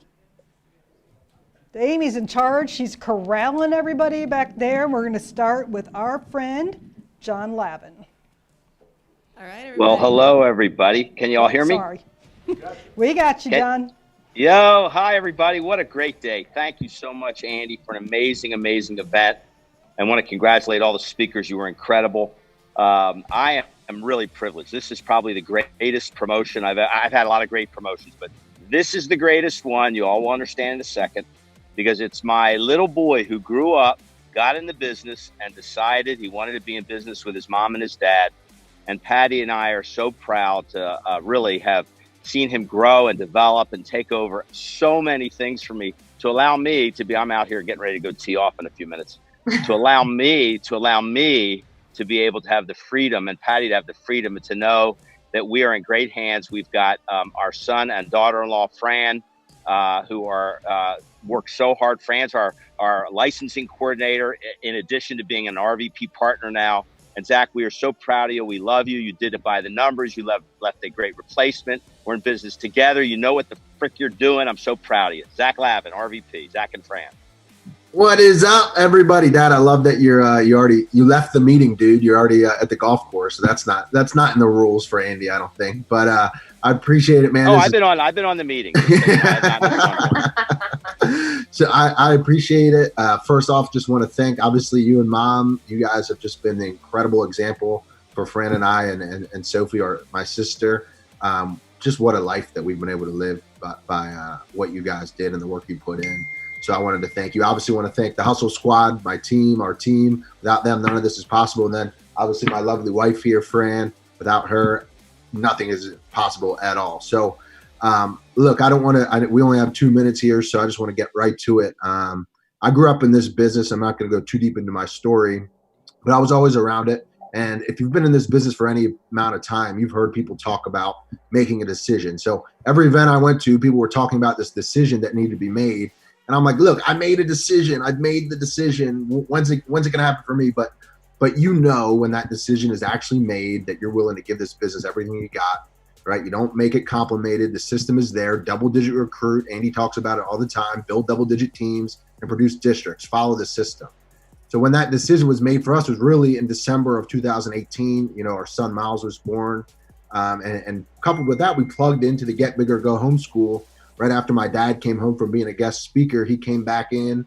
He was like my 18-month-old son. When he sees a garbage truck, he was just super excited, like just elated, so excited about what he had been through. And he's like, you know what, we're going to plug into this, and we're going to travel 8 hours every 8 weeks to Winston-Salem. And I'm like, you and Mom are going to travel, 8 hours to Winston-Salem? They're like, well, we're going to fly, you're going to drive the team. So I just went with it, right? And I understood that we got to make this happen. So when I came into this environment, I really just fell in love with it. It was a place to play sports again. It was a place to compete again. And I just completely sold out to the game, double-digit recruiting. I heard it my entire life, but for whatever reason in this environment, it clicked for us. I needed a double-digit recruit, and I needed to build double-digit recruiters even quicker. So we also had a breakfast club. We plugged into that. We had to have 10 recruits by 5,000 in premium to get to that table. So that was our focus. I needed to get to that table and out of the peanut gallery. So in 2019, our team averaged 10 recruits by 5,500 in premium, just enough to make it, just enough to not be, berated, in the peanut gallery there. But we did it, right? And that started everything. Those months coupled together. And in January, we did 15 by 11,000. February, we did 19 by 12,000. March, 18 by 12,000. Pandemic hits, right? We finally felt like we were on a roll, and this pandemic hits. And we thought, oh my God, everything's going to go, south. But no, we pivoted, and we were able to do 10 times more than we were doing because of Zoom, right? We were able to do it and because of the opportunity that we have here with technology. It just grew even more. So in April, we did 26 by 25,000. And in May, we did 28 by 29,000. And then we got promoted. So we're just getting started. This didn't happen overnight. You're 6 to 12 months away once that decision is made to make this happen. I was a senior national district leader for probably 4 years, right? But it took this environment right here to realize that the time is now, and it was time to go for it. So, we watch people, and I watched people my entire life win in this business, and I realized it was our time. So we ain't stopping, until there's a banner in Winston-Salem with Zach and Fran Lavin on it, right next to my parents' name, not replacing it. And that's all our focus is going to be is get to that SNSD and make it happen. So I appreciate you guys. I love you guys. And let's go win. All right. Next we have Team Strength and Honor promoting an RVP. Wes and Shay Florinard. Awesome. Well, exciting times. Talk about embracing the repetition. I remember moving up here, just listening to Andy and his presentation, so had to get that down pat. So we did that, and, you just have to trust the process. So through that, because of believing in Andy, we did over 100 recruits, did over 100,000, and then promoted as RVP. But talk about someone, a couple that embraces repetition, bows down to leadership. Dill's driving an hour and a half, bringing 60 people to a meeting because that's how dedicated they were to leadership. They did 67 recruits the month they went out. So talking about doing it big, it is my pleasure to introduce our brand new regional vice presidents, Aaron and Lakeisha Thomas. Woo! Hey guys, how you guys doing? I hope all is well. I'm extremely excited. My wife right now, she's in the hospital. She's pregnant with my child, our second one. But hey, she's plugged in. I'm extremely excited about it as well, guys. And first things first, I want to definitely thank God and my Lord and Savior Jesus Christ for giving us this opportunity to make it here and just blessing us with the success that He's given us and continue to give us as well. And I definitely, want to thank my wife for getting me into this business. When I was 19 years old, that's when I joined Primerica. She walked into my classroom. I seen that white dress, and that's history, but, extremely excited about really actually joining Primerica. You don't join the team unless you become a regional vice president. You're not serious about, being in this company unless you're a vice president. So I'm extremely excited for actually starting to join this team. And this is a time, to get promoted to a regional vice president in a time of a pandemic. These are real champions that's on here. People are getting furloughed, fired, laid off. They're looking for an opportunity. And in that time of pandemic and recessions and panic, our company constantly grows. We are constantly growing. And our income is going up, and everything about this company and everything about our team is going up at the same time as well. So I definitely thank the team for being, putting us in this position. We're just honestly the face of the team, but when it comes down to it, we're extremely excited about it, and look, one thing I definitely want to do is not really about me, but it's mainly about the team, making it happen, pushing forward, and no excuses on the table, making it happen, So it's, like I said, it's not about me, and I love my family and everything too, but it's about that RVP promotion. RVP!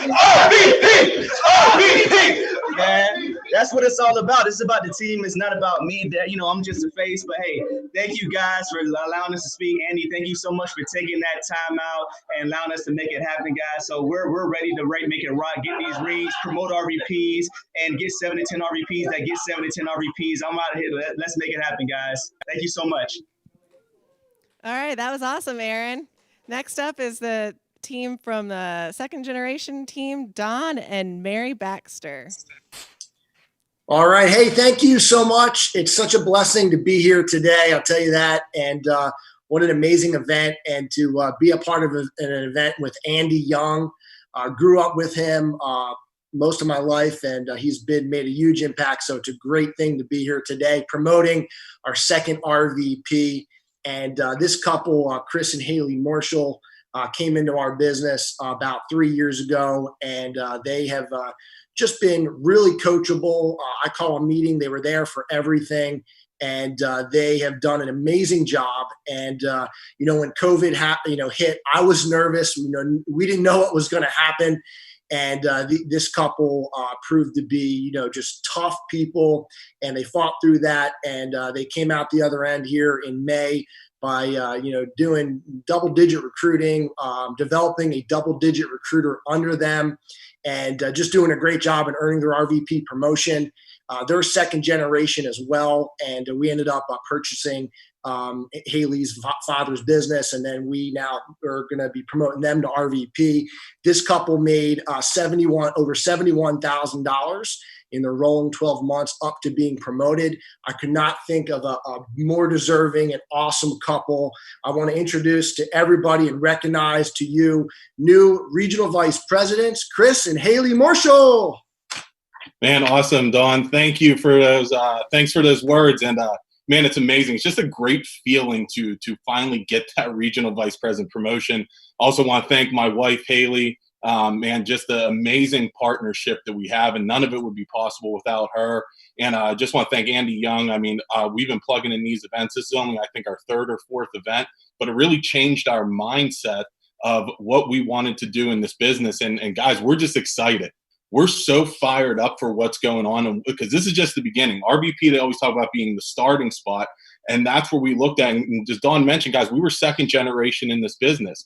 I used to work for Northwestern Mutual. My father-in-law showed me the light. He showed me what this was really about. And he was a $250,000 earner a year. Don purchased his business. So, guys, I came in the business. I wasn't a big personal producer, but I personally produced a lot. And for 3 years at division leader and regional leader, we cash flowed between, $50,000 and $76,000 consistently. I think there was only 1 month we dropped below. But when I looked at that, 80% of that income and production was coming from me personally. 20% was coming from our team. And I always heard everyone talks about, you got to be a double-digit recruiter, become double-digit recruiter. We heard it at all the schools, but we never bought into it. We never actually bought into that. And then we finally did. And guys, that's what you've heard Zach talk about it. Like, we made a decision. And sometimes your decision that you make, it's not, it's not you just wake up and, I made the decision today. Sometimes it's something that happens. And Haley, my wife, she's 36 weeks pregnant this coming week. And it seems to be a common denominator, people making a run for RVP. But guys, we bought into that double-digit recruiting. And we not only us double-digit recruiting, we wanted to create double-digit recruiters, because it's not just about you, but it's creating other people to get what they want out of this business, where 20% became personal, 80% became team. And that's how we made this run, guys. So just know your why. Understand it is 100% worth it. We're just so excited to rebuild, get this thing going, and just explode this generationally. So, guys, we're excited to be your team. Thanks for having us on here. See you guys at the top. Awesome job, you guys. All right, next up, we have kind of a double RVP promotion. We've got a new RVP promoting a new RVP out of Mary Hayes Hierarchy. All right. Hey, gang. How are you? I am so pleased. I mean, the one thing about RVP is this lady is just, first off, incredibly mentally tough. She was a business owner, had 3 restaurants, lost it all, millions of dollars in bankruptcy, and then decided to quit her job and come and do it again here. But here's been very different for her. She's pretty stubborn, though. She's not always coachable, but she says, I got to figure this out. And see, that's the biggest message that I always got from her, is she realized that it's not all cut and dried. There's a blueprint, but a lot of it you have to figure out. So I'm so excited today to promote Nicole Price to RVP. Hi, thanks, Mary, so much. Mary's 100% right. I wasn't always coachable with Mary, but I'm really blessed to have Mary as a coach. I am the girl that was four deep to Mary. I was the only person that this girl recruited, and I didn't do a whole lot here in the beginning of the business. And Mary just kept touching me. And then as over the years, like Mary just kept working with me. It's been about 3 years now, and just kept working with me. But the closer we got to the RVP promotion, working towards the RVP, the one thing was, just like Mary said, you always have to figure it out. And obviously having Mary Hayes as a coach, everybody knows how tough she is, and what she's been through. So there couldn't have been a better coach for me, because at some point, Andy always talks about life's going to hit you in the face, and it does. And I think for a lot of people, it hit them in the face with coronavirus. I kept saying coronavirus was a benefit, was a blessing to a lot of us, because that was the thing. You have to make a decision. And for me, I made the decision. We had great momentum on our team in March, and then they said, March 17th, we couldn't go out of our homes anymore. And I thought, okay, we got to figure this out. And so we went to the Zoom world. My business partner, we figured it out. We got the system to say simple and duplicatable. I didn't change anything, whether, it's still kneecap to kneecap. It was just Zoom to Zoom. We had to embrace the repetition. And then the biggest thing was the discipline, just being disciplined to do it. But I knew that the momentum was here, and I knew I had to do whatever it took to go to RVP, because for me, the coronavirus was for a lot of people, but for me, I had some personal things hit me in the face. So I didn't have a choice. I had to get the RVP contract.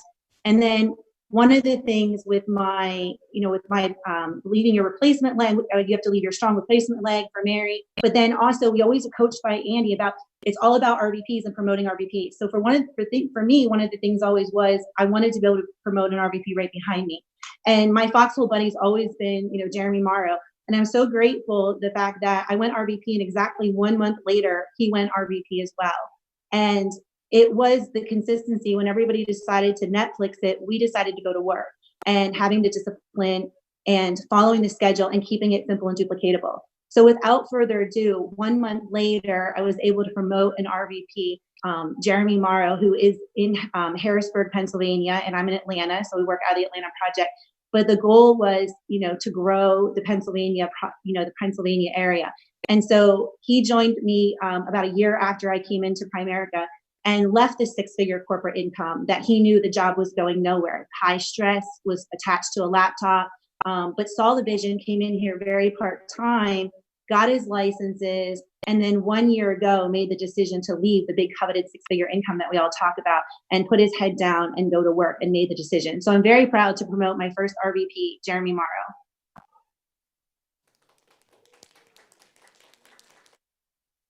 Thank you, Mary Hayes, Nicole, for being in, my Foxhole buddy, and just kind of being in the trenches with me, and Andy Young for creating the environment. Also, John and Patty Lavin for letting me plug in there. Like I used to go out to Philly, spend all day, driving to get into that environment, so I could just stay plugged in.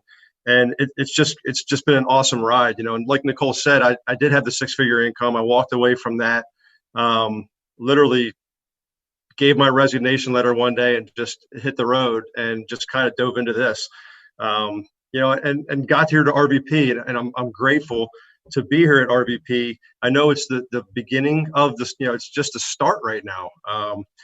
And we just keep on running Andy's play. We just keep on doing the 4-point game plan, exactly how he did it today on Get Bigger, Go Home. We keep it 20 minutes, simple, duplicatable. And we just embrace the repetition. And that's what Nicole was talking about. We just, when COVID hit, we got on Zoom, and it was just from morning till night, just doing these presentations over and over and over and over again. And we built this team, and now we're just doing that individually, on an individual basis with our team, and just doing it over and over and over again, and just embracing that repetition. So, I know the work really starts here, and we're just going to keep our heads down and keep on, building our team here in the Harrisburg area. And all around Pennsylvania, so thank you very much. I appreciate it. All right. Congrats to Nicole and Jeremy, new RVPs. Next up, we have a new RVP out of Anthony Hines' hierarchy.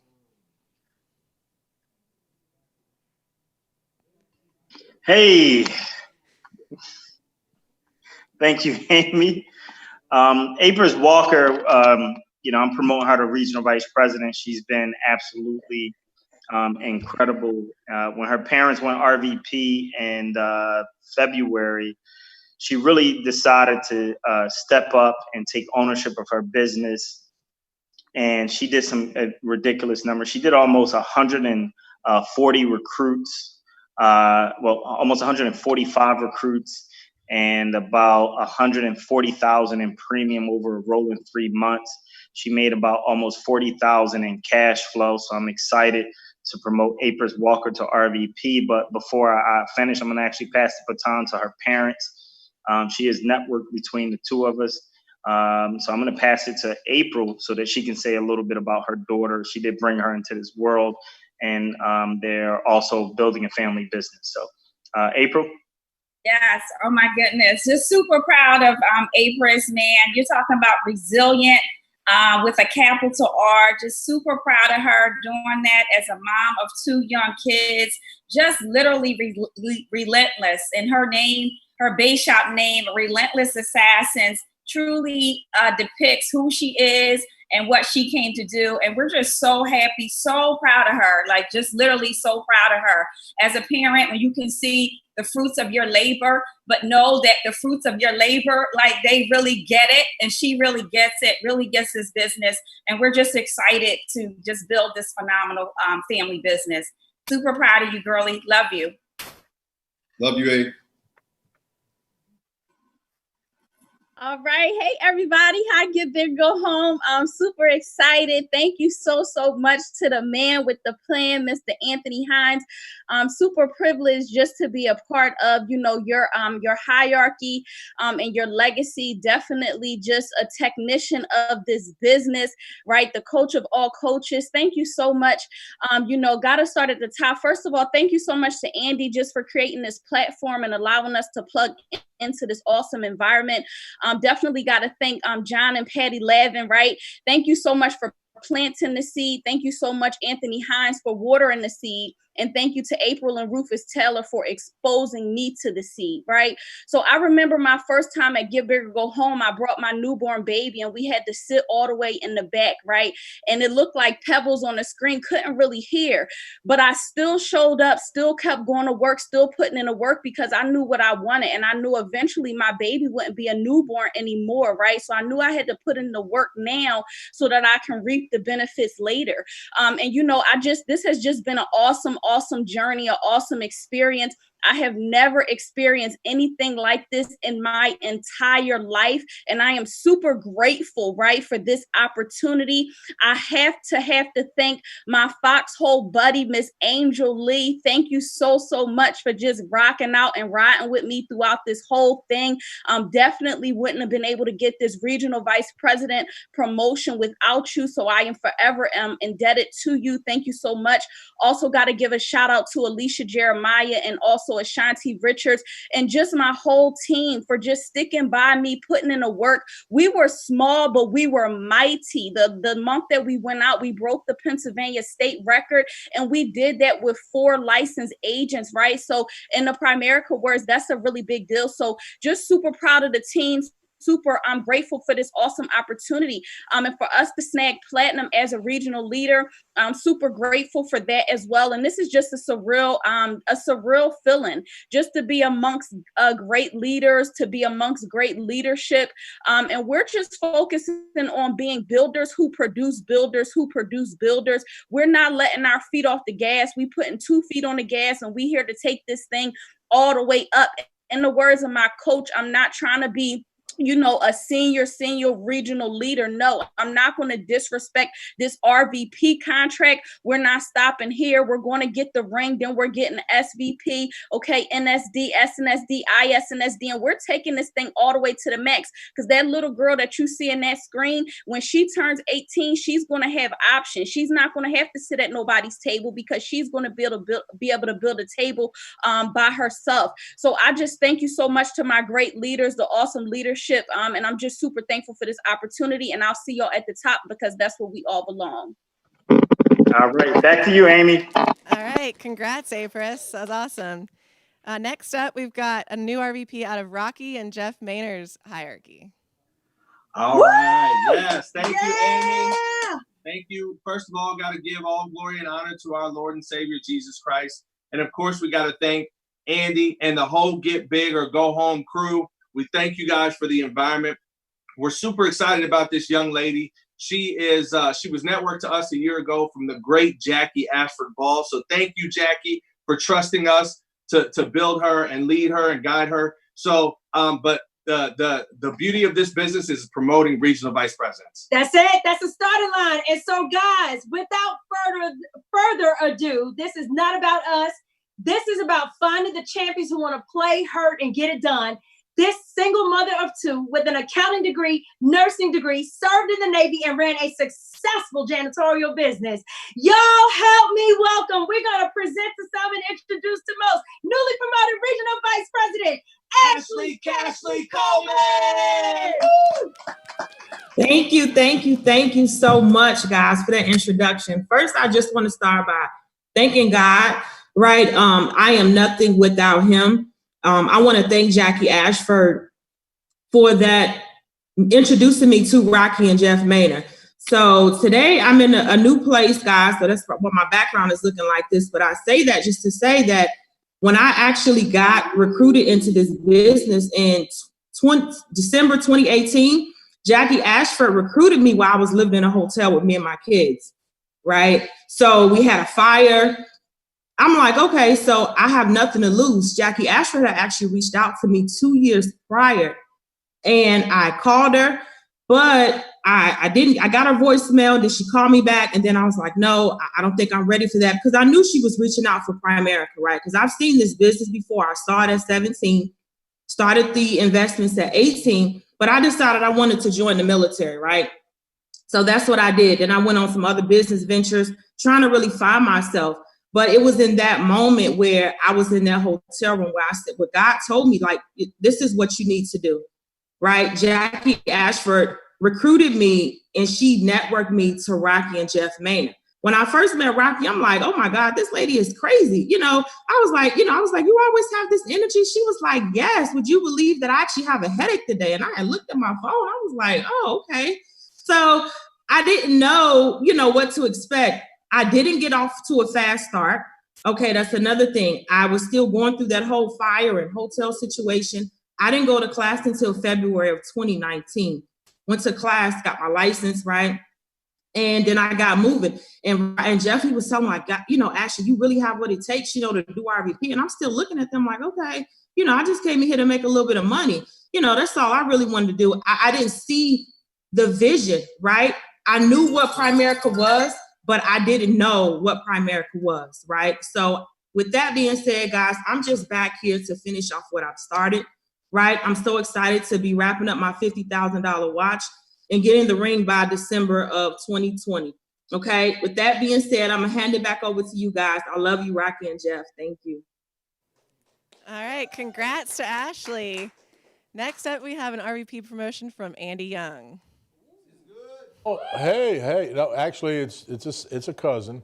It's not, he's part of the Waddell family, the big Waddell family, greatest builders. You hear footsteps. We're bringing it, and out of Virginia, got to know them at Get Big or Go Home in Winston-Salem. They're fired up on a track. They want to build a business, a generational business, not something where you're just doing everything on your own pen. You got something that's going to build and last. And so proud of the job they've done. Help me congratulate my cousin under Larry Waddell. New RVPs, Anthony and Sharice Jones.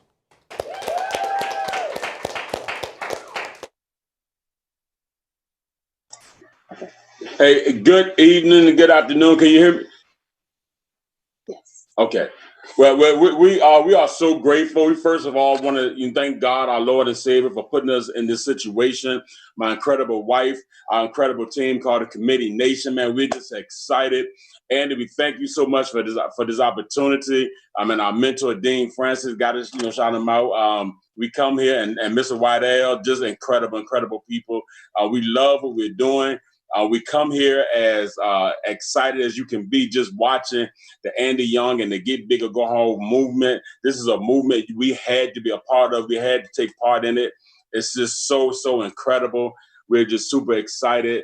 2 years in the game, following every step, following every leader. And it's incredible to be on this platform with such incredible leaders, such as the people that went before us, as well as Peggy Hightower, our idol. Just super excited. So we don't want to be long, but just want to say thank you so much. We're excited. We will not disrespect this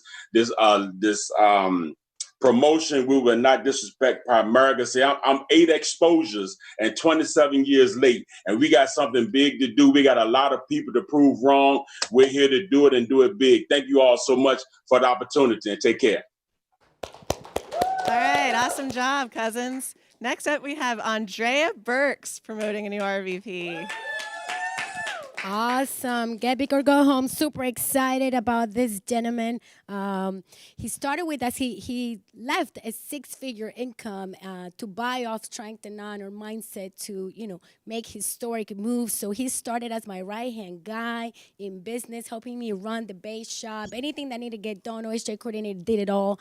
And then, for the last year and a half, he knew I needed somebody that could become a key field trainer, got fully licensed, helped me out there in the field. For a minute, it became a death claim department because, we do delivered, for middle-class America and did it all, right? Making the $2,000 to $3,000 a month. And there's a video from our William that said the $100 license. If you haven't seen it, it's unbelievable. He bought off of that. He could be a hero with the $100 license, delivering for middle-class America. And as he met his leading lady, Anna Paris, they came together, become a regional vice president, did it by the numbers. So proud of what you guys got going on. I know you become a power builder, ring wearer by the end of this year. So proud to promote from strength and honor, Greg and Anna Paris. All right. Good afternoon, everyone. Thank you so much, Andrea. First and foremost, this definitely could not have happened without you, your encouragement, just being there, pushing me every step of the way. Everyone, I'll tell you that, in Primerica, it can take a while to get there, but it can happen fast. 5 years ago, I accepted an offer to join Andrea and this #1 team in the hierarchy, strength and honor, to help around the office, service the existing clients, improve the QBI, all kinds of the office manager type of things. But over and over, Andrea put me in position to learn the business. She invited me to all the meetings, including going to see Art Williams live 3 different times, which was amazing. But she put me in that position. And, I took advantage of it in a part-time capacity. We tell people you can make $1,000, $1,500 a month. And for sure, the last 2-3 years consistently, I did that. But then in April of this year, and Andrea and I had a serious conversation. And in this conversation, she helped me realize that I was the only one of our friends that wasn't positioning myself to have the freedom of time and money. And if I wanted it now, was the time. My RVP run was this May to July. So May, June, and July. Prior to going 20 by 20, the last 2 months, my best month ever was 13 by 7. It can take a while to get there, but it can happen fast. I'm here to tell you, in order for that to happen, you need to do everything that great leaders are telling you to do, everything that you heard here today. You've got to prospect.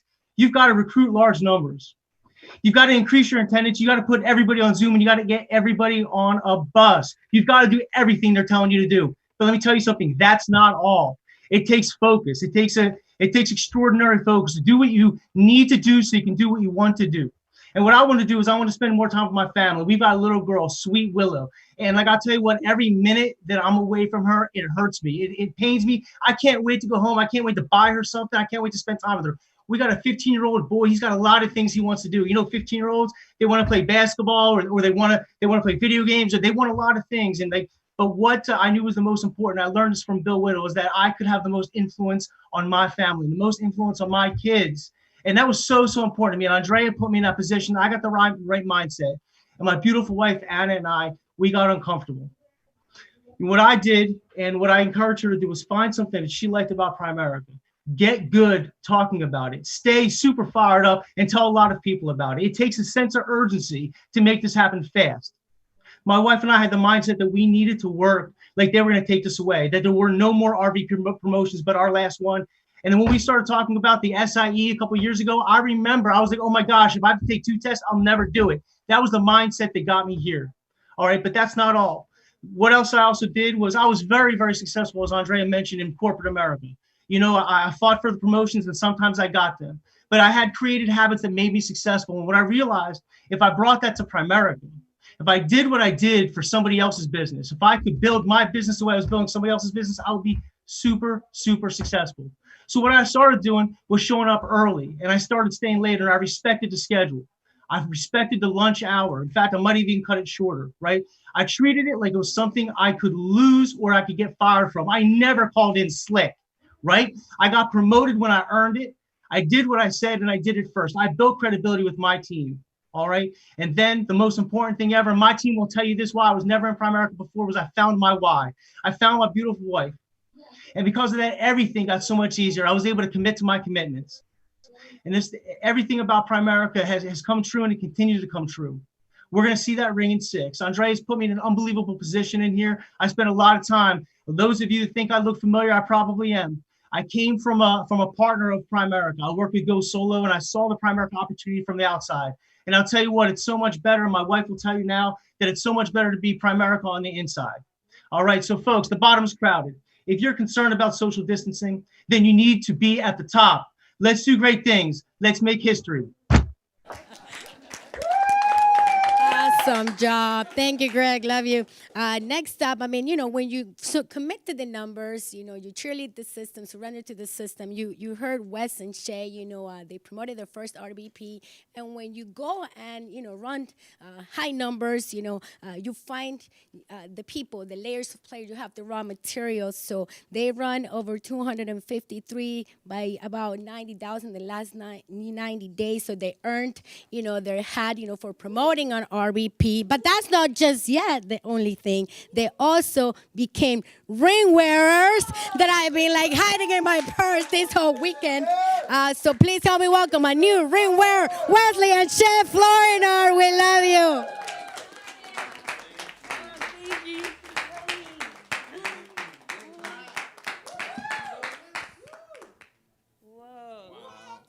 Wow. Oh, thank you, Coach. Thank you, everybody. You can't do this without a team. I mean, strength and honor. I'm just so excited. I got the hat, oh my God, I wanted a hat so bad. And now we got our ring. We got to put more diamonds on this ring and just keep promoting RVPs because, we had to go ISNSD. That's right. All right, man. It's definitely been a journey, getting a chance. My coach Andrea, man, she's been so wonderful. She bought off on the numbers. She put us in front of people that bought off on the numbers. Andy Young, he kept it simple. We believed in his message, and because we embraced the repetition, everything he said that was going to happen, it happened. He said 50 recruits plus. You do that, you'll promote RVPs and you'll go SVP. And we did that. We averaged over 50 recruits and promoted an RVP. And he's like, hey, you keep doing the presentation. And we did that. We went over 100 recruits because of that. And then, we got our ring because of that. Because our coach Andrea, who's just a humble servant leader, and what she's done. And then she put us in front of Andy Young and the message we believed in what they said, and it all came true. So I'm telling you right now, dreams do come true if you have a vision, but you got to be plugged in to get big or go home, because this is a SNSD factory. Ah, woo!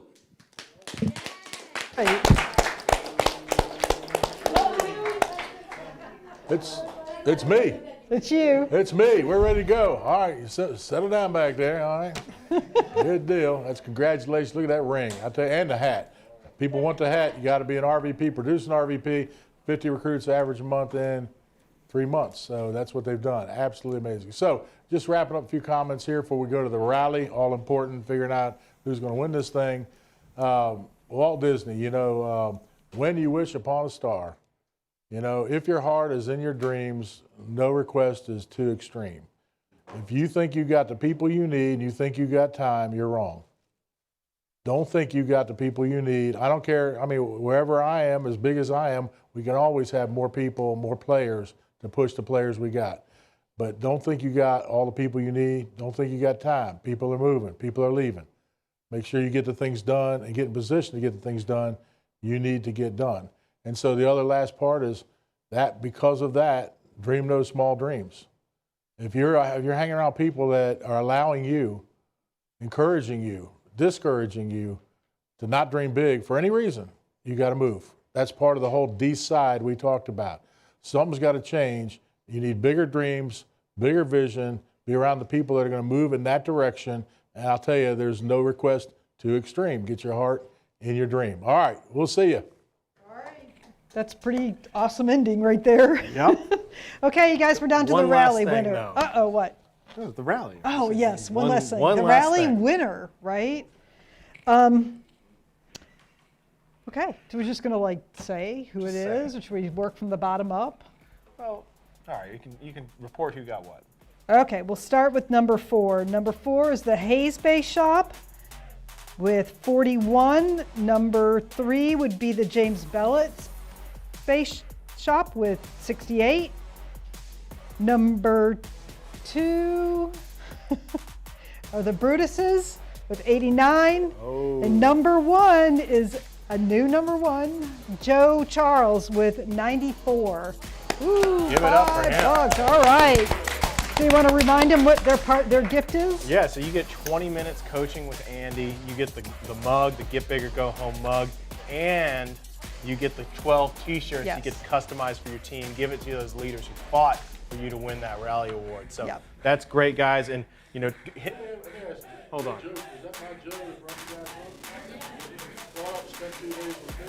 Uh-huh. There you go. What you guys doing? I mean, hey, let's get moving, all right? Well, not only that, but like then let's plug into Tuesday. Yeah. Right? Spend the time with us on Tuesday, Yeah. no matter where you are. We're always there Tuesdays at 7 at youtube.com/getbiggergohome. We're so thrilled that you guys were here with us for the last 2 days. We're excited to be here at Unicoi. It was an unbelievable experience. Any parting words? I just say, yeah, if you're not on the mailing list at getbiggergohome.com, do that. So we're sending out all the promotions. We put together the graphics for you that you can just send out to your team. They can share it around for every Tuesday, every big event. That's how you know what's going on every step of the way. Take care, everybody. We love you all. We'll see you on Tuesday. All right, see ya. Oh, come on your feet.